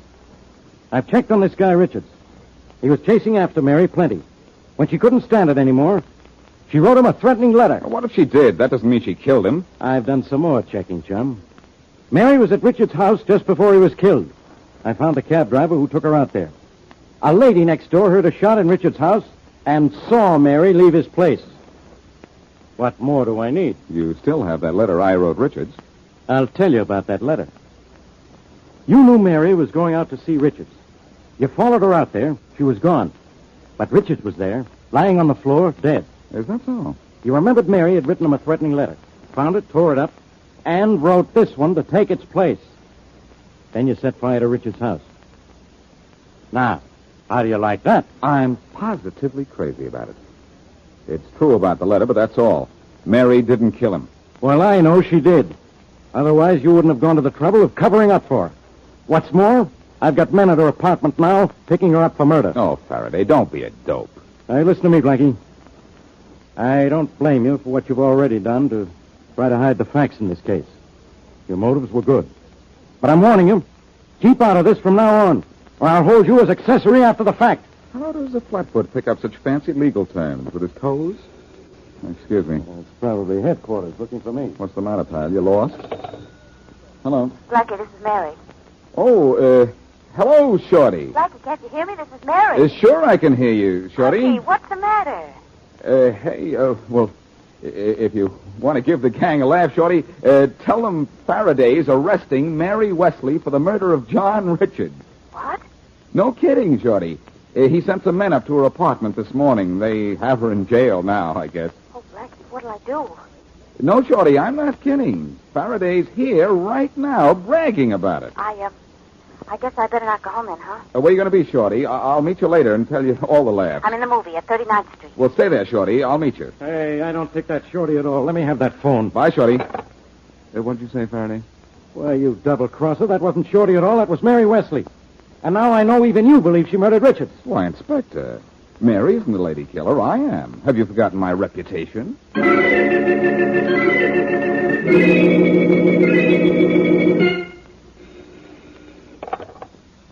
Hello? Hello? You? Yeah. You should know better than to call here. I'm phoning you from the pay station. The call can't be traced. All right. What do you want? I just thought you'd like to know everything is okay. It was a perfect job. You sure? The police are going to arrest one or two suspects for the killing of John Richards. Who? Mary Wesley or Boston Blackie. Personally, I don't care which.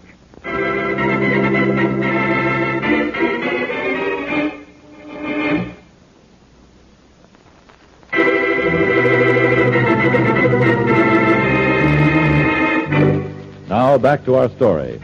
When Boston Blackie found John Richards dead, all evidence pointed to a strong possibility that Mary Wesley, Blackie's closest friend, was the one who committed the crime. Hoping to clear Mary Wesley, Blackie destroyed a threatening letter Mary had written to Richards, and in its place himself wrote a threat to the already dead man. But when Faraday began checking up on Richards' past, he learned that Richards had been bothering Mary and saw right through Blackie's ruse. As we left our story, Blackie had warned Mary over the phone that Faraday's men were in her apartment and had told her to wait for him in the movie. As we continue, Blackie and his friend Shorty walk into the theater lobby to meet Mary. There she is, Shorty, over in the corner. Hey, boss, is it all right if I stand by the door and watch the flicker, huh? Sure, but keep one eye out for the cops. Oh, sure, boss. And give me those sandwiches. Oh, yeah, boss. Gee, I hear this is a swell picture. Hello, honey. Oh, Blackie. Hey, can't I get out of here? I've seen the show twice, and I'm starved. You stick your nose outside while Faraday's men are looking for you, and you'll eat your next meal in jail. Oh. I knew you'd be hungry, though. Here's a little something to eat. Oh, Blackie, you're darling. Can you eat and talk at the same time? I don't usually. Well, you don't usually duck a murder rap, either. Hope you like the sandwiches I got for you. I'll like 'em. But you're not going to like this question. Did you kill John Richards? What do you think? Well, until Faraday thought you did, I wasn't sure. That bullet missing from my gun last night didn't look so good. And now? Faraday had an airtight case against you this afternoon.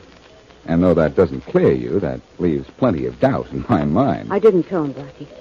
I just fired the gun into the floor to show I wasn't afraid to use it. Well, this is fine. I cover up for you for something you didn't do, and now I'm in a jam. I suppose you'd rather I had done it, so your efforts wouldn't be for nothing. No. But I thought it was a pretty good stunt. And it's too bad I used it when it wasn't necessary. What in the world did you do? When I didn't hear from you for a while last night, I went out to Richards' house to see if everything was all right. You were gone, but Richards was there, lying on his living room floor, dead, shot through the head. Oh, no. No wonder you thought I killed him. I remember that threatening letter you wrote him, so I looked around until I found it. Oh. It was in his safe, but that was no problem. Then you destroyed my letter. And wrote a letter of my own to take its place. That was for Faraday, in case he checked up on Richards, which he did. And found out you and Richards had once been pretty good friends, which he did. But Blackie, certainly ballistics would prove it was a bullet from some other gun that killed Richard. They'll probably never find that bullet, Mary.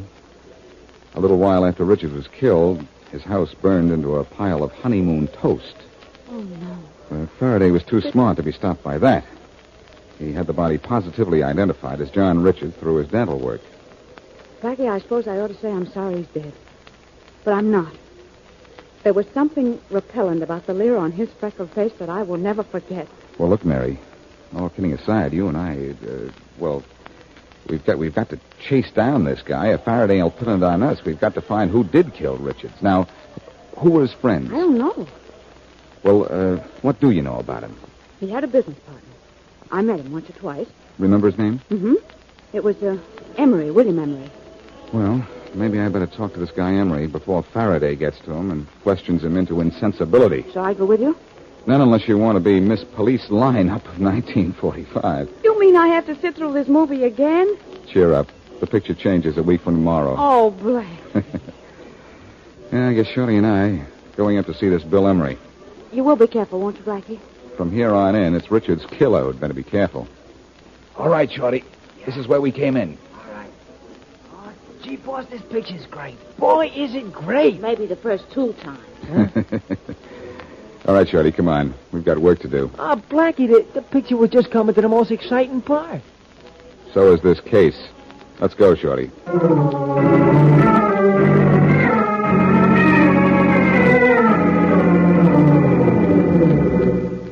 Look, boss, if this Bill Emery guy ain't home and ain't been seen in the building in 2 days, how are we going to get in? Are you kidding?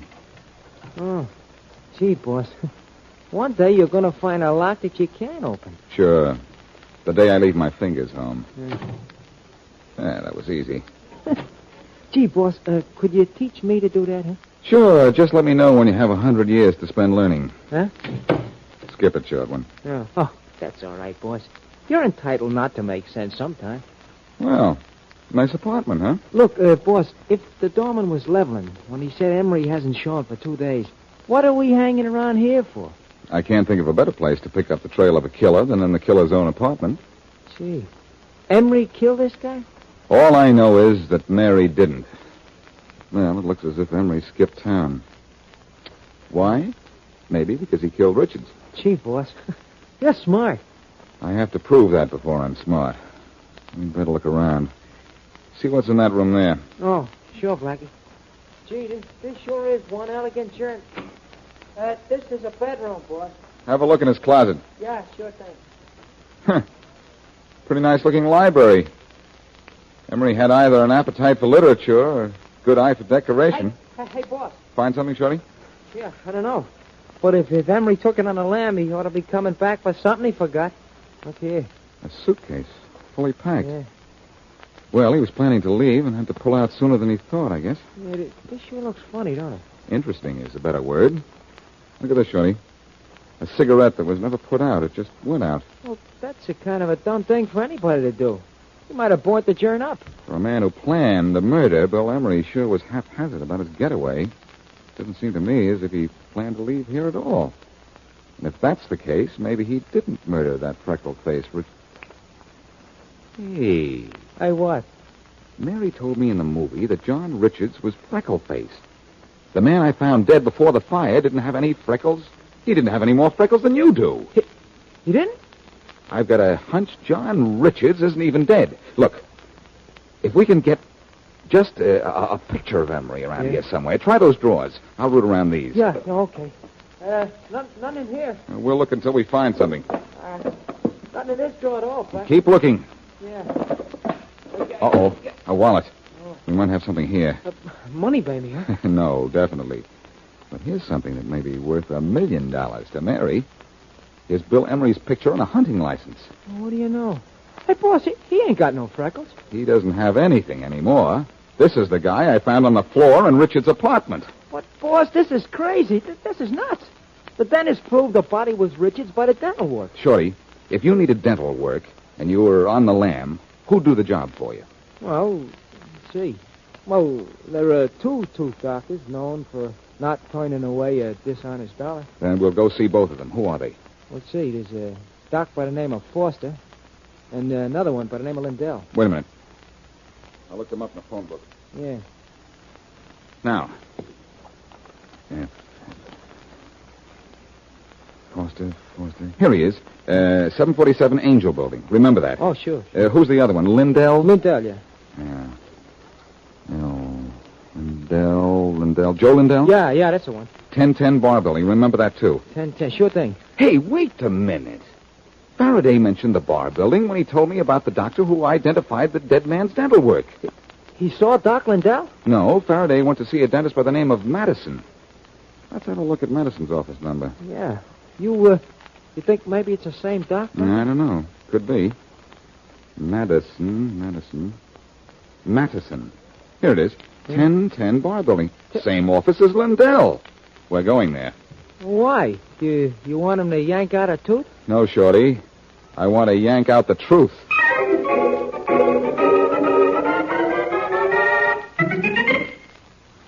Dr. Madison? Come in, gentlemen. Thank you. I'm Boston Blackie. How do you do? My receptionist says you want to see me about an identification I made for the police yesterday. That's right. John Richards. The dental work, check with my record. Would you like me to show it to you? No, thanks. That wouldn't mean anything to me. I want to ask you about a Dr. Joe Lindell. Who's he? Oh, Dr. Lindell is my assistant. But I'm the one who made the identification. But Lindell might have made something else. Huh? I don't understand. He might have made a mistake, for one thing. Is he in? Yes. I'd like to talk to him. This way. Thank you. Boss, I think I'll wait here. This place makes my teeth hurt. Stay close by. I may need you. Oh, in here. Yeah, I'll be right here, boss. Oh, Joe, someone here to see you. Yes? Boston Blackie, this is Dr. Lindell. Oh, how do you do? How are you? I'd like to ask you a few questions, Lindell. Well, Dr. Madison here is the senior consultant. If he seems to want to talk to you, Joe. Oh? About what? Where's John Richards? John Richards? I don't understand, Blackie. John Richards is dead. In name only, Dr. Madison. But I identified the dental work that proved John Richards was dead. You identify dental work from the mouth of a murdered man made to look like the dental work you'd done for John Richards. What? Would it be possible for Lindell here to match the dental work you'd done for Richards? Why, of course, using my materials, my drills, my records, my technique. Possible, yes, but hardly probable. I think it is. He helped John Richards kill William Emery, fixed Emery's teeth to look like Richards, took the body to Richards' house, and set fire to the place, so that the body would have to be identified by the dental work. How could I have brought a dead body into this office without being seen? You're a fool. I know. Does this office have such a thing as a portable drill? Oh, we do? It's broken. Not that I know of. You'd better tell what you know, Lindell. Where's John Richards? I don't know. Look, maybe you're not as deep in this as I think. If Richards alone killed Emery, you can get off easy if you talk. I tell you, I don't know. I don't know. Good heavens, Joey. If you didn't kill anyone, say so. I didn't kill him, believe me. Richards did. All I did was to go out to Richards' house and fix Emery's dental work. Oh, Joe. I had to do it. I had to, but Emery was dead when I got to Richards' house, you see. Where's Richards now? Well, he left town. That's all I know, believe me. But he changed his name to Robert Carlton. He thought he'd be safe as long as the police thought he was dead. A pretty slick stunt. I'll say he'd have been safe. When the police cleared Mary Wesley and me, they'd have suspected Emery and spent the rest of their lives looking for a dead man. I'll call the police. Ask for Inspector Faraday, Dr. Madison, and tell him that from now on, never to look a gift corpse in the mouth.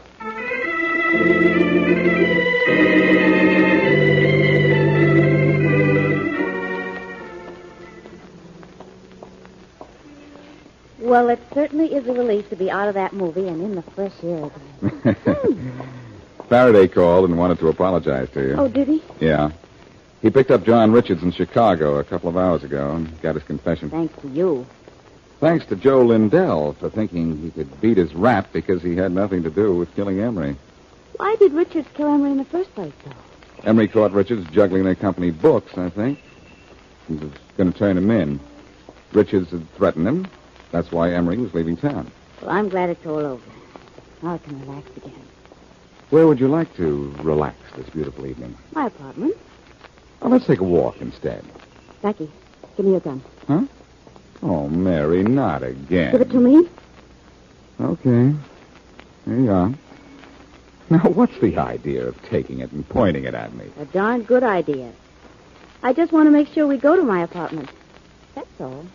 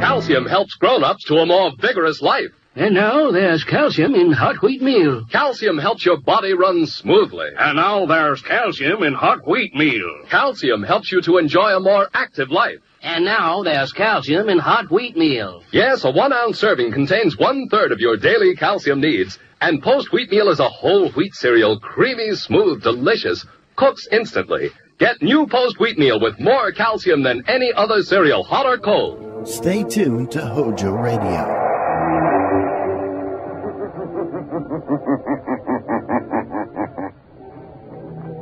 Shadow knows.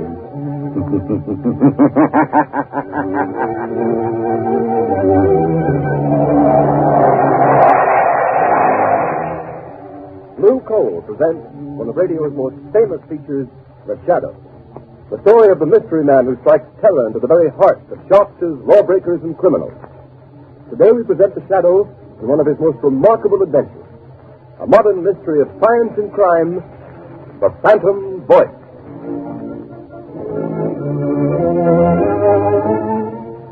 In just a moment, The Shadow begins his exciting adventure. Meanwhile, I'd like to tell you how you can safeguard the health and comfort of your family during these dangerous winter months. Burn Blue Coal. It gives you safe, uniform, healthful heat all winter long.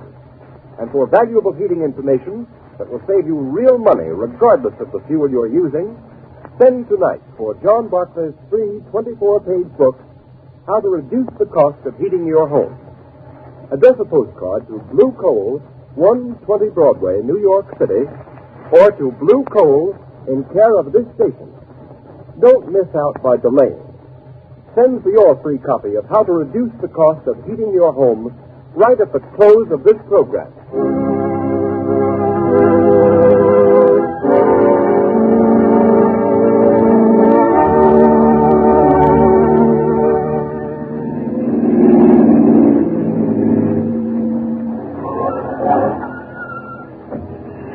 Here we are. Here, Margot, let me help you on. All right. Thank you, Lamont. This way, Margot. Lamont Cranston, where on earth are you taking me? We're on our way to the criminal court, Margot. The criminal court? Oh, a murder trial. This isn't a murder trial. But unless I'm badly mistaken, we're going to witness an assassination. What? An assassination. The assassination of the character and reputation of one of the most outstanding public men in America today. Oh, you mean Senator Durham? Yes. Say, I've been reading about his trial in the papers. They've certainly unearthed plenty of evidence that he accepted that bribe. Unless I've made a mistake in character analysis, that evidence is forged. Durham is more than a political figure, Margot. He's a statesman. He has an independent income. He's devoted his life to unselfish public service. Oh, he's a very wealthy man. Yes, Margot. Senator Durham has given away 10 times the amount of money he's accused of taking as a bribe. Well, if that's true, Lamont, the whole thing doesn't make sense. Why should a man like that take a 15-year prison term for taking a bribe he didn't need? That's the point that worries me. Incidentally, didn't I see that the prosecution expects to spring a surprise bit of evidence today? Exactly. That's why we're here. Come along, Margot. Court's already in session.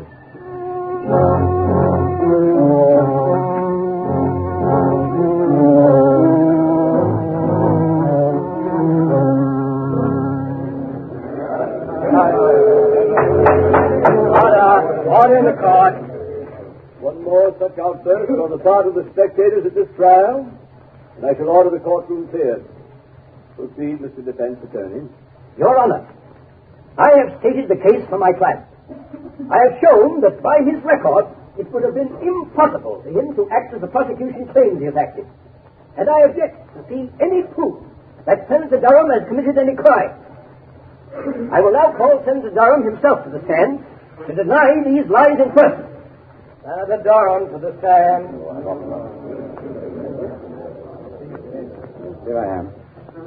You swear to tell the truth, the whole truth, and nothing but the truth to help you God? I do. Proceed with the examination. Senator, you have heard the prosecution's accusations that you did at some time during last December accept a bribe from the late Mario Rinaldi. Yes. What is your answer? I never accepted a bribe from anyone. My answer is the whole thing is a pack of lies. Order in the court. Your witness. Senator Durham, do you deny that on the 16th of December last, you received a visit from the late Mario Rinaldi in your room at the Maximilian Hotel? Why, no. He came to see me, and I Confine yourself to specific answers. Gentlemen of the jury, the defense has made much of the senator's long and seemingly illustrious career of public service. They would have you believe that, like Caesar's wife, the defendant, Senator Durham, is above suspicion. They've paraded witnesses to the stand who've told you of his philanthropies, of his unselfish devotion to public service, of his blameless personal life in the past. That we do not contest, refute, nor deny. But unfortunately for Senator Durham, he is not being tried for his past. We, the prosecution, need but one more bit of evidence to complete our case. We have that evidence. Order in the court. I beg leave to show the jury a soundtrack motion picture of a meeting between the defendant and the late Mario Rinaldi, whose bribe of $50,000 paid to the defendant is the basis upon which this case was brought to trial. Order in the court. Has this motion picture a direct bearing on this case, Mr. Prosecutor? It has, Your Honor. Has the counsel for the defense any objection to the introduction of this type of evidence without due notice? Senator Durham has nothing whatever to fear from the introduction of any authentic motion picture record of any meeting of Mario Rinaldi and himself, even though the picture was made without the senator's knowledge. Very well. The projection equipment is in the courtroom. Will you order the shades drawn and the lights extinguished? Court attendants will please draw the shades. Again, I caution the spectators against any outbursts of any kind. Furthermore, no one will be allowed to leave the court until the introduction of this evidence is complete. You may proceed, Mr. Prosecutor. With the court's permission, we will place the screen in full view of the jury. Your Honor. Counsel for the defense has a question. For the sake of the record, will the prosecution state at whose request this motion picture was made? It was made at the request of Anthony Vogel, an attorney of this city. For what reason? As a citizen interested in public welfare. Very well. Now, if the attendant will turn out the light. Order. Silence in the court. The prosecution will submit affidavits to prove that this is an authentic film record of a meeting between Senator Durham and Mario Rinaldi on the evening of December 16th. You may turn on the machine. Yes, sir. Yes? Come in. Oh, hello, Rinaldi. I've been expecting you. Look here, Senator Durham. Why haven't I got a contract award on that Bastard Street building? The money's been appropriated. You said you'd use your influence if we fixed you up. Of course, Rinaldi. I told you you'd get that contract. For consideration. If you didn't send me my present of $50,000 for swinging it your way, then that's the way I... Oh, so that's it. You want to be paid off first, huh? Yes. And in cash. No check. Okay. You'll get your 50 grand. Get me that contract. I'll be back in an hour with the money. Order in the court. Order in the court. That's the end of the film, gentlemen. It's a lie. A lie, I tell you. I never said that. Order in the court. Your Honor, I object. My client never had such a conversation with Mario Rinaldi. That picture is a fake. One moment. Attendants will please turn on the light. Your Honor, allow me to remind the counsel for the defense that pictures do not lie. Your Honor, we do not deny that the meeting between Senator Durham and Mario Rinaldi did take place in the manner shown in this film, but we deny that any such conversation took place. Have you any proof of that? There are only two people who could know what went on in that room. Senator Durham and Rinaldi. And Rinaldi is dead. Do you deny the voice was the voice of the defendant? My client admits that it sounds like his voice, but it cannot be, since he never asked or received a bribe from the late Mario Rinaldi for any reason or purpose whatever. Your Honor, I ask a recess of this trial in order that the defense may have an opportunity to study this film and soundtrack. I object. I do not see how the due process of law will be impaired by a 24-hour delay. Objection overruled. Court's adjourned until 10 o'clock tomorrow morning.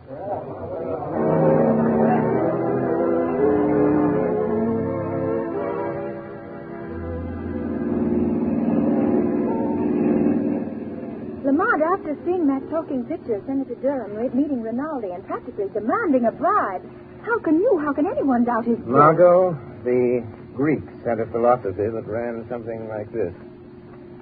Only believe half that which you see and nothing you hear. But, Lamont, that wasn't hearsay evidence. That was the senator speaking. That was his voice. Even he couldn't deny. No man knows the sound of his own voice, Margot. Besides, Durham never spoke those words to Rinaldi. But you saw him. You saw the motion picture. Exactly.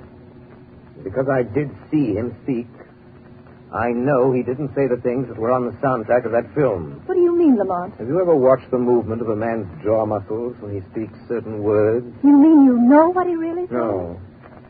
No, his face was half averted from the camera. I couldn't see his lips. I don't know just what he did say, but I know he didn't utter the words we just heard. Oh, but Lamont, it was still the senator's voice saying those other things, demanding that bribe. I'd swear to it. Yes, and so will the jury, Margot. Unless something is done within the next 24 hours, one of the finest men in this country, an innocent man, Senator Durham, is going to be railroaded into prison for 15 years by his political enemies. And I'm stopping here, Margot. I want you to wait in the car, please. The lawyer's building. What are you going to do here, Lamont? I'm going up to the 25th floor, Margot. The Shadow has an appointment with one of the most crooked lawyers in this city. Anthony Vogel was so interested in the public welfare that he went to the trouble of having a sound camera planted in Senator Durham's hotel suite the night of December 16th.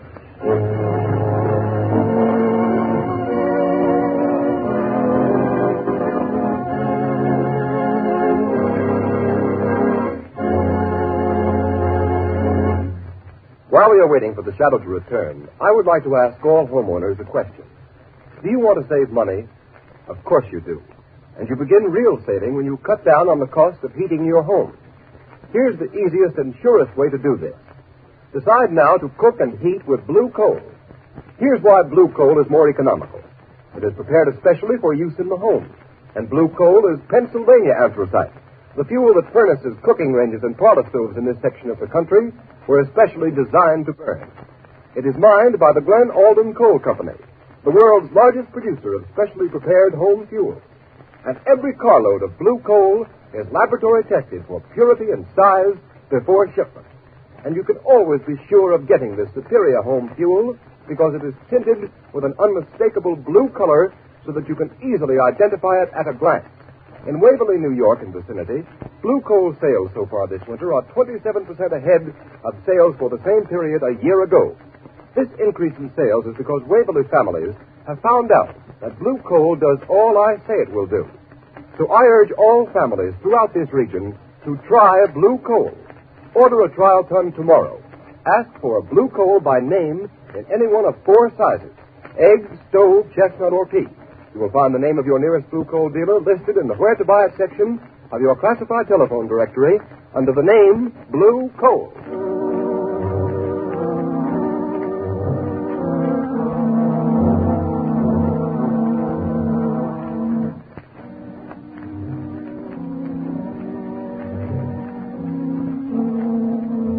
See that swell, Mr. Vogel? You certainly put it over. That sound picture sure turned the trick. Yes, but I'm still worried, Travers. Well, there ain't nothing to be worried about. Senator Durham's as good as on his way to the pen right now. Well, I won't feel happy until he is. When are you going to get me a wrestling bout, boss? A wrestling bout? Yeah, it's about time I was getting in the ring again. And, well, I could stand the extra dough. Forget you're a wrestler, Travers. You'll make more money in this racket as my bodyguard. Any calls while I was down at court? Yeah, Wilson phoned a couple minutes ago. Why didn't you say so? You didn't ask me. What did he want? I wanted to talk to you. Hey, what do you suppose he wants? Dough? I've paid him all he's going to get.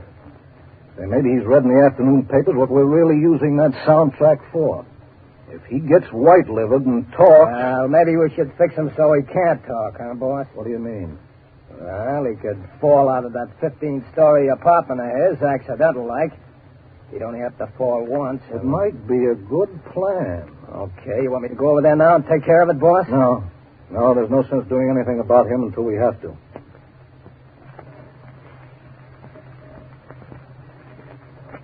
But the first sign of anybody getting wise to what we're doing, then we'll arrange a neat little accident for friend Wilson. Well, now let's take a look at that Wesley murder case. One case at a time, Mr. Vogel. What was that? Suppose we review the evidence of the case against Senator Durham. What sort of devil's trick is this? Who are you? I am the Shadow. Vogel. But I can't see you. Nevertheless, Vogel, I am here, in the shadows. Gee, what? Somebody's talking and nobody's here. Shut up, Travis. I'll handle this. Oh. So you're the shadow, eh? You come here to play your hypnotic tricks on me. What do you know about Senator Durham's business? I know everything about it. I've been listening to your interesting conversation about this Mr. Wilson. He seems to play an important part in your case against Senator Durham. Listen, Shadow, I've heard plenty about you. I don't want to fight you. How much do you want to keep out of this? Always the fixer. How much, Shadow? There isn't enough money in the world to cover up what you're trying to do, Vogel. Who is this man? Wilson. What part did he play in this scheme of yours? Oh, so you don't know. You're just trying to find out, are you, Shadow? Travis, lock the door. Okay, boss. That's locked. Melodrama won't help you, Vogel. Boss, if I could only see this guy, I can... Come on, Travis. You don't need to see him. What do you mean? Come over here. Give me your hand. Well, okay, but it don't make much sense. You'll see. All right. Stand up with me against this wall. Now, stretch out your arms. Can you touch the side wall on that side? Yeah, I can touch it. Good. I can touch it on my side. Now, walk slowly to the other end of the room and don't let your fingers leave the wall. Oh, I get it. Then the shadow can't get past it, huh? You're quick. Now, walk forward slowly. Slow, you fool. Okay. Well, I don't feel nothing. We're almost to the end of the room, boss. Maybe you got away. No, he couldn't go through the door. It's locked. The window is locked, too. Hey, boss, I felt something. Huh? I got him. I got hold of him, boss. I can't see him, but I got him. I got the shadow around the throat. He's a man after all. Gee, Strong. Well, kill him, Travers. Maybe he can. He's choking me. Give me your gat, boss. I'll shoot him. You don't need a gun. It'll make too much noise. He's weakening, boss. Kill him, Travers. Give him your famous stranglehold. If he doesn't let go, he'll kill me.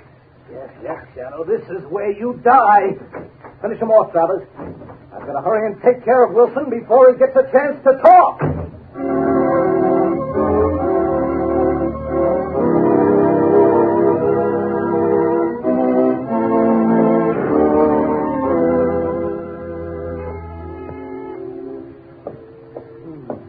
That can be. Oh, good evening, Mr. Vogel. Hello, Wilson. I hear you were trying to get hold of me earlier this evening. Yes, that's right. I want to talk to you. Won't you come in? Are you alone? Oh, yes. Good. Mr. Vogel, when you asked me to do some work for you, I didn't ask to know what you were going to do with it. I needed the money for my wife, Alice, and kids, and You got paid, didn't you? Yes, but... I mean... Well, all this stuff in the papers, Mr. Vogel, about the... Frankly, I don't like it. Oh, you don't? Having a little attack of conscience, Wilson? Well, doing a job is one thing, but sending a man away to prison on a false charge is something else. So I intended to tell you... Tell me what? Well, the figure that I refuse to let it go on any further. Oh, you refuse? Yes. After all, Mr. Vogel, if I tell what I know about... Well, what are you going to do about it? Just this. Don't move, Wilson. Put that gun down.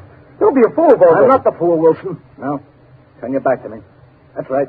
What are you going to do? I'm going to assist at a little accident. Now, walk to that window. Wait. You can't do this to me. You can't. Walk. Okay.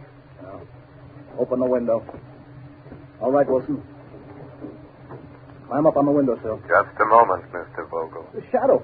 I thought Travis took care of you. You thought Travers took care of me, did you, Vogel? Well, I admit he's a good wrestler. But there was one little hold, Vogel, I learned in the Orient that he didn't know. He had me beaten for a moment. It was my one chance to get you to lead me to Wilson. You mean you followed me here? Yes. Yes, I followed you here. It wasn't very difficult to get away from Mr. Travers. It seems I arrived just in time for my proof. In time? No. There, Shadow, there's your proof lying dead on the floor. You're crazy, Vogel. You're a fool. You'll get the chair for this. I'm not as crazy as you think. So I'm a fool, am I, Shadow? Now, you're the fool for coming here. You're the fool the police will find locked in this room with Wilson's dead body. They'll find you. I'll see that they do. And here's the gun you killed him with. Why don't you try the window, Shadow? It's only 15 stories to the floor. Shadow. Wilson, tell me. Quick. I'm done for. Quick. Quick, Wilson. Give me the proof. The proof, Wilson. The proof that you framed Senator Durham.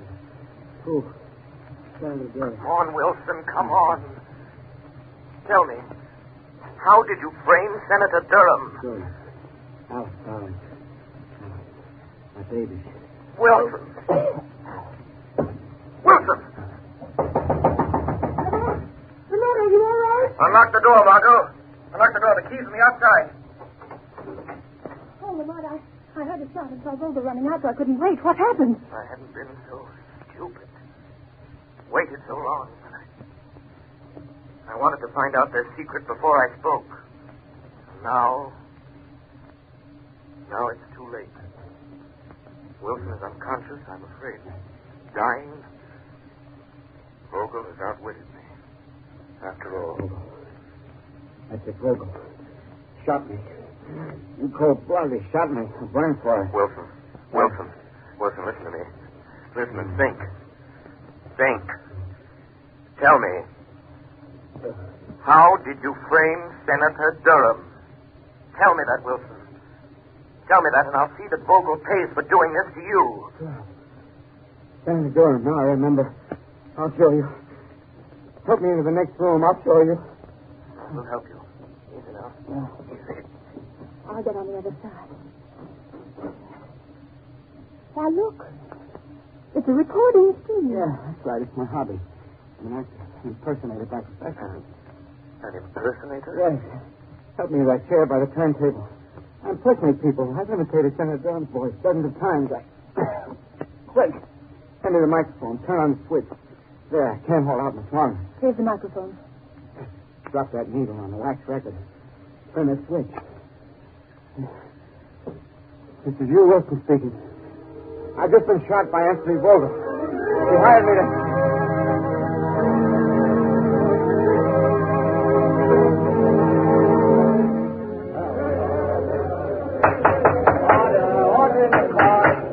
Your Honor, I move that the case against my client, Senator Durham, be dismissed. On what grounds? On the evidence contained on this record found in the apartment of the late Hugh Wilson, the radio and stage impersonator who was found shot in his apartment last night. I ask the court's permission to play it at this time. Permission granted. You may start the record now. Yes, sir. This is Hugh Wilson speaking. I've just been shot by Anthony Vogel. He hired me to impersonate the voice of Senator Durham. It's my voice on the soundtrack of the picture shown at Senator Durham's trial. I'll show how I did it. Listen. Of course, Rinaldi, I told you you'd get the contract for a consideration. But you didn't send me my present of $50,000 for swinging it your way.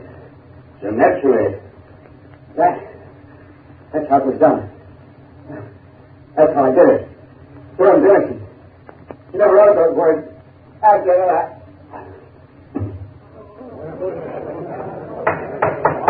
Order in the court. Boy, this is amazing, incredible. Your Honor, there is one more voice on the record at the end. Listen.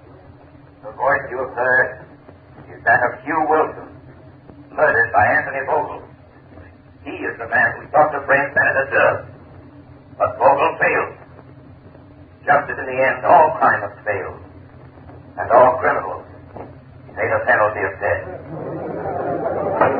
Order in the court. Whose voice was that? That, Your Honor, is the voice of the man to whom Senator Durham owes his vindication. The voice of the shadow.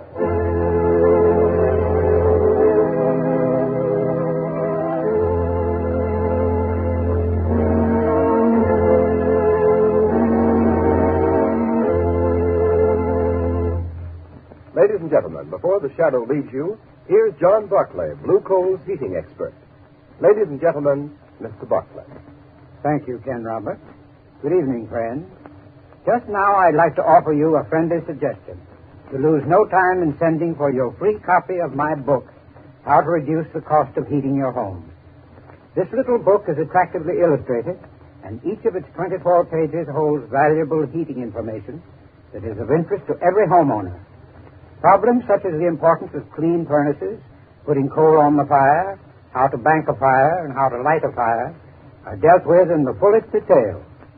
For example, on page 16, you will find steps to follow in getting the best results from your furnace in the morning, during the day, and at night. And friends, these are only a few of the 36 topics covered in my book. There is no charge for this book. It will be sent to your home absolutely free and postpaid. It is a part of Blue Coal's famous free service. So I earnestly recommend that you send a postcard tonight for your free copy of How to Reduce the Cost of Heating Your Home. Addressed Blue Coal, 120 Broadway, New York City, or to Blue Coal in care of the station to which you are listening. I thank you. Thank you, Mr. Barclay. Friends, these books are going like wildfire. So write for your copy tonight. Address a postcard in a clear, legible hand to Blue Coal, 120 Broadway, New York City, or to Blue Coal in care of the station to which you are listening. Write now for your copy of How to Reduce the Cost of Heating Your Home.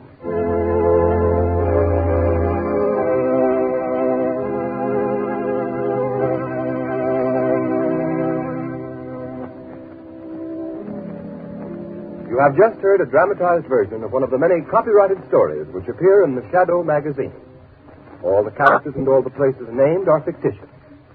Any similarity to persons living or dead is purely coincidental.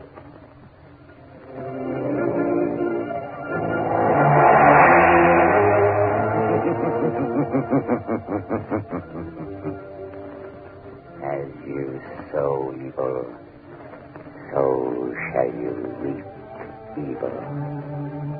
Crime does not pay. The shadow knows.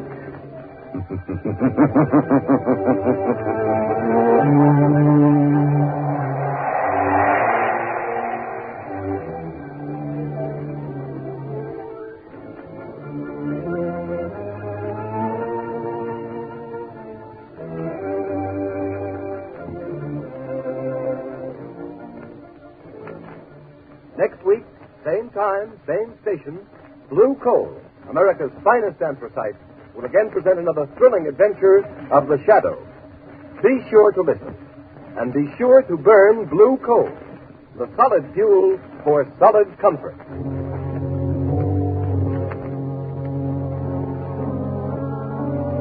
Meanwhile, let me pass on the good word about the new Kraft Dinner. This famous macaroni and cheese still cooks in 7 minutes.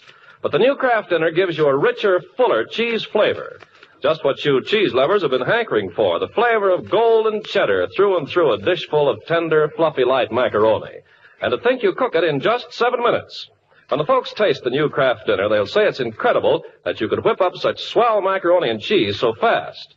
Kraft's tireless research, of course, is responsible for the goodness of the two ingredients in each Kraft Dinner box.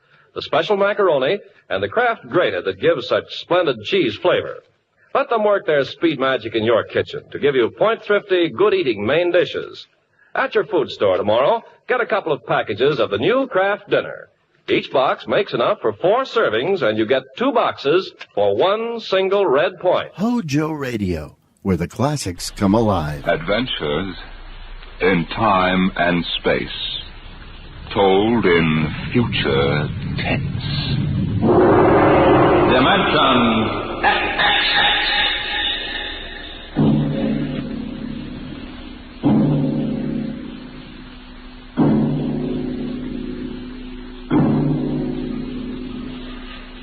Have you ever heard of the Mark III? The amazing electronic brain they're using now up at Harvard University. In mere minutes, it can solve scientific problems that our most brilliant mathematicians would take years to work out. Its intelligence is almost superhuman. And yet the scientists are already working on a new and improved model, the Mark IV. In fact, they tell us there's no earthly reason why these thinking robots can't be perfected until they become the servants of the future, capable of doing all the work of mankind.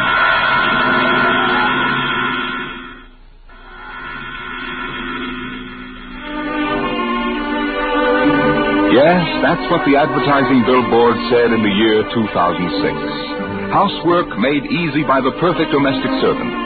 Modern Mechanicals Agency, Harry Underhill, President. The billboard showed a smiling family, sitting with folded hands, watching their mechanical robot pour their morning coffee. But in the home of Harry Underhill himself, things weren't quite as pleasant at breakfast this day. I just can't understand it, Aurora. Look at this. Modern Mechanicals down 3 points. Yesterday, Smithson canceled his order. If I could only figure out why. Why don't you ask him? Well, Frank, there, eat your oatmeal. Oh, Mom. I just don't understand it. Business was good, and then boom. Some louse must be undercutting my prices, that's all. How many robots were canceled? Not robots. Mechanicals, Aurora. How many times... They are robots, aren't they? Please, Aurora, there's an important difference in sales psychology. Maybe people are getting wise to your robots and mechanicals. What do you mean, Aurora? The perfect domestic servant.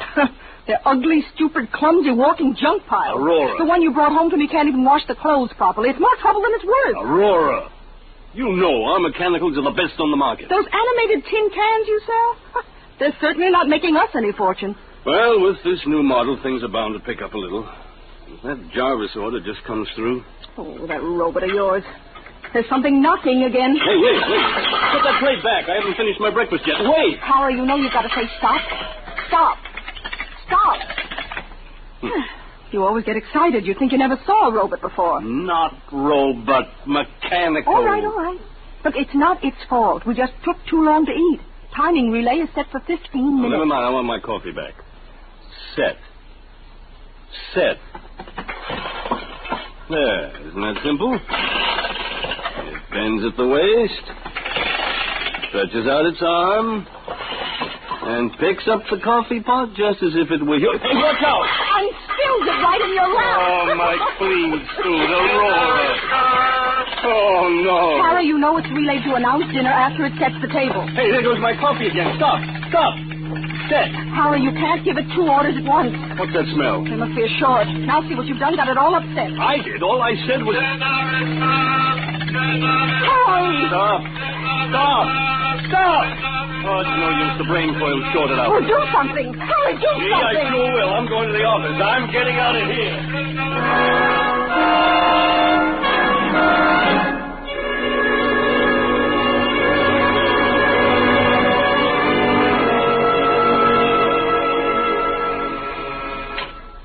Yes, Lucy? Mr. Jarvis, Put him on. Hello, Underhill? Hello, Mr. Jarvis. I'm glad you called. I was just going to ring you. Well, I've got that whole shipment of mechanicals for you. 1 gross plane, 12 of the chromium fitted. Hold on, Underhill. I'm canceling the order. But the invoice is made out, and Well, tear it up. I'm canceling. But why? Underhill, there's a brand new mechanical on the market that makes yours look like something out of a museum. Oh, now, look here, Mr. Jarvis. Now, look me, Underhill. I've seen them, and I'm telling you it'll put you out of business. Goodbye. Goodbye. Yes, Mr. Underhill? That's the 3rd cancellation today. The world's going to pot. Yes, Mr. Underhill? No, never mind, Lucy. I'm going home.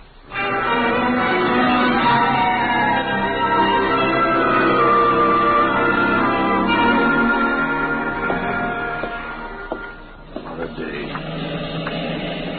I wonder if Aurora would smell it on me if I ducked into Garrigan's. She's got a nose like a beagle.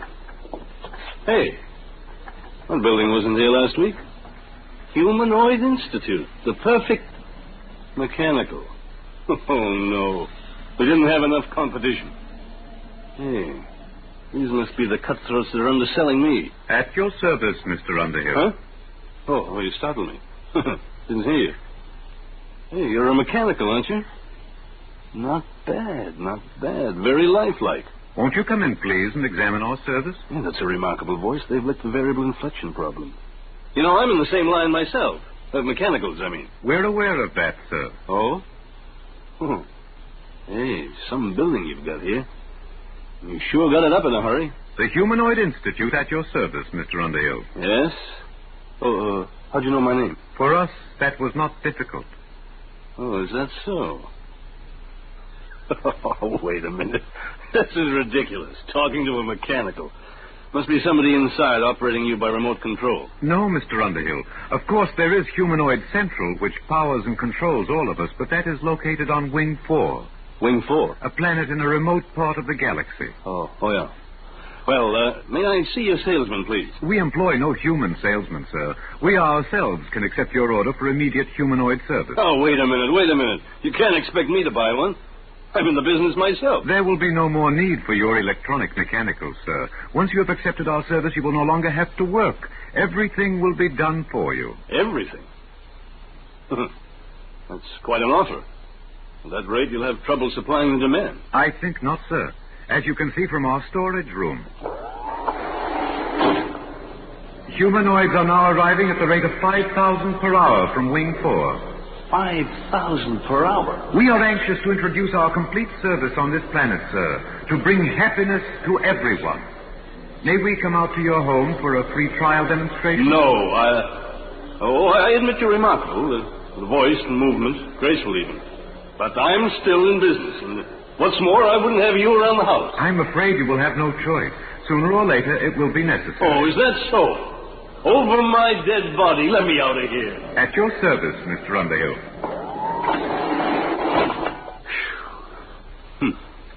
Well, it's going to be tough competition, all right. I'm going to stop in at Garrigan's, the devil with Aurora's nose.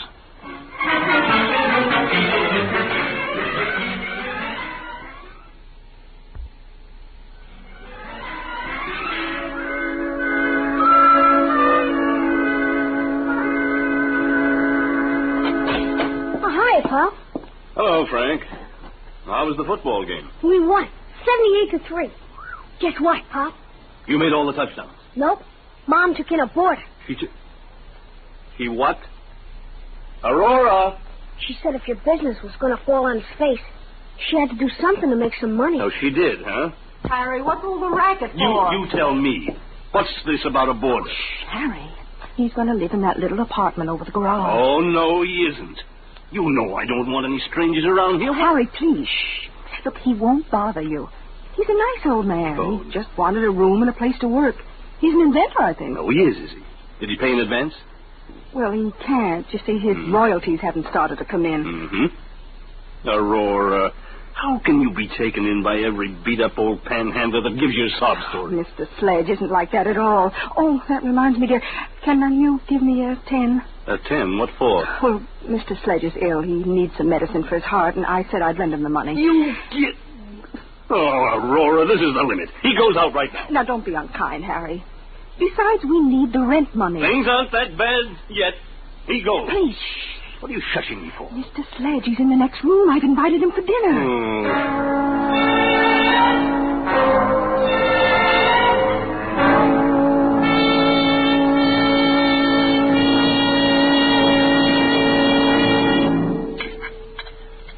Frank, dear, wipe your mouth. Oh, Mom. More gravy, Mr. Sledge? No, thank you, Mrs. Underhill. Mr. Sledge, my wife tells me you're a traveling man. Expect to move on soon? Harry. I had hoped to do a little work, Mr. Underhill. You see, I've applied for basic patents here on Earth for a very important development. Oh, a new invention, huh? Yes. My field is rhodomagnetics. What? Rhodomagnetics. It's a new force field theorem, key to the second triad of the periodic table. Rhodium, ruthenium, and palladium. I'm afraid I'm a little rusty on my science. It's well known in other parts of the galaxy, but I've been able to apply for basic patents here. Worth millions, huh? Perhaps you find it strange that the holder of such valuable property should be in need. Well, yes. I'm a refugee, Mr. Underhill. I arrived on this planet only a few days ago. Mm-hmm. But you will be shoving on again. Oh, for goodness sakes, Harry. That's all right, Mrs. Underhill. I understand. After all, I am an intruder in your home. And if it inconveniences you at all, I'll find some other place to sleep and set up my workshop. Harry, your robot is spilling the coffee again. I'll have to have it tightened up. Why doesn't your company bring out a better mechanical? One smart enough not to spill things. Wouldn't that be splendid? The perfect mechanical already exists, Mrs. Underhill. They're not so splendid, really. They are why I am a refugee today. Oh? Where'd you say you came from? Wing 4. Wing 4? Oh, then you must mean those humanoids. Humanoids? Mr. Sledge. Humanoids? What do you know about them? Well, they just opened an agency here in Two Rivers. No. No. Harry. What is it? What's wrong, Mr. Sledge? Give him some water. It must be his heart. Call Dr. Winters, Aurora. No. I'll be all right. Here, you better sit down. I'm sorry. It was just shock. I came here to get away from them. The humanoids? Yes. I wanted to finish my work before they came. But now, I won't trouble you any further. But, Mr. Sledge, Harry, he's sick. Well, Mr. Sledge, I don't think you'll have to go right away. He can stay, Harry. Sure, after all, the way those humanoids are coming along, I'm liable to become a refugee myself any minute. Guess we might as well stick together, eh, Sledge? Oh, that's better. Oh, you look ill, Professor. Maybe you ought to lie down on the sofa and rest. No, thank you. I must get back to my workshop now. I haven't got time to rest. There's so little time left for all of us.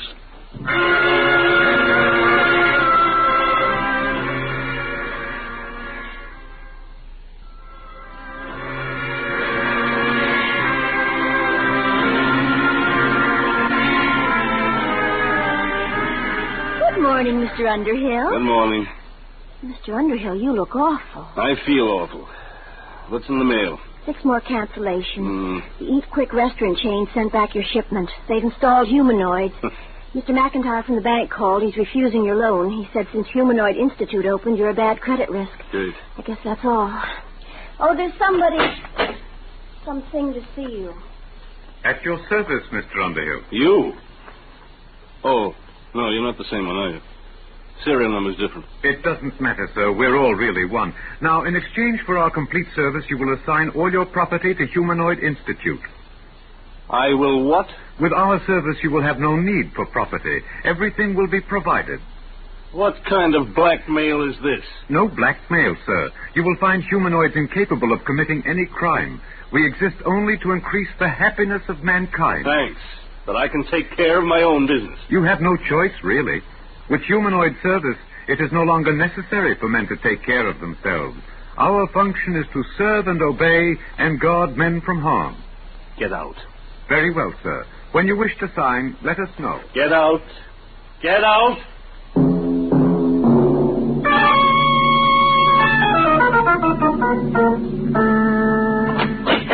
Aurora, I'm home. At your service, Mr. Underhill. What's the idea of this? You get out of here. Aurora! Mrs. Underhill has accepted our free trial demonstration. We cannot leave unless she requests. We'll see about that. Aurora, where the devil are you? Oh, hello, Harry. What's this mechanical doing here? What's happened to you? Isn't it wonderful? Had my hair done, the manicure. The humanoid did it. And cleaned the house all over, washed all the clothes, and gave Frank his music lesson. Now, wait a minute, Aurora. I won't have this monster in my house. Oh, it's just a free trial, Harry. Just wait till you taste the dinner it cooked. Everything you like best. Roast duck. I don't care if he cooked a duck. And the most complicated pastries. I could never cook like that. Well, you might as well eat. So I'll need a drink first, though. All right, I'm sorry, sir. What? We exist under the prime directive to guard men from harm. Alcoholic beverages in excess are bad for human consumption. We have taken the liberty of removing them from the house. Now, look here. Mr. Underhill, dinner is served.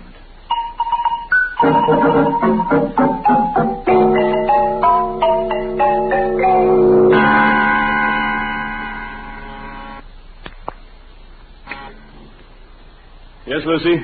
They're here, Mr. Underhill. I've been expecting them for a week. All right, Lucy. At your service, Mr. Underhill. We have the legal papers here, the bankruptcy forms, the eviction notice. We are ready now to foreclose your agency. Okay, take it over. A lot of good it'll do you. I haven't made a sale in 2 weeks. And now, if you will make the assignment of all your personal property, we can complete our service to you. What if I won't sign? That would be unfortunate. But with stubborn cases, we must sometimes resort to other methods. Eventually, Mr. Underhill, you will sign.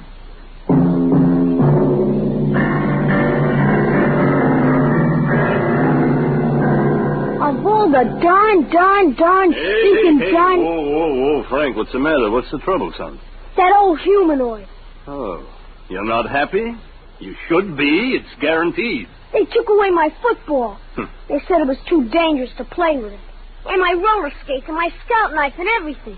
Did they leave you anything? Just some stinking old plastic blocks. Soft blocks. They said I couldn't get hurt with them. Dad, I want my football back. Can't you do anything? I don't know, son. I don't know.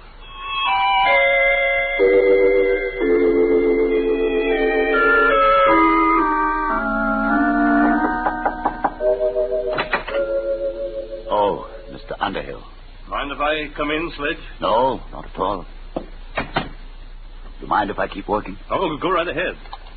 It's good to see somebody working with his hands. Something wrong? My son.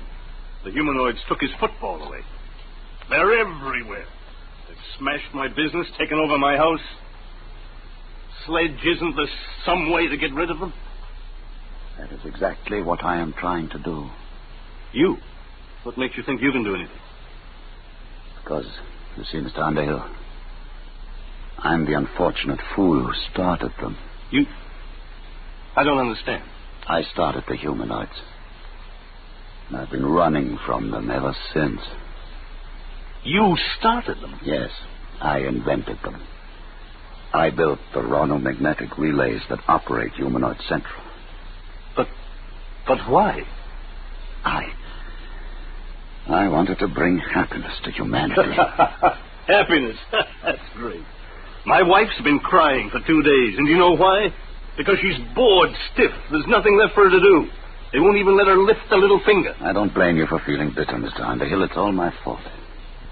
I wanted them to serve and obey, guard men from harm. No, they do that all right. They've even emptied our medicine chest. It wouldn't do for one of us happy humans to end it all with a sleeping pill. Mr. Underhill, I've made the most terrible mistake a man can make. But I meant well, believe me. Then why did you do it? I thought I could rid the universe of poverty and hunger by inventing the perfect mechanical. They're perfect, all right. Too perfect. Yes. That's the trouble. They obey the prime directive too literally.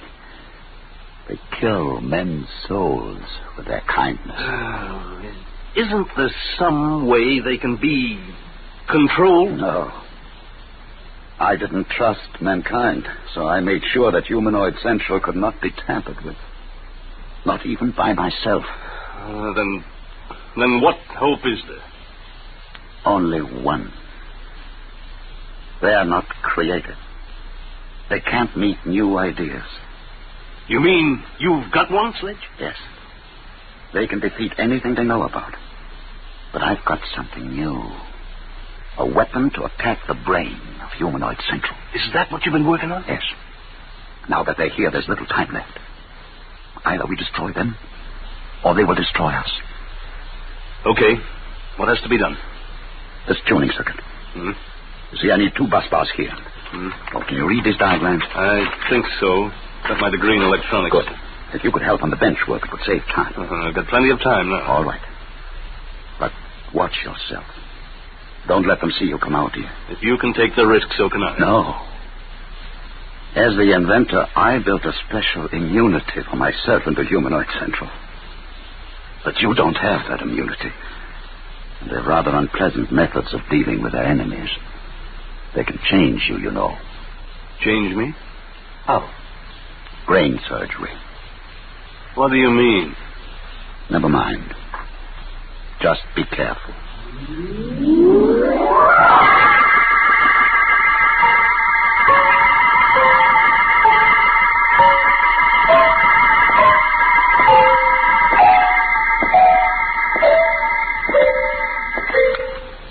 Mr. Underhill.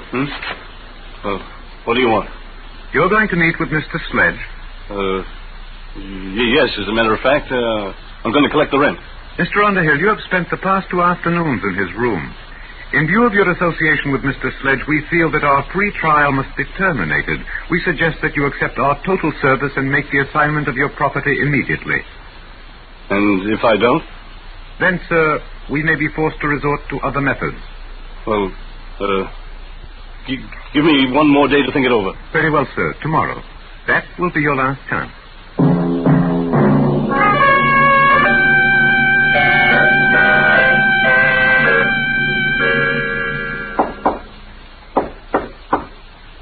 Who is it? Underhill. Did they see you? No, not today. Sledge, we've got to hurry. It's difficult work, Mr. Underhill, but I'm almost finished. They gave me till today. They said they'd use other methods.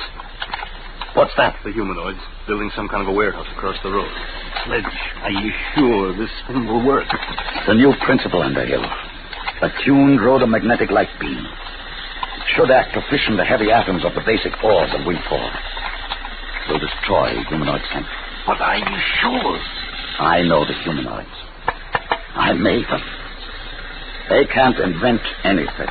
They can't create defenses against something new. It's done. It's finished, Underhill. You going to use it now? Immediately. I'll have to feed the astronomical data into the calculating circuits. There must be zero error in focusing. What will happen? Wing 4 will disappear in a chain reaction. Humanoid Central will be destroyed. They'll stop. Ready now. Stand clear, please.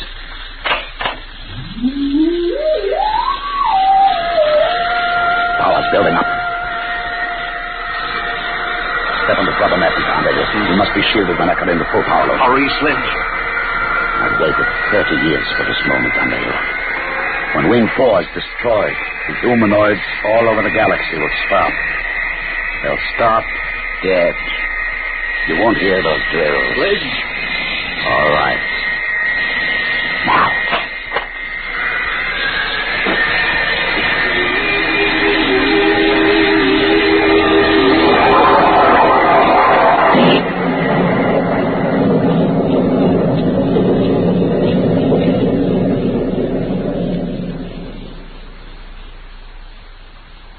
Do you hear anything? Sledge. Listen. The drills have stopped. They've stopped. You can see them. The humanoids have stopped. They couldn't guard against something they couldn't understand. It worked, Underhill. We're free now. Goodbye, Wing 4. Humanoid Central is destroyed. At your service, Mr. Underhill. No, Sledge. Get out of here. Get out. You were attempting to break the Prime Directive. It is therefore necessary to interfere. But you stopped. I saw you, all of you. In order to guard against Mr. Sledge's beam, it was necessary to stop all units momentarily to concentrate power. That necessity has passed. But it was new. You can't invent anything new. No, sir, but we were able to adapt the screening principle you yourself invented. For the past 30 years, Humanoid Central has been screened against any energy attack. All these years wasted.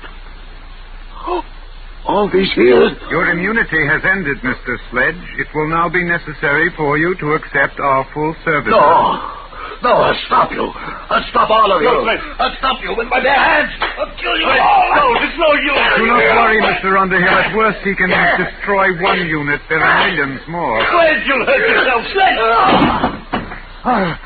I'll kill him. He's sick. This is hard. You, get a doctor. Until he surrenders, we can neither aid nor hinder Mr. Sledge. Do you surrender your immunity, Mr. Sledge? Have to. Last chance. Gone. Yes. Help me. Help me. At your service, Mr. Sledge.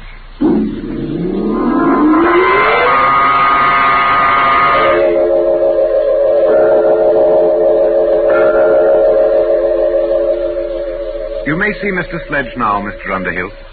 Alone? If you wish. In here. Thanks. Sledge. Well, Underhill. Good to see you. Your head. It's bandaged. Is it really? They've done something to you. Are you all right? Oh, fine. Never felt better. You never felt better. No. In fact, I feel 10 years younger today. You sound so happy. Why not? These humanoids have made a new man of me, Underhill. They're wonderful, aren't they? Wonderful? How can you say that, Sledge?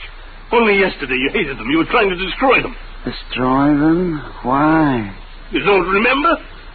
You've forgotten what they're doing to us all?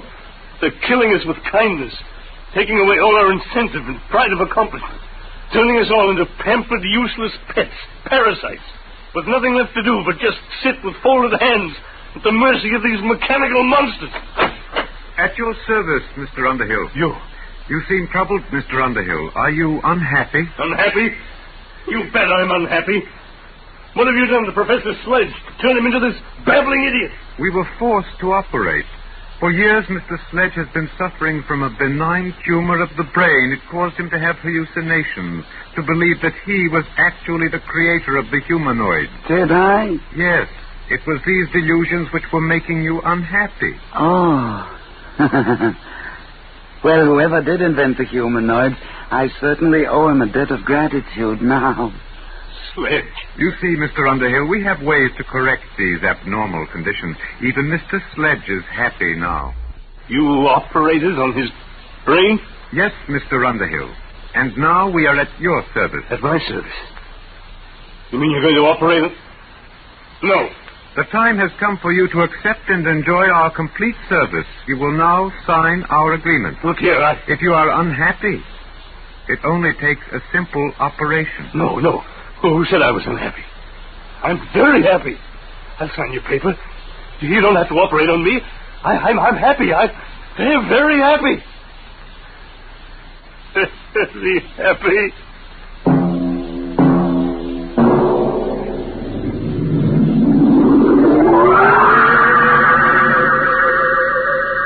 The happy Mr. Underhill's futile hands clenched and relaxed again, and then folded quietly. There was nothing else left for them to do.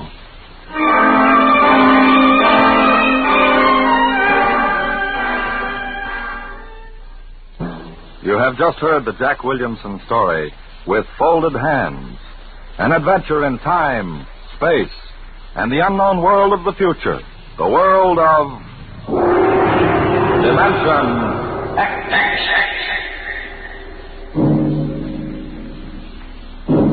Now, about next week. Do you believe that in the mind of man there lies a force potentially more powerful than the atomic bomb? And perhaps someday, in the not-too-distant future, a man sitting quietly in his room, just thinking, may generate enough mental energy to control the destiny of the world. How? We'll tell you next week.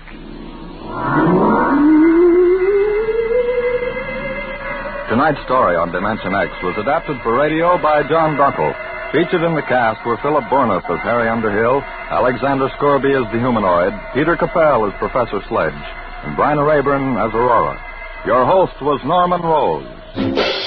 Have a real cigarette, have a Camel. The best tobacco makes the very best smoke. Have a real cigarette, have a Camel. Are you looking for flavor and mildness? Have a real cigarette, have a Camel. The best tobacco makes the very best smoke. Have a real cigarette, a real cigarette, a real cigarette, have a Camel. Again, for the 11th straight year, Camel outsold every other cigarette, filter, king size, and regular. The best tobacco makes the best smoke. So if you're smoking more now but enjoying it less, change to Camels. Get more real satisfaction every time. Start to really enjoy smoking again. Have a real cigarette, a real cigarette, a real cigarette, have a Camel. Stay tuned to Housekeeper Radio.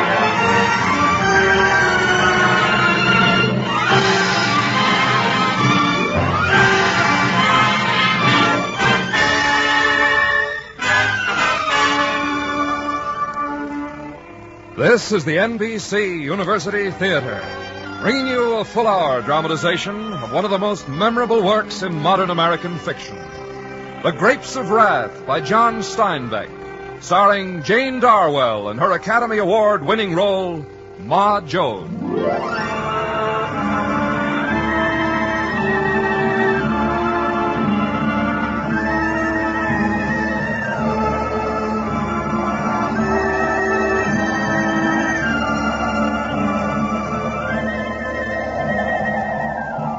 The dust came and covered the earth.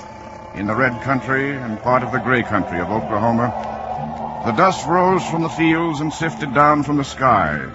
It settled on the ruined corn, piled up on the tops of fence posts and on the wires. Dust settled on roofs, blanketed the weeds and trees. Quietly it fell like pollen on chairs and tables, on the dishes. Dawn came, but no day. In the morning, the dust hung like fog, and the dim sun was red as ripe new blood.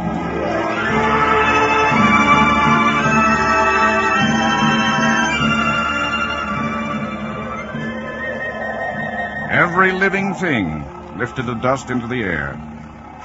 A walking man lifted a thin layer as high as his waist, and behind a truck boiled a choking cloud. Thanks, buddy, for giving me the lift. My dogs was pooped out. You, going somewhere to look for a job? No, my old man's got a place. 40 acres. He's a cropper. 40-acre cropper, and he ain't been dusted out, and he ain't been tractored out? Of course, I ain't heard lately. No, I guess you ain't. Cropper's going fast now. One cat takes and shoves 10 families out. You been doing a job? Sure have. Thought so. Seen your hands. Been swinging a pick or an axe or a sledge. That shines up your hands. I notice all stuff like that. Take a pride in it. Like to know anything else, buddy? I'll tell you, you ain't got a guess. But now, don't get sore. I wasn't getting nosy. I'll tell you anything. My name's Jode. Tom Jode. My old man is old Tom Jode. Now, don't get sore. I didn't mean nothing. I train my mind all the time. Now, suppose I pass a guy on the road. I look at him. After I'm past, I try to remember everything about him. Just make a whole picture in my head. You'd be surprised how much a guy can remember. Sometimes I think I ought to take a course to be a fingerprint expert. Fingerprint expert? Yeah, you sure took a long time to get to it, buddy. Get to what?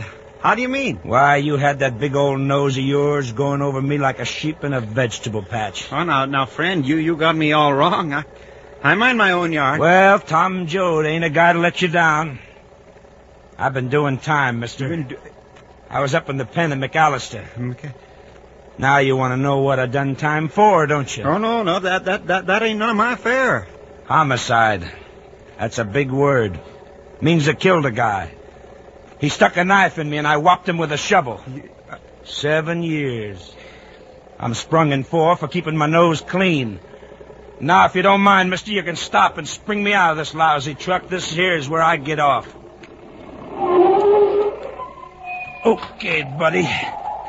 Thanks for the lift, and so long.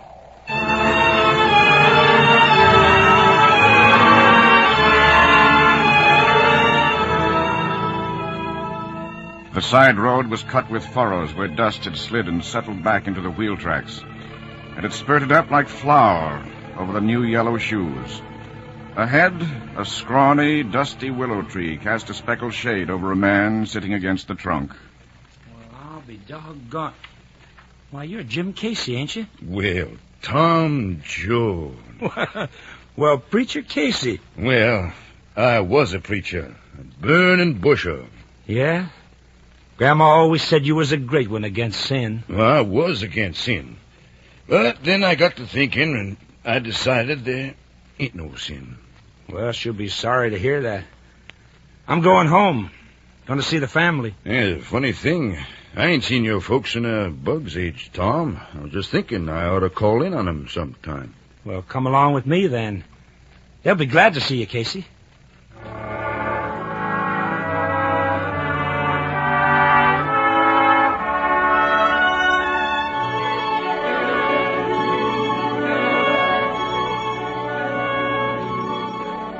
Hey, Casey. Look at that house. She's all pushed out of shape. And the well's plowed over. Something's wrong, Casey. They're gone. Well, Ma's dead. Yeah, let's go look in the house. Doors knocked off the hinges. No, they're gone. Or dead. Wait a minute. Huh? What's the matter? There's someone in there. All right, who is it? Come on out. I ain't doing nothing. What? Well, it's Muley. You know him, Tom. Muley Graves. Well, I'll be... It's Tommy Jode. When'd you get out, Tommy? 2 days ago. Hitchhike home, and look what I find. Where's my folks, Muley? What's the house all smashed up for and cotton planted in the dooryard? The bank come and kicked them out. What? But why? Why are they kicking folks off the land? Them dirty so-and-sos. You know what kind of years we've been having. Dust coming up and a spile and everything, so a man didn't get a crop. Well, the bank says the share a tenant gets is just the margin of profit we can't afford to lose. So they tracted all the tenants right off of the land. Where's my folks? Why, they got them a truck, and then they all piled in it. Your pa and ma, and grandpa and grandma, and young Winfield, and Rosa Sharn, and Connie. Connie? Connie, who's he? Why, Connie Rivers. That's your sister's husband. Well, I'll be doggone. So Rosa Sharn grew up and got herself married. She sure did. She's going to have a baby, too. Huh? They're all over at your Uncle John's getting ready to shove on west. Everybody's lost their land. Everybody's homeless now. I got her. If ever a man got a dose of the spirit, I got her. Maybe there's a place for a preacher. I'm going with him. And when folks are on the road, I'm going to be with him. Oh, the spirit's coming back to me now.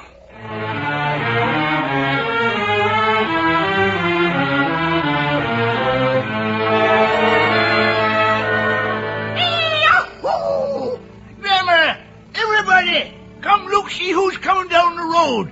Winfield, everybody. Tom's come home.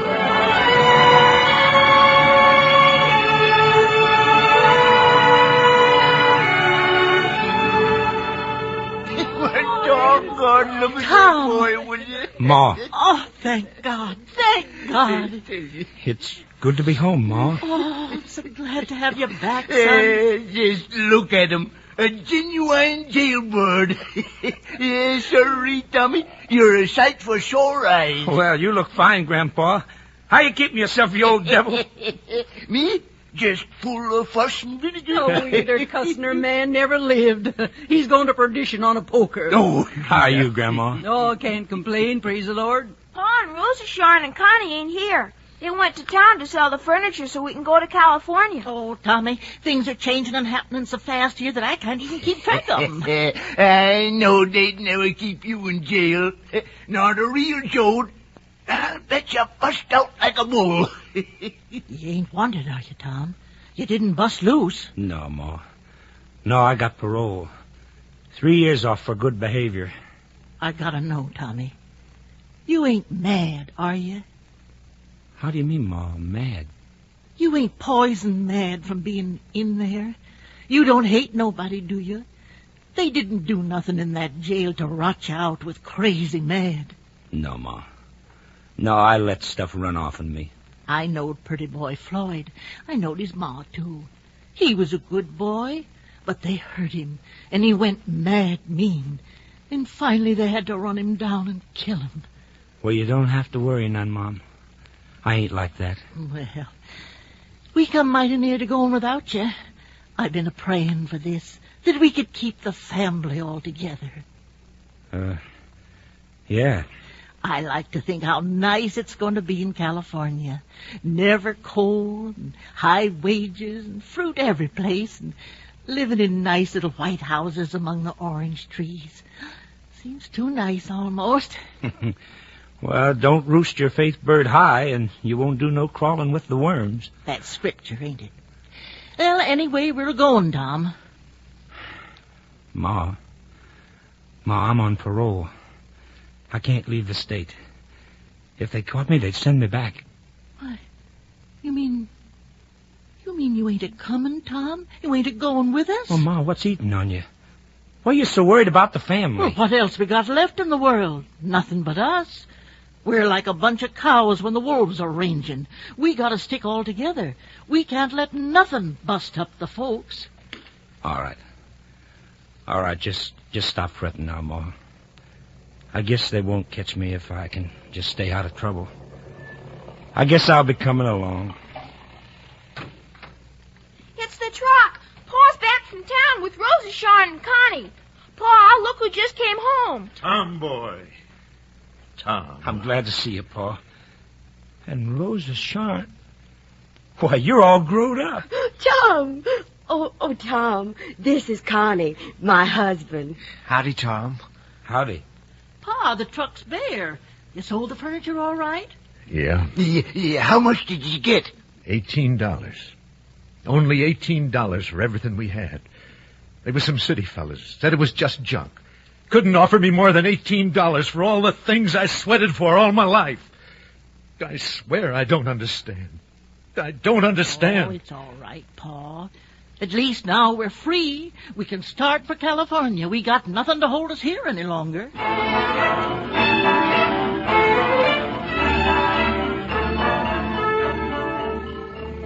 Highway 66 is the path of a people in flight. Refugees from dust and shrinking land, from the thunder of tractors and shrinking ownership. Highway 66, a concrete runway to the promised land. If and only we can get to California where the oranges grow before this old jug blows up. If only we can, Roshan. Oh, Connie, maybe we can have a place of our own. Oh, nothing fancy, but we want it nice for the baby. Yeah, a nice little place and an electric iron for the baby's stuff. Oh, yeah. That's what I'm going to study. Electricity. Yeah? Here, Rose, I'm going to send away for one of them home study courses and get to be electrical expert. Oh. Yeah, if only we can get to California.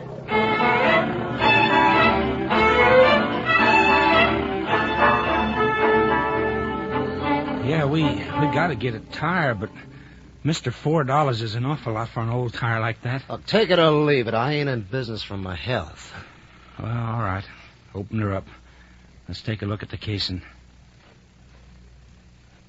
Why, you dirty... You said the casing was good. She's broke almost through. Is? Well, by George, how come I didn't see that? You did see it, you lying buzzard. $4 for a busted casing. I'd like to take a sock at you. Now, keep your shirt on. I'm just trying to do business. Yeah? If I go steal that tire, I'm a thief.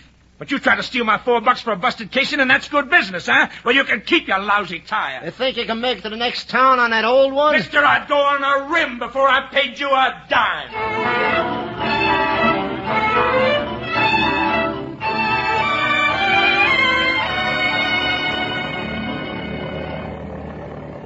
Tom, Yeah, Ma? you gotta pull over. Pull over and stop. Grandpa's sick.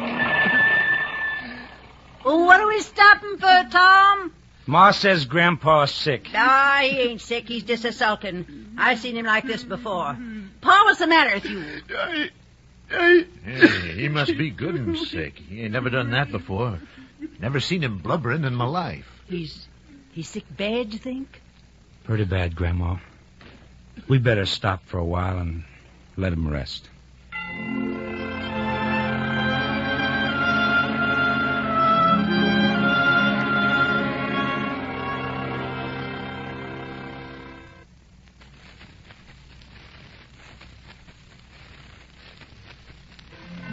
Oh, Lord, this here is William James Jones.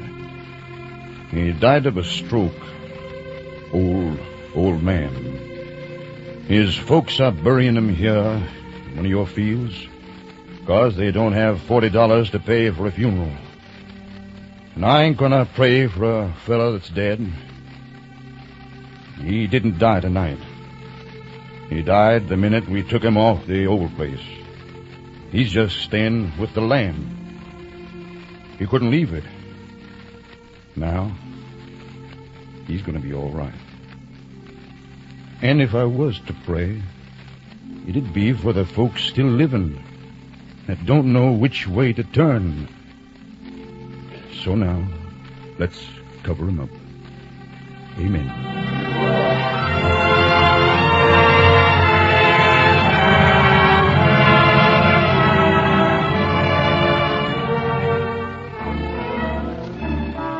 Along 66, the hamburger stands, where the truck drivers eat. Al and Susie's place. Carl's lunch. The blousy blonde waitress leaning across the counter. Hi, what's new on the road, Bill? Yeah, nothing but jalopies. People going west. I've never seen so many. Gets worse all the time. Yeah, I wonder where they all go to. Come here for gas sometimes. People say they steal, but they never stole nothing from us. Oh, yeah? You better tie your stuff down. I think you got some of them coming now. Yeah? Oh, kid and his old man. You stay close to me, Winfield. Excuse me, ma'am. Could you see a way to sell us a loaf of bread? Well, this ain't a grocery store, mister. If we sell bread, we're going to run out. We're hungry. Well, then why don't you buy a sandwich? We got nice hamburgers. We'd sure admire to do that, ma'am, but we got to make a dime do for all of us. You can't get no loaf of bread for a dime. We only got 15-cent loaves. For the love of mud, May, sell 'em bread. Won't you? Can't you see a way to cut off 10 cents worth? Well, this here's a 15-cent loaf. May, give 'em the bread. No, we want to buy 10 cents worth, mister. Oh, all right. It's yours for 10 cents. Thank you, ma'am. Yeah. Hey, come on now, Winfield. Pa. Hmm? Pa. Yeah, what's that? Oh. Is them penny candies, ma'am? There, them stripy ones. The peppermint sticks? Hmm. Huh? Oh, them. Well, no, them's 2 for a penny. Oh. Well, give me 2 then, ma'am. Yeah, take 'em, son. We thank you, ma'am. Them wasn't 2 for a cent candy, May. Them was nickel apiece candy. Well, what's that to you? It's my money, ain't it? Yeah, you're getting soft in your old age. Yeah. You ought to stay tough like us truck drivers. Well, I gotta get going. I'm dropping time. Hey, Bill, wait a minute. You got change back. So long, May. See you next week. Well, how do you like that? A 50-cent tip. Them truck drivers.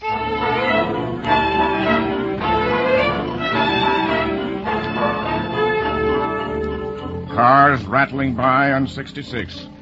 In the daylight, scuttling like bugs to the westward, and by night, clustering like bugs to shelter in camps at the side of the road, one day closer to the promised land. The highway stretched westward, up into the mountains of New Mexico. And then they came to the desert. What do you think, Ma? Shall we try to cross her tonight? Travel while it's cool? Well, I don't know. Do us good to get a little rest first, especially Grandma. Oh, we got a bitter road, son. Grandma's getting sicker. She's up there on the truck a-pawing for a shovel herself. She ain't been no good since Grandpa died. Nobody to fight with, I guess. Well, there's a deputy ahead. I'll pull up and ask him. Hey, mister, you mind if we stop here a piece? Who's in there? Where'd you come from? Us? Right near Solosol, Oklahoma. Well, you can't stay here. We aim to cross the desert, mister. You better. If you hear more this time, I'll run you in. Now, mister, you got a tin button and a gun. Where I come from, you'd keep your voice down, trying to scare women that way. In my country, you'd watch your tongue. Well, you ain't in your country now. You're in our country, and we don't want you Okies settling down here. Okies? Yeah, Okies. And if you're here tomorrow, I'll run you in. The dirty, rotten... I should have sucked. Oh, no, Tom. You can't afford to get in no trouble with the police. And maybe it's just as well if we do go on tonight. We got to get Rosasharn to California before her baby comes. Yeah, but Grandma... Well, I'll go up on top and take care of her. We're running low on money, Tom, and we got to think of the family. No, we'll have to cross the desert tonight. Just get us through fast for Grandma's sake.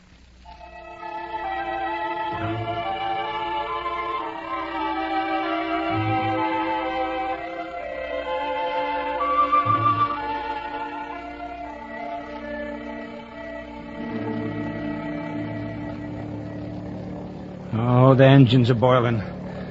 What a place. Well, we gotta get over. Only hope we make it before dawn. Roadblock ahead, Tommy. Sign says, keep right and stop. Hey, what's this here? Agricultural inspection. We gotta look for any vegetables or seeds. Gotta unload. Unload? Everything? Oh, look, mister. We got a sick old lady up here. We gotta get her to a doctor. We can't wait. You just can't make us wait. Yeah? Well, we gotta look you over. Well, I swear we ain't got anything. And Grandma's awful sick. Look at her. Look. My golly, she is. You swear you got no seeds or fruits or vegetables, no corn, no oranges? Oh, no, I swear it. Well, then go ahead. You can get a doctor in Boston. Go ahead. Well, you got us through, Ma. How's Grandma? You want to head for the doctor? Oh, no, she's all right. She's all right. I just didn't want to stop there. Fear we couldn't get across. Yeah?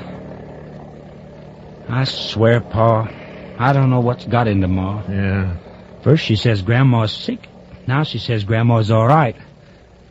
I can't figure Ma out. The trip must have wore her brains out.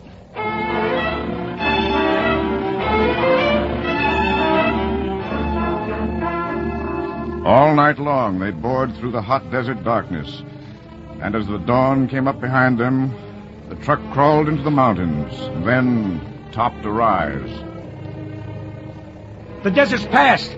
Pa, Winfield, Rosa Shawn, wake up. The desert's passed. What is it, Tom? Oh, look ahead, Pa, look ahead. A green valley as far as the eye can see. Orchards, grain fields, acres of green land for growing things. Lord Almighty. It's California.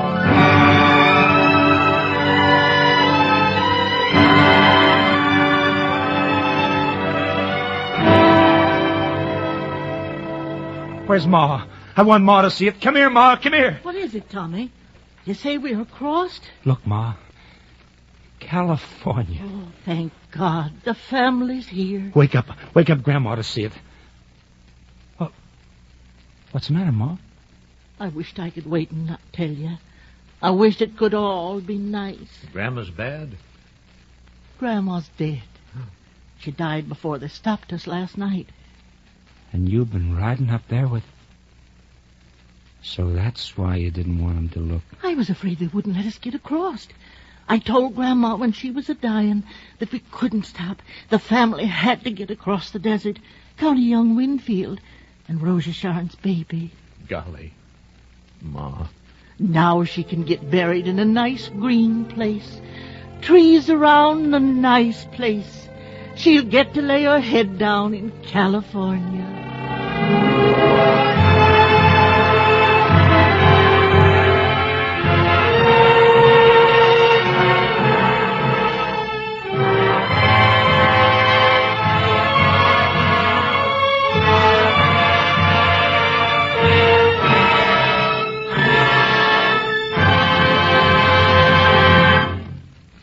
From Hollywood, the NBC University Theater is bringing you a dramatization of The Grapes of Wrath, starring Jane Darwell as Ma Jode, with Wally Mayer as Tom. Another in this series devoted to outstanding works of modern British and American fiction. If you are interested in supplementing your enjoyment of these productions with home study under college supervision, be sure to listen to the announcement at the close of our program. Once again, our commentator at intermission time is Mr. J. Donald Adams, the distinguished author and critic, whose weekly column, Speaking of Books, appears each Sunday in the New York Times Book Review. We present Mr. Adams speaking to you from New York.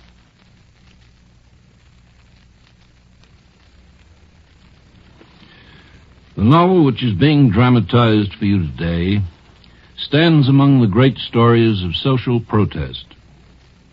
Its closest companion in our literature is The Uncle Tom's Cabin of Harriet Beecher Stowe. Both books were written out of a passionate humanitarianism.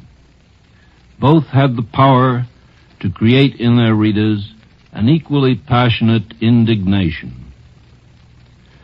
There's no doubt that Mrs. Stowe's story had the greater influence. It was a book that made itself felt round the world. But John Steinbeck's novel was, as we look back now, the most moving document which had its origin in the Great Depression. If it had not the benefit of so fundamental a human theme as Uncle Tom's Cabin, the difference was only one of degree, and it had what Mrs. Stowe's novel lacked, the touch of a highly gifted literary artist. The novel of social protest always runs the risk of failing to satisfy us in the presentation of credible characters. The inevitable tendency of any novelist who is writing to prove a case, however worthy, is to present it in terms of black and white. His figures intended to typify the forces of evil are likely to have no redeeming virtues, and those on the side of the angels tend to appear without blemish. For the crusading novelist fears to weaken his case by admitting the fact that both black and white are sometimes known to shade into gray. It was this tendency that did so much to block the so-called proletarian novel that came to the fore in our literature of the 1930s. Most of these novels could not survive because they were so crudely conceived in credible human terms. John Steinbeck, in his one novel devoted to industrial conflict, it was called In Dubious Battle, proved an exception to this tendency. And in The Grapes of Wrath, which remains his best achievement to date, he again showed his ability to plead a cause and at the same time to introduce us to characters in whom we could believe as human beings. For certainly one believes in the Joad family of The Grapes of Wrath. They are not merely victims of economic pressure. They are a family of imperfect human creatures held together in their time of adversity by the enduring strength and rude wisdom of Ma Joad. I'm inclined to think that she is the most fully realized character that Steinbeck has created. She barely escapes the sentimentalization that has weakened so much of his later work, but escape it she does. She knows in its essentials what life is all about. If you've not read The Grapes of Wrath, turn to it sometime. There is a power in some of its pages that no dramatization can fully convey. Let John Steinbeck make you feel what it meant to these people to be forced from the land on which they had been born and worked and lived. Thank you, Mr. Adams. Our dramatization of The Grapes of Wrath, starring Jane Darwell as Ma Joad, continues from Hollywood after a brief pause for station identification. Thanks for listening to Hojo Radio. More classic old-time radio coming your way next.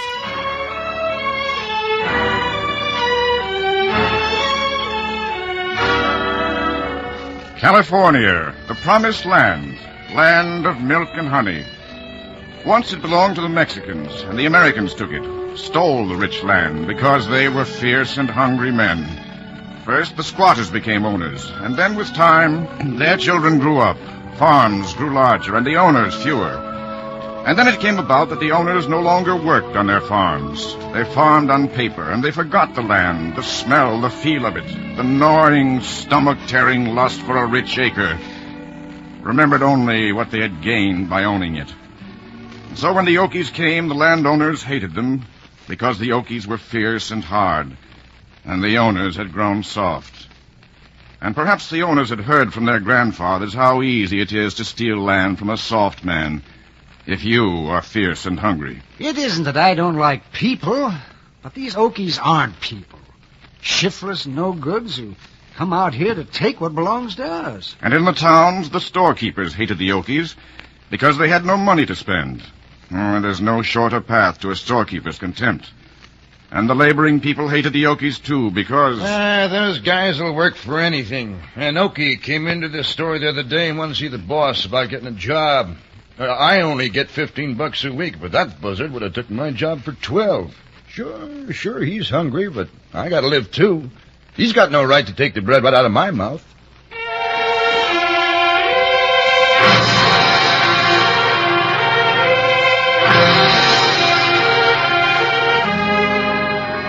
And the hostility changed the people, made the little towns group and arm as though to repel an invader. Got to keep these Okies down, keep 'em moving, don't let 'em settle. Crowd 'em into the miserable camps called Hoovervilles, and then... All right, you folks have got to get out. We just got orders. In half an hour, we set fire to the camp. But mister, there's typhoid down the line. You want to spread it all over? That ain't no worry. We got orders to get you out of here. Now get... Why, you dirty... Oh, no, Tom, now. Don't do no good to argue with cops. Come on. We got to get the truck loaded. Man, what a hard-looking outfit. That fella looked like he wanted to kill you.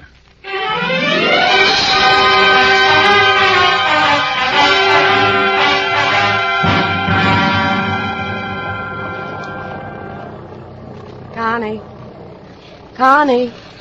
Yeah? What's the matter with you lately? Rose, if I'd have known California'd be like this, I wouldn't have come. Connie, what are you talking about? Sleeping 6 to a 10. No work and dough cakes 3 times a day. Rose, I wished I'd stayed home and got me a $3 tractor job instead of coming out here for nothing. Well, you ain't giving up, Connie. We gotta have a house. We ain't gonna have this baby in no tent. You are gonna study, ain't you, Connie? Oh, well, sure. Sure, Roseshine. When, Connie? Well, as soon as I get on my feet,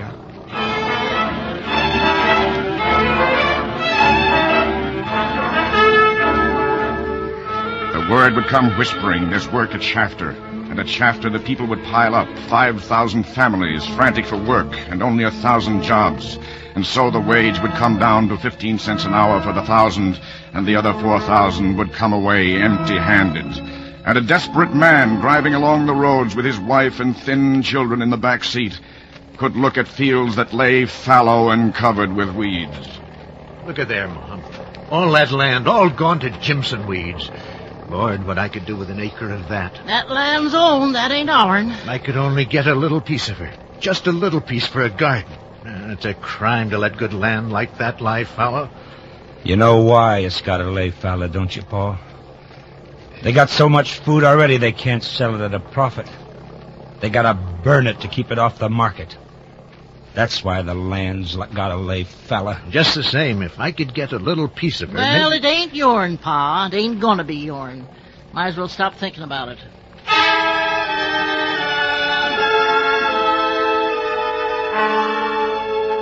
But in the eyes of the hungry, there is a growing wrath. In the souls of the people, the grapes of wrath are filling and growing heavy for the vintage.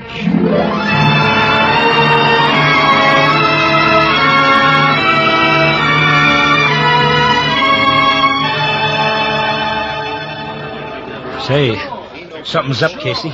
Let's go see what it is. All right. Yeah, let's ask that fellow there. Hello there. My name's Jode, Tom Jode. This here's my friend, Jim Casey, Preacher Casey. Proud to know you, Preacher. Howdy. I'm Floyd Knowles. What's up? What's everyone standing around for? Ain't you heard? Contractor's coming down here looking for fruit pickers. Yeah, what's he paying? Don't make me laugh. 15 cents an hour, maybe, if there has to. Maybe only a dime if there's enough men with kids and them kids is hungry. That's stinking. You stay out here a little while. If you smell any roses, you come let me smell, too. Well, I ain't gonna take it. I and my folks ain't no sheep. I'm gonna kick the tar out of somebody. Well, looks like you're gonna get the chance. Here comes a contractor. Who's that with him? A deputy? Hello there. You men want to work?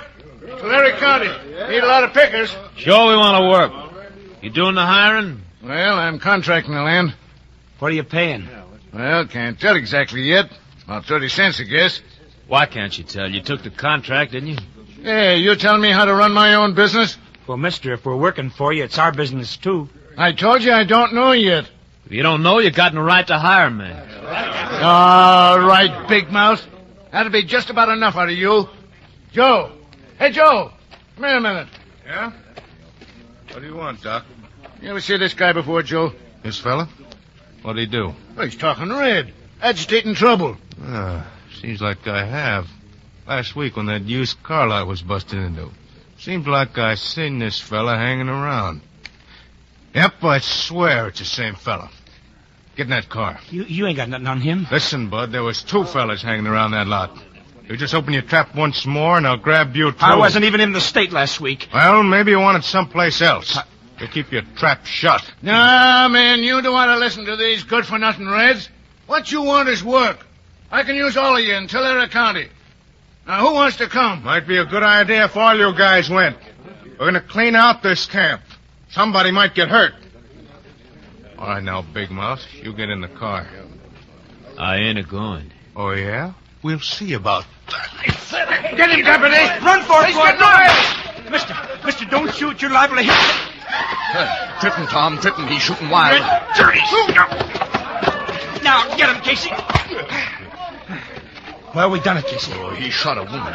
Fella like that ain't got no right to a gun. Where'd the other guy go? I don't know, but he'll be back. Tom, you gotta get out of here. How do I want to go? They'll fingerprint you. You broke parole. They'll send you back to McAllister. Oh, Lord, I forgot. Casey, how about you? Me? Well, somebody gotta take the blame. I'm all alone. Tom, if you mess in this, your whole family, all your folks are gonna get in trouble. Now go. Go quick now before he comes to.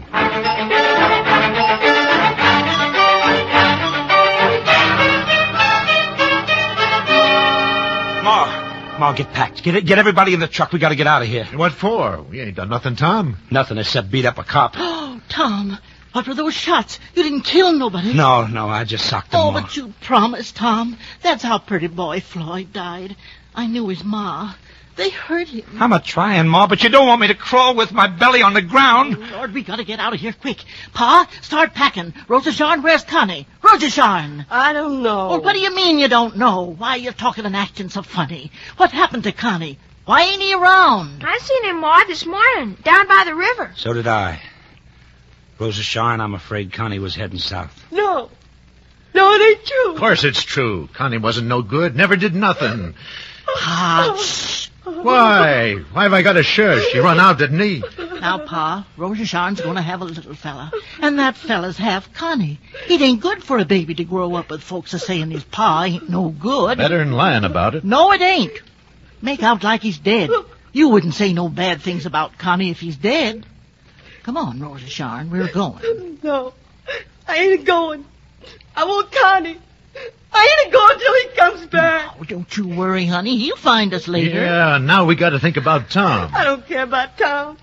I want Connie. Now listen, all of you. How many times have I got to tell you? It ain't just Tom and it ain't just Connie. It's the family we got to think of. There's going to be bad trouble here, and we got to be gone when it comes.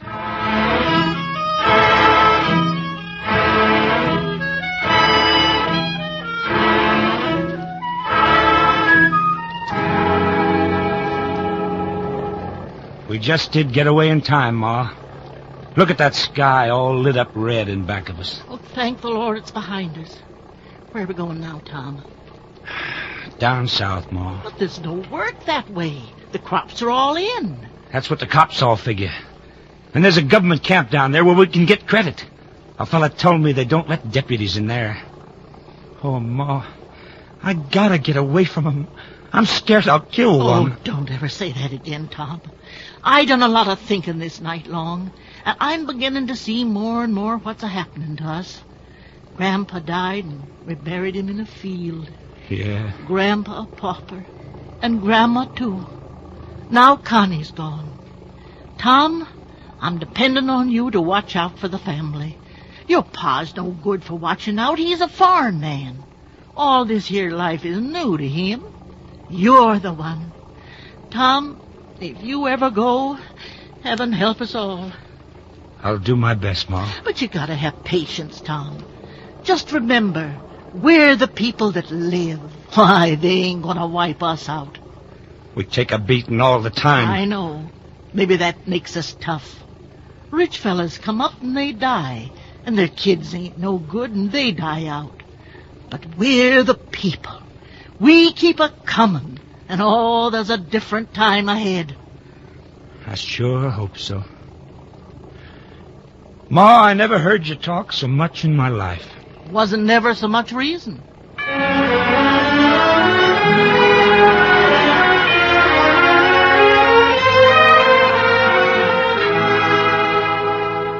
All right, folks. This here's your tent. Well, now, ain't this just fine? Pa, look how nice and neat everything is. Yeah, it looks nice. Yeah. Well, I got a feeling it's going to be real nice. Well, we got good folks here.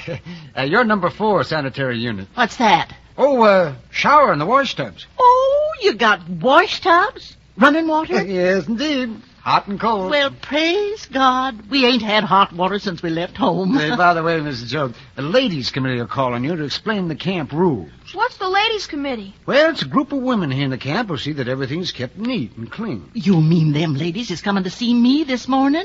Well, great day. We got to get ready. Pa, you get some clean overalls and the shirt, and then you get in Winfield's ears, scrounge around in his ears until they're red and shining. Come on, Winfield. Now, Rosie Sharn, you got to spruce up. Get a clean dress and get your hair combed. Why, I don't feel good. I don't feel like doing nothing without Connie. Now, Rosie Sharn, you get upright. You've just been moping long enough. There's a ladies' committee coming, and the family ain't going to be frawny when they get here. Up to now, there wasn't no chance, but now the family's going to get decent.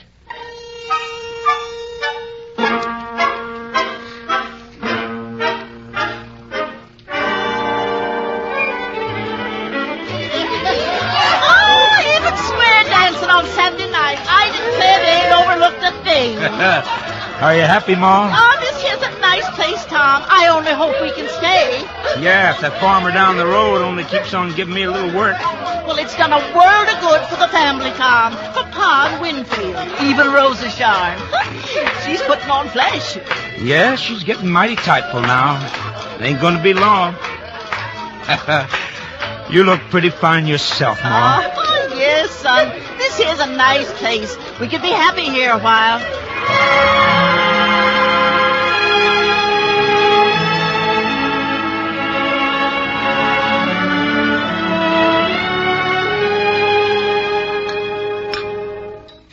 Sit down, Pa. Tom, supper's almost ready. Well, how was the ditch digging today? Today was the last day, Ma. Yeah, the ditch was like Connie. Good for a while, but finished and gone quick. Oh? Did you get your pay? Yeah, what there was of it. The fella had to cut us from 30 cents an hour back to 25. How come, Tom? He had to. Farmers Association told him 30 cents was too high for ditch digging wages. They said high wages cause discontent. I never seen nobody content on low wages. Well, then why didn't this fella tell the association to mind his own business? Because the bank runs the association. And the bank's got a mortgage on this fella's place. Well, what are we going to do now? Rosa Sharn ain't far from due. And we got 6 mouths to feed with 1 day's more grease and 2 days' flour and a handful of potatoes. Well, we got to figure something out to get some money coming in. We've been a-looking, Ma. But what's the use of looking for something you ain't going to find? Now, Pa, you ain't got the right to get discouraged. This here family's going under, and you just ain't got the right. Well, then, Ma, I guess we got to go. I met a fella says we might find some work in the peach country. Yeah, but it'd mean leaving this government camp. I know. Oh, so nice here. And folks is nice here. I don't want to go. But I ain't watching this here family starve no more. Come time for Rosa Sharn to lay in, she's got to be fed up. And if it's peaches we got to pick to save ourselves, well, the sooner we start, the better.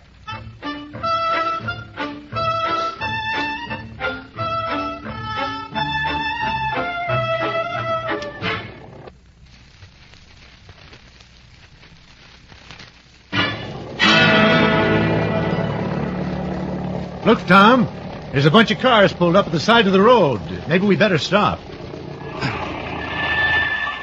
Say, mister, can you tell us where the peach orchards is? You people looking for work? Oh, we sure are, mister.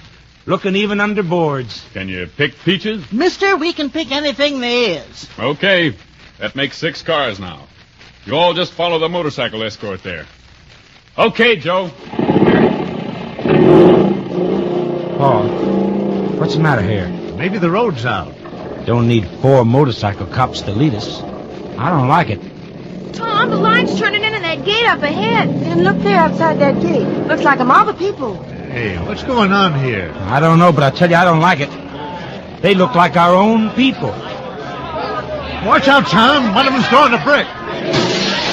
Anybody hurt back there? No, Tom, just keep it going. Don't stop.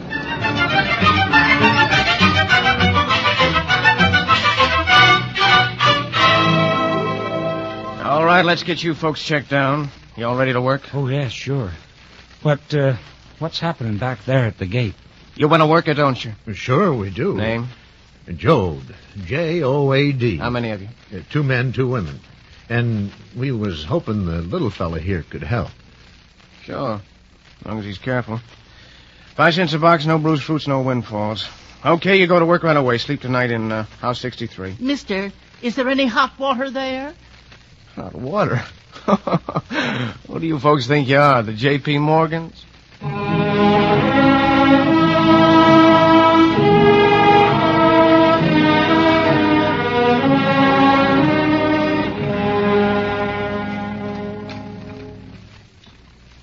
Got any more to eat, Ma? No, that's all. Y'all made $1 today, and that's $1's worth. That? They charge extra out here. Company store. Fine. The whole family's sweating its heart out, and it don't even earn us some side meat. Well, I couldn't help it, Pa. I had to get some canned milk for Rosa Sharon. She needs it. Oh, let Winfield have it, Ma. I don't want to drink it anyway. Now, see here. What have I got, a revolution? Don't nobody mind me anymore? Well, this family's getting right out of hand. Now, Rosa Sharon, you drink that milk. And Winfield, you skedaddle. Hungry or not, you got all you're going to get. Well, I guess that goes for us, too, Paul.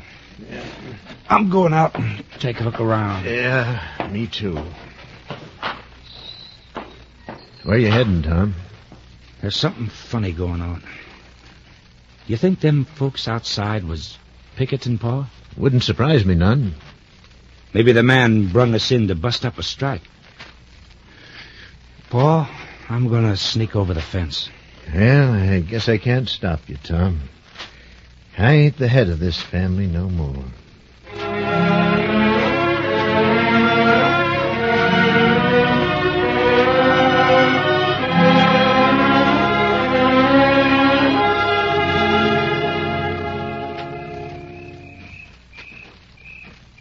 Evening, mister.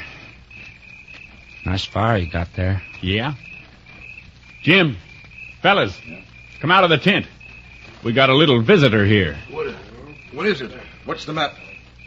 Well, what do you know? Tom Joad. Casey. Jim Casey, what are you doing here? You know this fella, Casey? I sure knowed him for years. Come out west with him. He's all right. Well, how's the folks, Tom? Oh, all right. We've been a-picking peaches all afternoon, but... Casey, you ain't told me what's going on here. We struck, Tom. We come to work there last week for 5 cents, but they cut us to 2.5. Now, a fella can't even eat on that. If you got kids... Well, so we says we won't take it. Now, they're paying you 5 to bust our strike. But, when they do, you think they'll pay 5? I don't know. Paying 5 now. Well, Tom, tell the folks in there just how it is. Now, you know what 2.5 is. That's exactly 1 ton of peaches picked and carried for $1. Now, we can't do it, Tom. Can't get our food for that. We all gotta work together. I'll tell him, Casey. Listen. Be quiet. What is it? What's the matter with you? I don't know. I just feel itchy all over. Seems like I heard something out there in the dark. No, you're just jumped. There ain't nobody around. No, Casey, he's right. Huh? There is something out there. Here they are, boys. Don't let them get away. Cops. Worse than that. Deputies. Come up there, you. Keep the light on them, George. All right. Which one's their leader? This one, Sheriff, the one that calls himself the preacher. All right, then let's get him. Look out, Casey. He's got a pick handle. Casey. Sheriff, I think you killed him. Serve the dirty buzzard right. You killed Casey. You killed Casey! Watch it, Sheriff. The other guy's coming at you.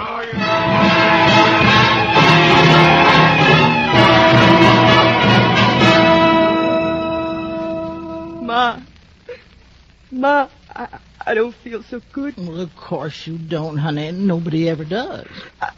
I don't mean that, Ma. This is something.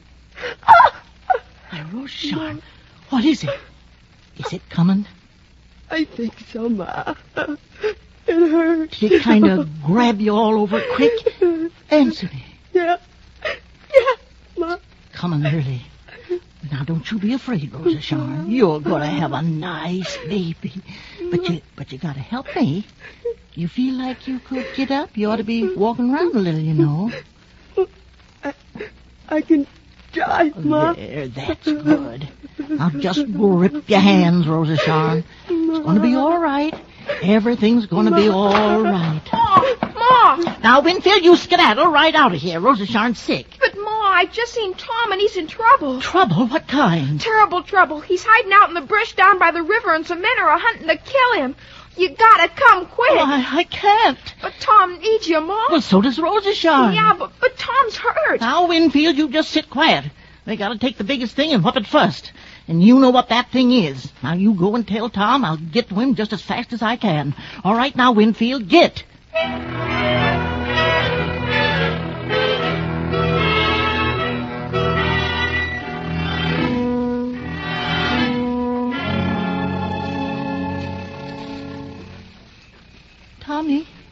Tommy, are you here? I don't see you. Here, Ma. Here, down in the brush. Tom, what's the matter? Shh. Don't talk loud. I clubbed a guy, a deputy. Oh, son. You didn't kill him? I don't know. Oh. I tried to for what he done to Casey. Ma, Casey's dead. They just smashed him down, and I guess I went out of my head. Oh. Ma, I didn't know what I was a-doing no more than when you take a breath. I didn't even know I was going to do it. Well, it's all right. I wished you didn't do it. I wished you hadn't been there. But you done what you had to do, son. And I won't read no fault in you. Anyway, Ma, they're hunting me now. I'm going to go away tonight. I can't go putting this on the family. Now, Tom, there's a whole lot I don't understand. But going away ain't going to ease us. It's going to bear us down. There was the time when we was on the land and all together. There was a boundary to us then. Old folks died off, little fellas come, and we was always one thing. We was the family, kind of whole and clear. Now we ain't clear no more. We lost Grandma, Grandpa, and then Connie, and now you. The family's cracking up, Tom. If you go, there won't be no family. Nothing to hold us together. You still got Winfield. And when Rosa Shawn's baby's born, that ought to help. The baby's come, Tom. They come tonight. Yeah? How is it? It was born dead. Never breathed. Never even had a chance. You mean it was starved to death before it was born? Casey was right, Ma. That's why we gotta fight. Oh, no, Tom. They killed him. They'll drive you out and put you down just like they did him. They're gonna drive me anyways. They're driving all of our people. They might hurt you. They might kill you. And I wouldn't know, Tom. How am I going to know about you? Maybe it don't matter none. Maybe it's like Casey said, Ma. A fella ain't got a little soul of his own, but only a piece of a big one that belongs with the rest. The family, it has a soul too, Tom. And you're part of it. No. No, Ma, no. I'm part of something bigger. I'm part of all the people like us. And I'll be with 'em, Ma, everywhere you look. Wherever there's a fight so hungry people can meet. Wherever there's a cop beating up a guy. That's where I'll be. Everywhere, Ma, everywhere. Until somehow things get changed. All right then, Tom. I won't hold you back. I know you have to go. But, Tom, you gotta have patience. Us people, all us people, Tom, we'll go on a living when all them others is gone. Why, Tom, we're the people that live. They ain't gonna wipe us out. Never. They ain't even gonna wipe out our family now. You'll be a-comin' back, and you'll find us. And then, Tom, the dust will be beaten down, and the children won't be a-crying for hunger. We'll be on the land again, a-growing things, and we'll live like decent human beings. And then we'll be a family, Tom, and proud. Proud.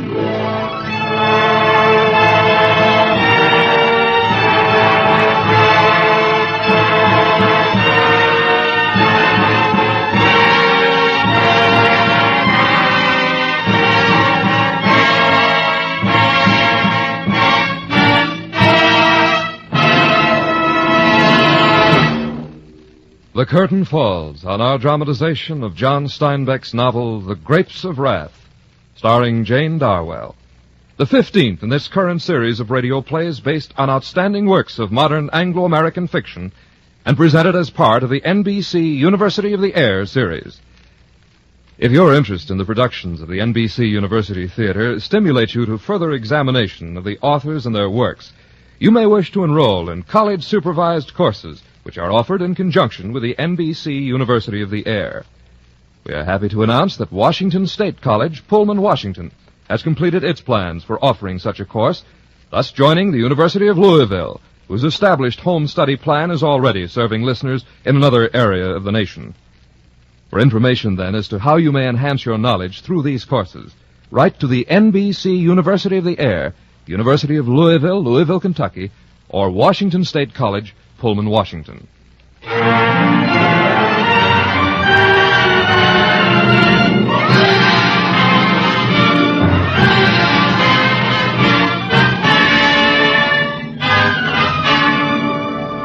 This dramatization of The Grapes of Wrath was written by Richard E. Davis.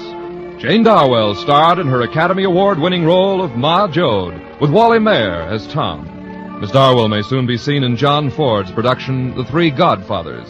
Our cast included Ted Von Eltz, Earl Lee, Stephen Chase, Parley Bear, John Daner, Don Diamond, Jerry Farber, Gwen Delano, June Martell, Clark Gordon, Larry Dobkin, Luke Krugman, Tom Charlesworth, Tony Barrett, Howard McNear. Your announcer, Don Stanley. Original music for The Grapes of Wrath was composed and conducted by Albert Harris. The production was directed by Andrew C. Love. 1 week from today, listen for the NBC University Theater production of Robert Penn Warren's Pulitzer Prize-winning novel, All the King's Men, starring Cesar Romero.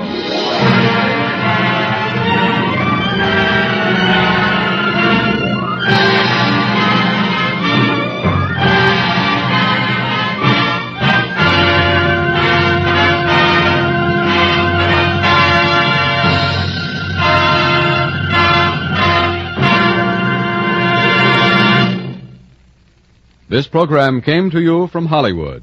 This just in. Are you looking for some classic gaming? What about new and old Nintendo products? Do you need to find some tutorials on how to make all that stuff work? Well, look no further than Rocket Blast Gaming for some of the best classic and new gaming around. Rocket Blast is an expert at all things Nintendo, and he has all the tutorials to prove it. So check him out right here on YouTube at Rocket Blast Gaming. That's ROCKET BLAST Gaming. Stay tuned to Hojo Radio. Have you heard the Whistler?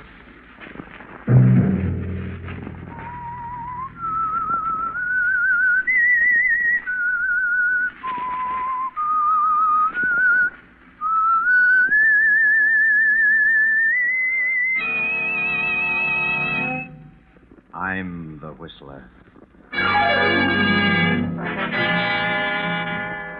I must kill Henry.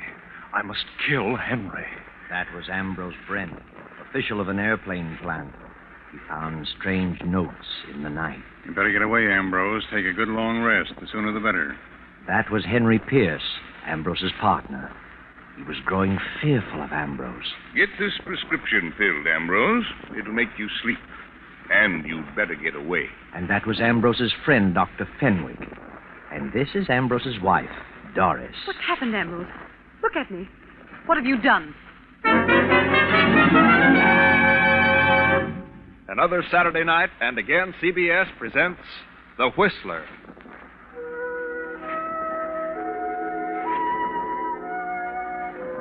And I, the Whistler, know many things, for I walk by night. I know many strange tales, many secrets hidden in the hearts of men and women who've stepped into the shadows. I know the nameless terrors of which they dare not speak. And so I tell you tonight the strange story of Notes in the Night. A storm rages wildly over the countryside. Beyond that long row of trees stands a lonely house half hidden in the darkness of the night. Not a single light appears from any of its many windows. But up there in that room with the large window, a man stirs fretfully in his sleep. The man is Ambrose Brent, an official of an airplane plant. But it's not the storm that stirs his uneasy slumber. It's something else, something far more sinister, something that has happened many times in the past few weeks. Now he stirs again, moans loudly, and suddenly sits bolt upright in his huge bed. Who's there? Who's there, I say? It's funny. I sworn I heard something. I swear I felt someone in the room. Turn on the lamp, Ambrose. You'll see. I can't imagine what's happening to me. It's just nerves, I guess. It's just... Good Lord. Another note. Another one. I must kill Henry. I must kill Henry. That's the third note this week in my own handwriting. I've got to do something. I've got to tell someone. Henry's my best friend. Oh, it's nerves. I know. I'll call Dr. Fenwick. Doc will know what's wrong. Fairchild 1834W. Yes. Hello? Is Dr. Fenwick in? No, Dr. Fenwick isn't in. He can be reached at Walnut 2380. Walnut 2380. That's Henry Pierce's number. I can't go there. If there's anything to this, I must stay away from Henry. I've got to see Doc Fenwick. Wait till morning.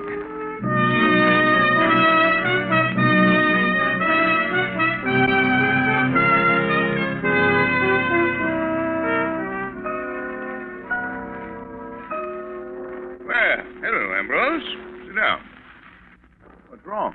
Doc, I've got to talk with you. Oh, of course, Ambrose. Why not? What's up? Something's wrong with me. Terribly wrong. Oh, yeah? Read this note. No? I must kill Henry. Henry? I must kill Henry? I don't get it. What has this to do with your trouble? I wrote it. You did? Well, really? And why did you write it? I don't know. I don't remember writing it, but I know it's in my own writing. And that's it. Who's Henry? Henry Pierce. Who else? Have you been drinking, Ambrose? Not a drop, I swear. Well, look, old boy, you'd best sit down. Ah, that's better. Now, when did you write this? I don't know. I found 6 notes just like that. 6? Where? On the nightstand beside my bed. Are you sure it's your writing? Well, doesn't it look like it? Yeah, certainly does. Tell me, how many hours have you been putting in at the plant lately? Oh, too many. I'd better give you a thorough going over, Ambrose. But why should I write such notes? I don't know. Mind plays queer tricks on us sometimes under undue strain. You'd better slow down. That's my best prescription. Take it easy. Get out of town as soon as possible. Yes. Yes, I guess you're right. Here, I'll give you something for your nerves. Thanks. Doctor, you don't think I'm losing my mind, do you?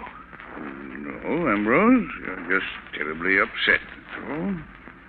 Here. Here's your prescription. You better get it filled tonight. Thanks. I'll leave Saturday. You don't think there's anything wrong with me? Mentally, I mean. If you're in town after Saturday night, I'll drag you out with my own 2 hands. Good night, Doctor. Good night, Ambrose. Sleep tight. And don't think about anything.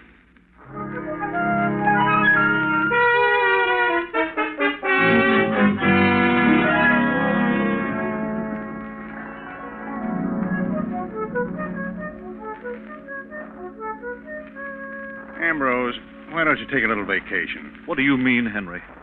Have you been talking to Doc Fenwick? Fenwick? Of course you have. He told you all about it. About what? I feel better than I've felt in years. I'm in excellent condition. Do you hear? Certainly I hear. What's wrong with you, Ambrose? Nothing. If you act like this, I'll be forced to agree with Doc Fenwick. What has he said? He just said you were overworked. Well, he doesn't know everything. Ambrose, you'll please me very much if you'll take a little vacation. Did Doc Fenwick tell you what was bothering me? Yes, he did, Ambrose, and I think you'd better get away as soon as possible. Oh, I'm sorry, Ambrose, but don't worry. Everything will be all right. Then you're not worried? You're not upset about it? Certainly not. Why should I be? Please believe me, Henry, I wouldn't do such a thing. I've never even thought of such a thing. I'd kill myself first. You do believe me, don't you? Huh? Why, of course I do, of course. I wouldn't kill you. I have no reason. Shall I drive you home, Ambrose? No, I'll get home. I'd better leave tomorrow, hadn't I? I'll go up to my place in the mountains. There's no one there. My wife has gone to Palm Beach. Yes, Ambrose. You better leave tomorrow. Yes. Doris will be back from Palm Beach in 3 weeks. That'll be long enough. I'm sure you'll find things different when you return. Quite different. Good night, Henry. Goodbye, Ambrose. Sleep tight and don't think about anything.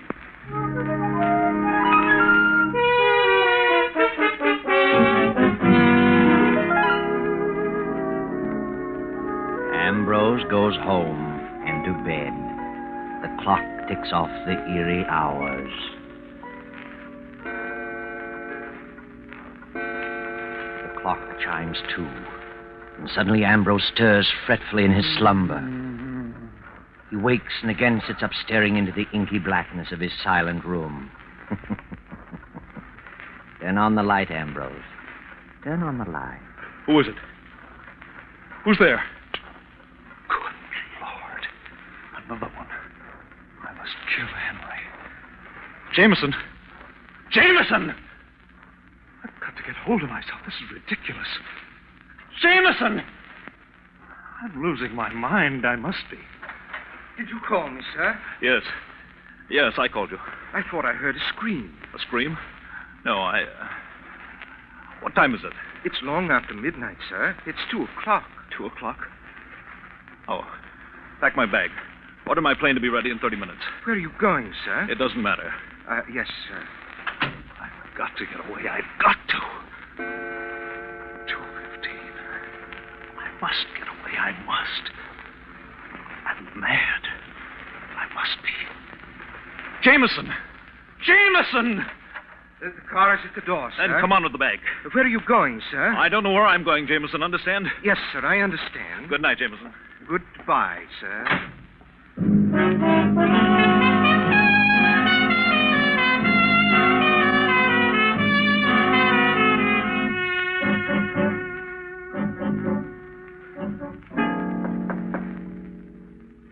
Yes? Yes? Who is it? What do you want? Come in. Ambrose, is that you? What on earth are you doing here at 2:30 in the morning? What's wrong? I say, what's wrong with you? I must kill Henry. I must kill Henry. Ambrose, put up that gun. No, don't, Ambrose. Don't. I must kill Henry. Don't, you're mad. Don't come near me. Don't. Ambrose.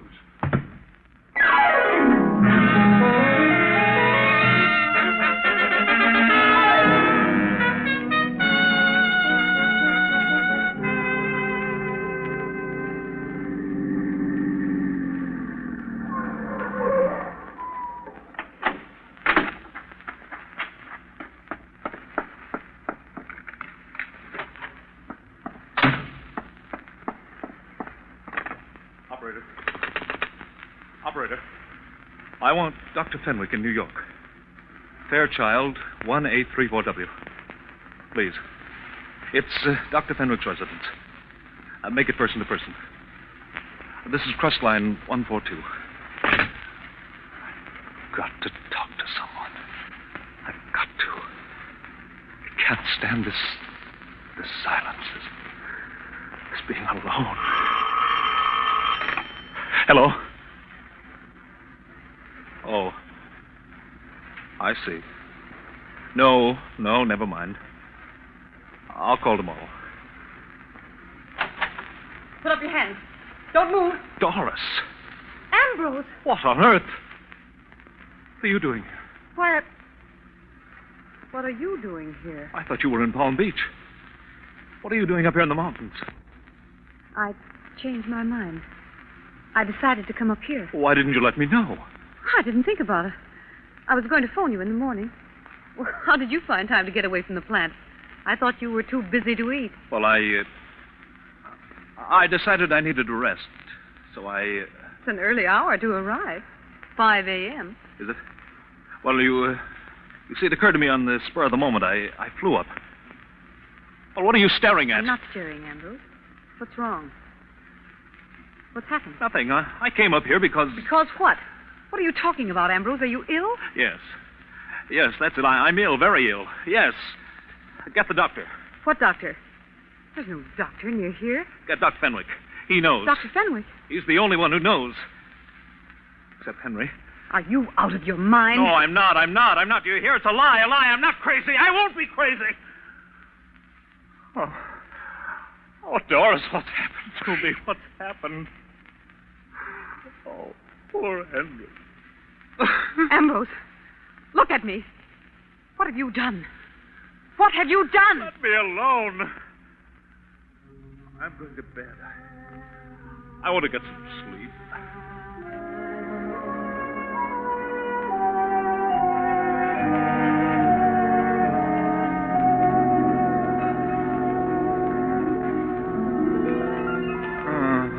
I've done nothing. What's that? Wake up, Doris. What? That noise. I didn't hear you. I did. Hear it? There it is again. There's someone coming there. They are at the door. There's no one. You see? I'm not here. I haven't been here. You don't know where I am. Do you understand? Yes, I understand. Doc, it's you. Oh. Hello, Doris. Hello, Doctor. Did you get my call? You did, didn't you? Now, Ambrose, take it easy. Everything's going to be all right. Don't get excited. All right? What do you mean? You've got a 50-1 chance to pull out of it. Pull out? Certainly. I know you're mentally upset. You have been for weeks. I'll swear to that. I have records. I'll appear on your side. You'll get out of it. Out of it? Out of what? You're not a killer. Killer? What did you say? What did you say? I said you weren't a killer. I understand your case perfectly. Henry is dead? Yes. I'm sorry to say Henry is dead. He died about 2:30 in the morning, as closely as can be determined. From all indications, the police think he committed suicide. But he didn't. You know he didn't. He may have. Then why did you come here? I thought this is where you'd come, and I was right. What does this mean, Doctor? It means that if Henry's dead, I killed him. I must have. Must have? Are you positive? Yes, who else could it be? I've written notes to myself for weeks. This Doc knows. He knows all about it. Do you? Yes, but I didn't think it would come to this. But why did you do such a thing? He was your best friend. I know it. But if he's dead, I must have done it. But why did you do it? I don't know. Now, please, don't get upset. He wasn't responsible. I am responsible. I did it. And I'm going back. No, Ambrose. Stay here till I send for you. I'll have a talk with you. No. I'm going back this morning. I can't believe such a thing. Doris, why do you look at me like that? Please. I don't know why I did it. Oh, Doris, don't you believe me? I don't know. I don't know. Tell her, Doc. Tell her. Tell her what? Tell her the truth. Tell her I didn't do it for a reason. Explain to her how it was. You know how it happened. Go on, tell her. Tell her. Come now, old boy. This is not helping you. What'll they do with me? Why? Now, look, it's early yet. It's 9 o'clock. You'd better try to get some sleep in this afternoon. I'll take you back to the city and make arrangements for you to go someplace where you can have a nice rest. What kind of a place? Why, rest home. I know a nice, quiet place. You don't mean a rest home. I know what you're thinking. You mean an asylum. You think I'm insane, both of you. Now, Ambrose. Well, why don't you say it? Ambrose, if you don't control yourself, something will happen to you. I won't go to an asylum. Do you hear? Do you hear me? Stop it. I won't stop it. You don't care about me. You're both cold and heartless. You want me to be locked up, both of you. Ambrose, please. Please, calm down. Keep away from him, Doris. See? Keep away from him. He's a dangerous lunatic. A killer. You don't calm down. I'll have to use force. You try it. You just try it. I'm going out that door, and don't you try to stop me. You run away like this, you stamp yourself as a hopeless lunatic. They'll find you. They won't find me, and I won't be locked up. Ambrose, please. No, I'll kill myself first. You're a fool, Ambrose. A mad fool.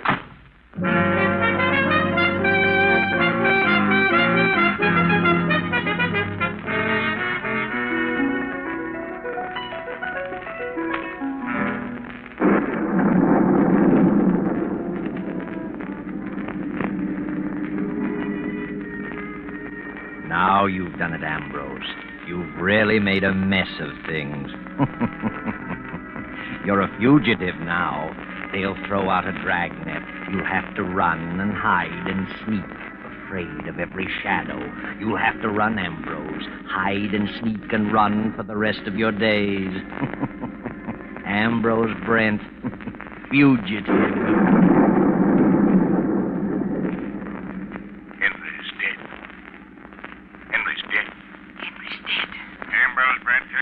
Ambrose Brent, 5 feet 8, 150 pounds. Brown hair. Blue eyes. Wanted for murder.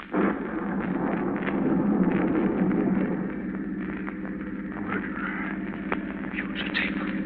Lunatic. Padded cell. Lunatic. Padded cell. Lunatic. Hurry, Ambrose, hurry. More gas. Step on it.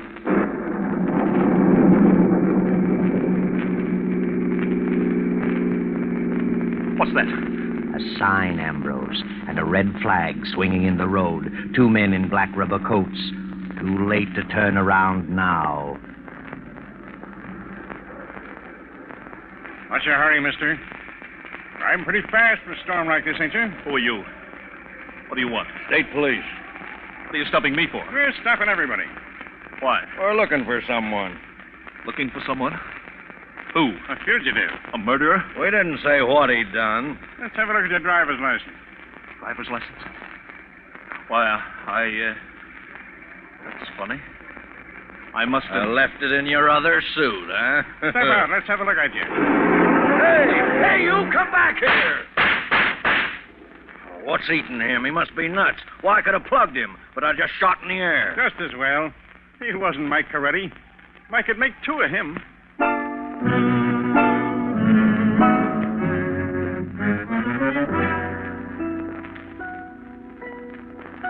Know where you are now?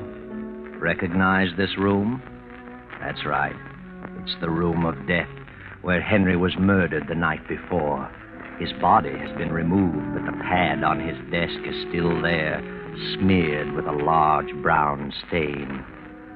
There are 5 people in the room: Dr. Fenwick and Doris Brent, Jameson the Brent's butler, Inspector Fields, and Carnes of the District Attorney's office. The inspector is speaking. District Attorney Carnes had an appointment with Henry Pierce. It was he who discovered the body this morning. Pierce had been dead about 7 hours. Right, Mr. Carnes? That's right, Inspector Fields. We attempted to reach Mr. Brent and were told by Jameson, the butler, that he left town at 2 in the morning. He told us about the place in the mountains, and there we reached you, Mrs. Brent. You've no idea where your husband is, Mrs. Brent? Not the slightest.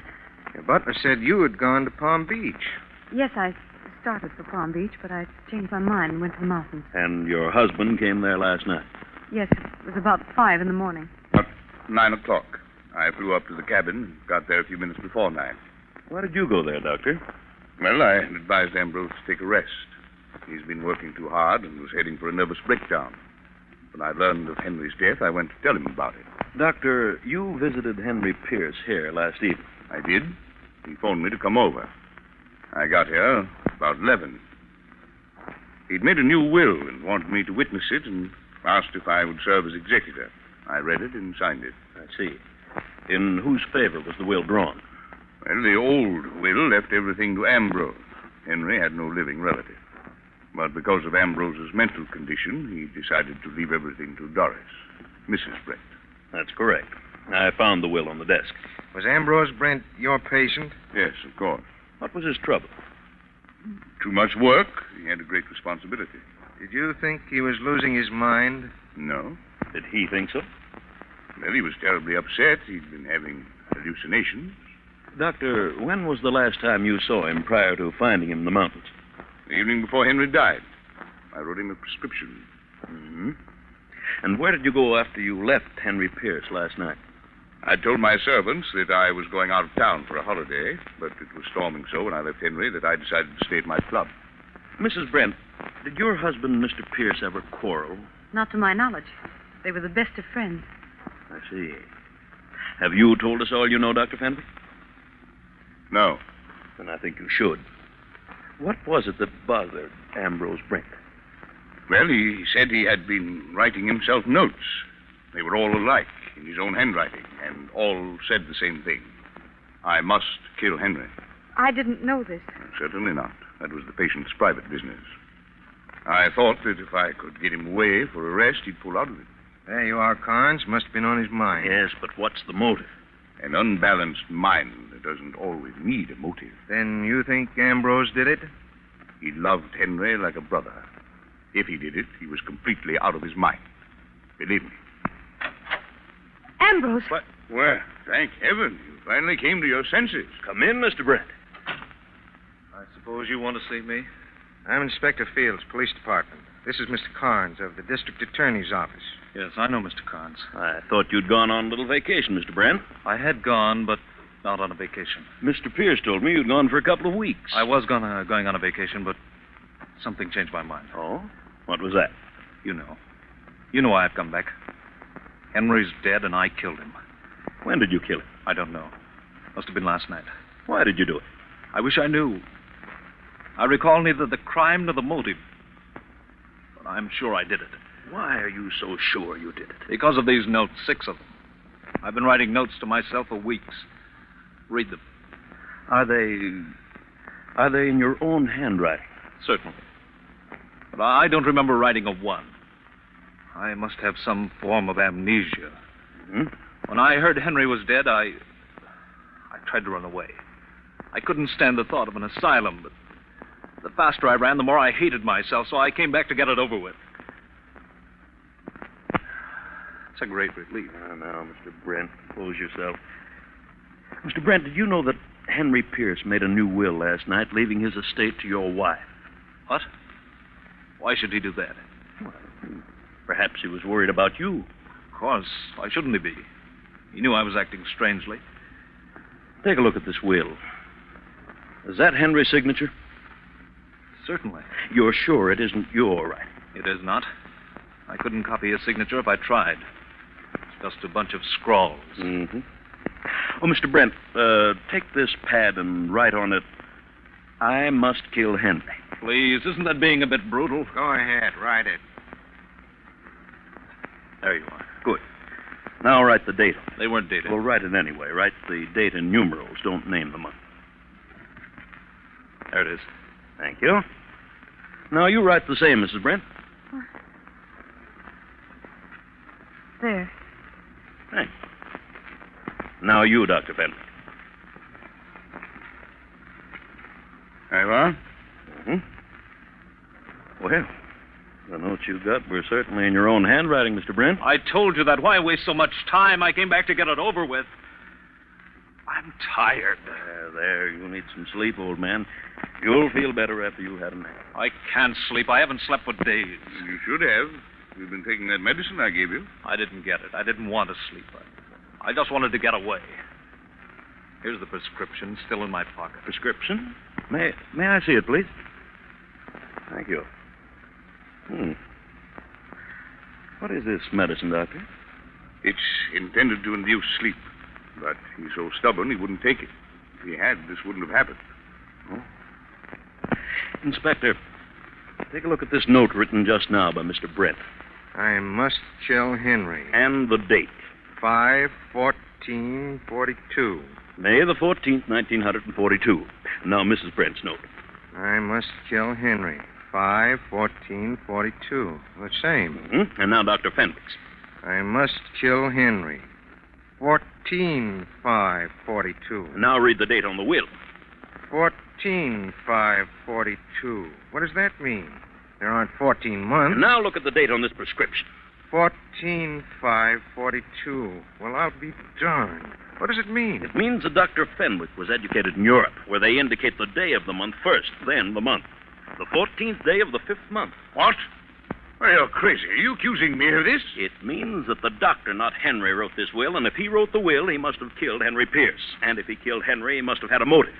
And I've guessed that motive. You're out of your mind. What motive would I have? You also wrote those notes and left them for Ambrose to find. You're an expert at handwriting, Dr. Fenwick.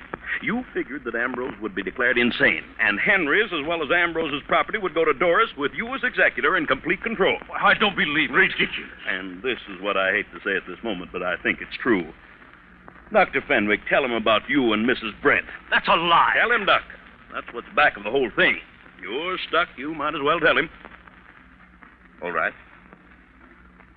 All right, I wrote the will. I wrote the notes. I am in love with Doris. I have been for years. She was in love with me. Doris. I'm sorry, Aunt. But she had nothing to do with Henry's death. Not a thing. I came here that night disguised as Ambrose. Henry didn't hear my voice. I only whispered. He thought it was you. That's all.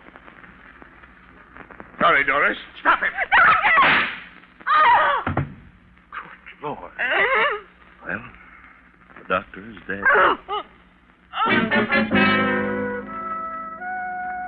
The doctor's dead, yes.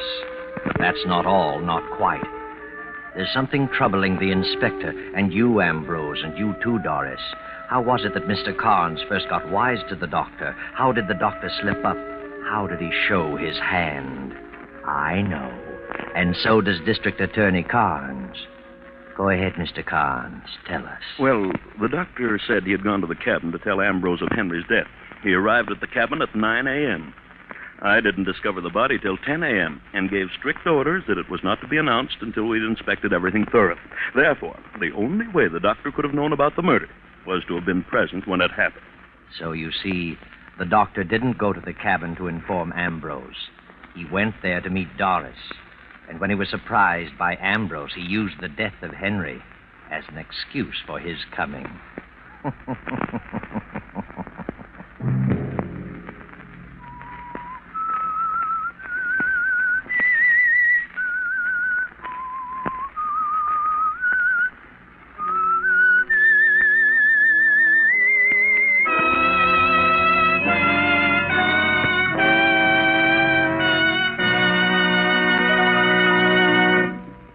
CBS has presented The Whistler.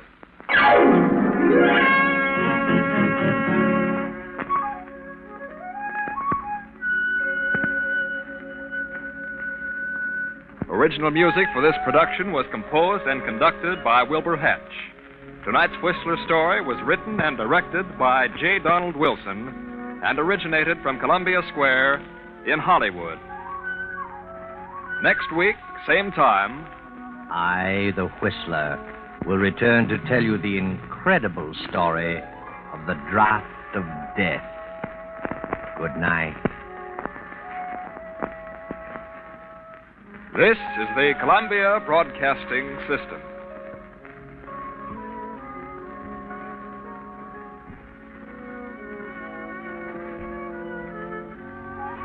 The instant coffee with a famous flavor. That's Instant Maxwell House, the happiest combination in coffee. Wonderful, good to the last drop flavor, combined with the convenience and thrift of coffee made instantly in the cup. So easy, no pot, no grounds. So thrifty, saves you real money compared to ordinary coffee. So truly good, pure roaster fresh flavor. Try Instant Maxwell House, the instant coffee with a famous flavor. Instantly good to the last drop.